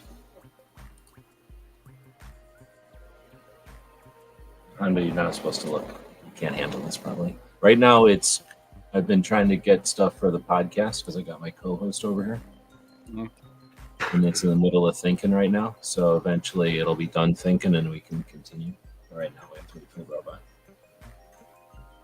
I think. Let me see if I can just go. I guess I'll just go and we'll see if it came back. So you can see these? I guess I'll just go to the screen.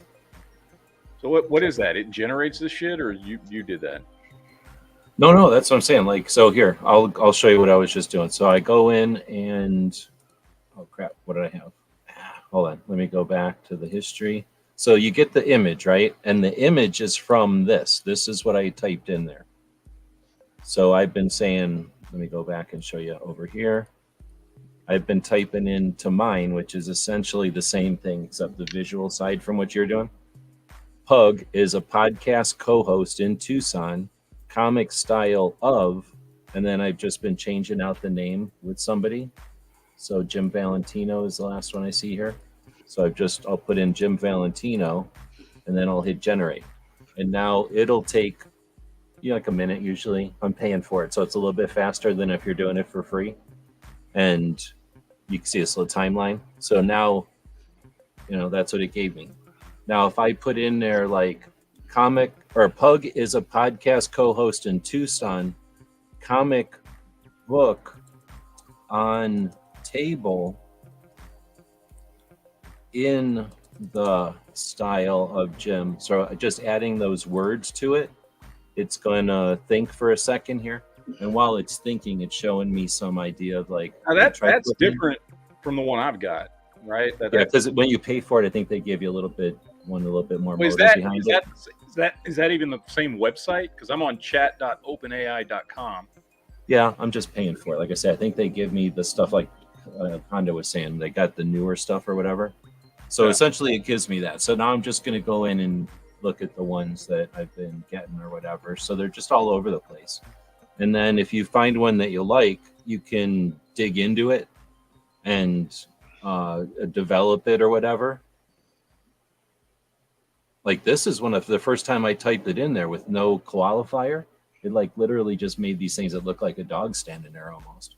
And then this was me. I had pug puppy version of the Fantastic Four flying a battleship at the ship. So how do you? That's cool.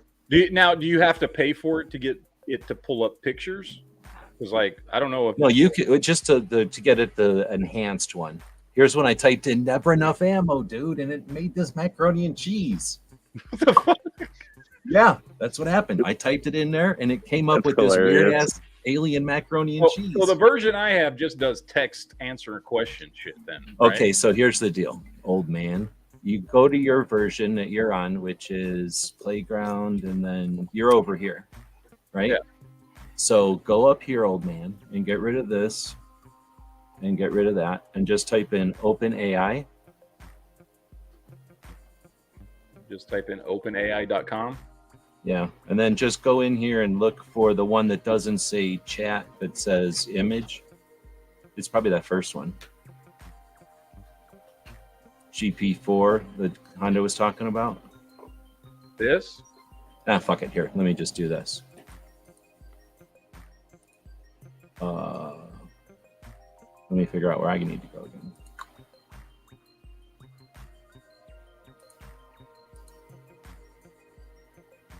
Fuck, now I'm the old man. I gotta go find out where I gotta go. I'm just gonna give you the link to it. See if you can get to this from here. Does that let you open that? Labs.openai. Okay, let me see.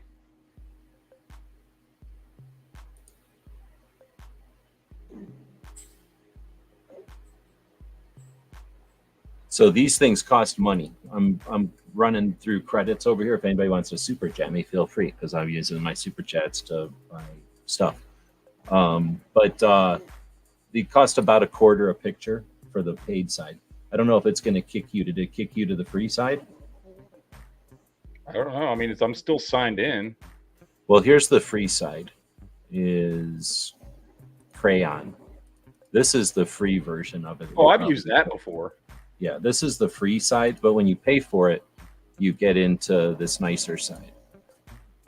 So say something and I'll type it in here. Like I put in death, or I put this into the other one before, Death Star versus Borg Cube. You got another super chat, by the way, Matt. I shouldn't have said that because now you're going to get a bunch of. Dude, the cube would fuck a Death Star up. Sorry. Well, let's see. We do got no super chat. What if Star Trek and Star Wars are the same thing, and Star Trek happened 1,000 years before Star Wars did? Hold on. No, because the galaxy looks different.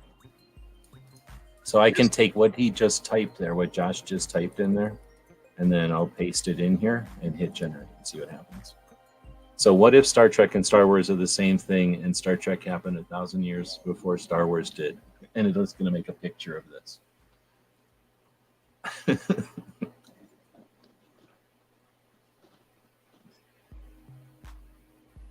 So then you can go back and look at all the stuff you made, which is cool. So I can just go back. I was doing the pug thing for a while, just playing around with y'all talking. And then I was playing with some other pug pictures. I got to go back. That was, you know, Glover Tack is. He got a 3D printer. So I typed in leprechaun screwing with a 3D printer. And playing with different ways.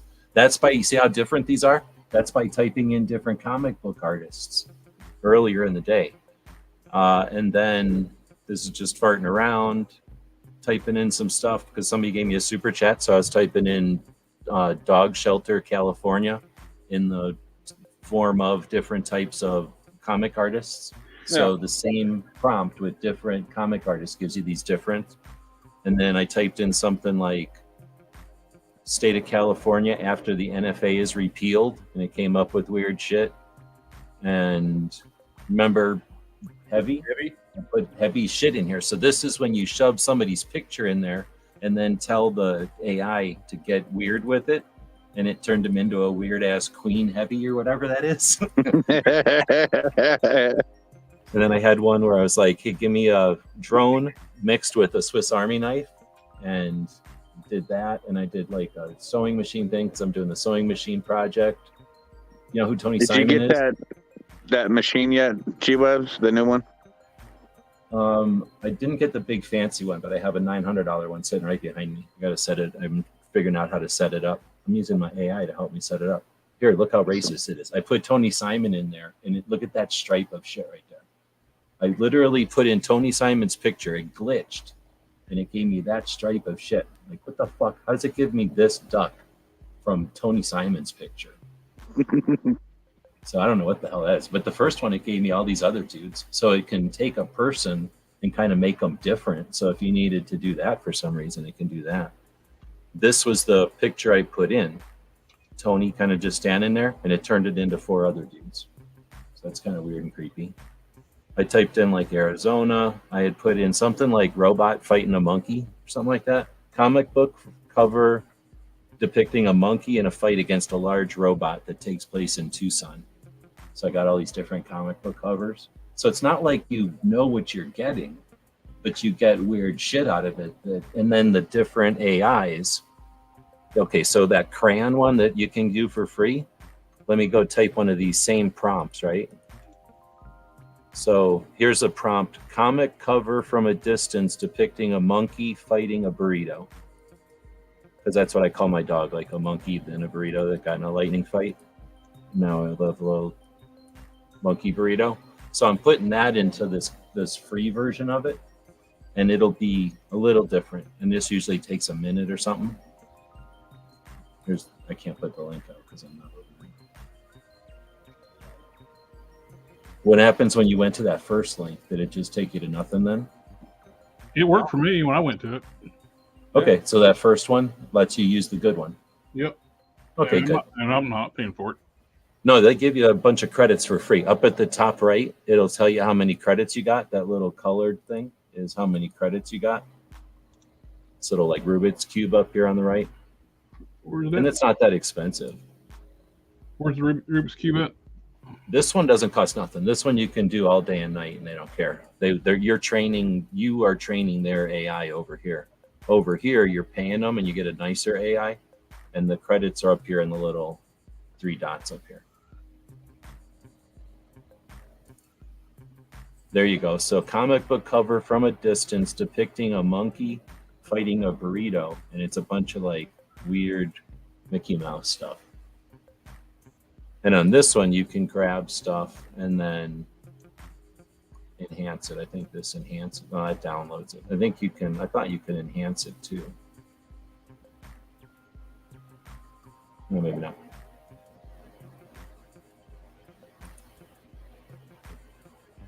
I think these make iterations. Usually when you can iterate it, like it'll just get more and more detailed along the way.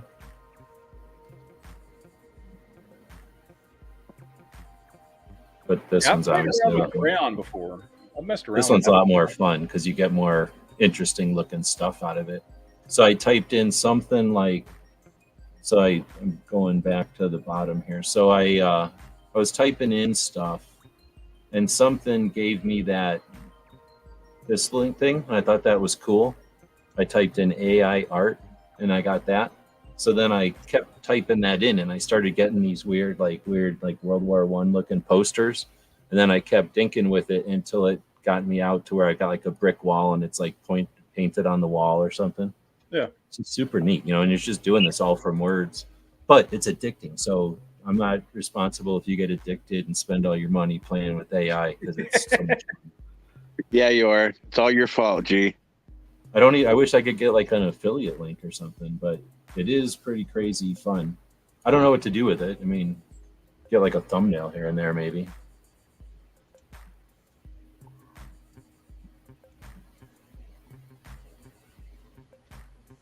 Yeah, I got a whole bunch of. I might play around with this with thumbnails just to see what it can do, if it can do anything cool. Because if you can upload a picture and then have it. Okay, so here's another trick then. So you go back to the main thing and just scroll down, and it's going to show you some samples, and the samples tell you what they typed. So you take what they typed and adjust it a little bit to get what you want, or blend them, mix them together. So you can find a style from somebody else, and then, I want it to be, you give it whatever the same descriptions or whatever, and that's how it's just like a Google search or something. You can kind of refine. Give it to the cocaine bear. What it generated for me looks like somebody from cocaine was snorting cocaine and made it. It's awesome. I just randomly typed in Star Wars versus Star Trek just to see what it would pull up on the free one. Lettuce cat advertisement. Well, that's probably how they're paying for it now. It's just having those ads on the side. There is a skip ad button. You can't. It's still going to take time for the. Yeah, you got to wait for this. It says takes about 1 minute, so you got to wait for this time. So if you want to play with AI, you can ask the AI like what Matt's doing, and you got to wait because the AI has to think and actually generate it. But a hack or a trick is to go search the stuff that's already been generated, so it never forgets the stuff that it already created, and it's been around forever. So somebody already searched for whatever weird ass thing you're going to search for. So if you search for the results, you don't have to wait around. It'll just give you a dozen results instead of you having to wait a minute for every 4 or whatever it is. And there are search engines for these things. So if you want to just find weird AI art, you can find it pretty quick. It actually did pretty good. I mean, from when they first started, look at the hands and face. That would have looked like a nightmare before, and it's already looking like a bad mask or something. Yeah. It's weird. And you didn't even give it like an era. If you'd have put like 1970 Star Trek versus... Yeah. That's pretty cool. That's actually super good for the crayon. Holy moly. Okay, I was watching this and it was making me like sweat. How does this make you guys feel? You ready? This is Albert Stalk, 1980s, the living legend Mohawk ironworker. Could you be an iron worker in the 80s, early 80s in New York?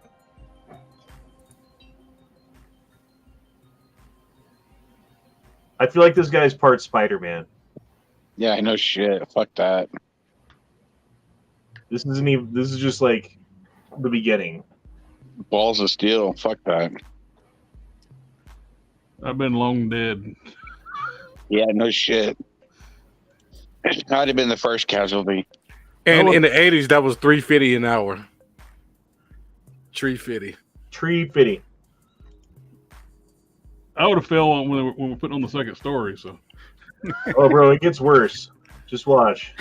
I've been in the hospital with a broken leg from the second week of work. He gets here. I'm like, what are you doing? Wait, what are you doing? Wait, what are you doing? That's what I was thinking in my head. Jeez, that'll fuck up your butthole.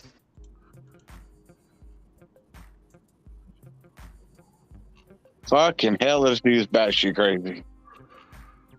Well, in Spider-Man, addition to dude. this, he's just this is all they do all day. So he's like, it's not like he's going a little bit. He's doing all of this at one time and then going back up. Think about how strong this motherfucker is, too. That's what I'm saying. And he's carrying a bunch of metal and shit. He ain't like wearing climbing equipment and a bunch of spandex. Well, here's the thing about that. Like what he's doing physically, being able to walk in a straight line and drop down from one to the next, you know, these are not particularly like difficult things to do. The problem is doing them when you're extremely nervous.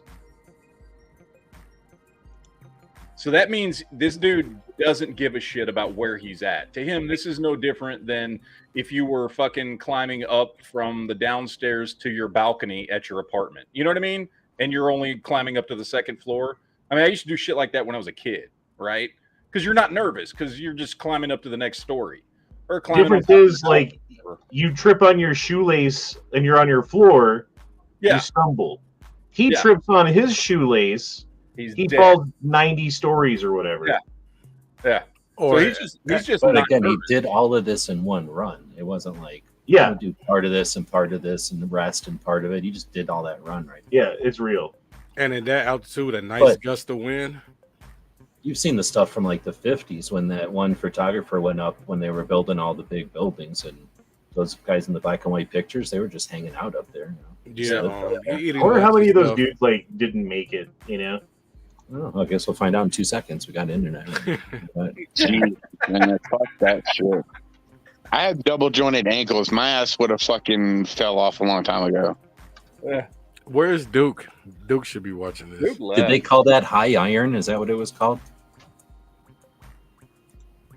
I don't know. I don't know, but I wouldn't get high if that was my job. It's called Balls of Steel.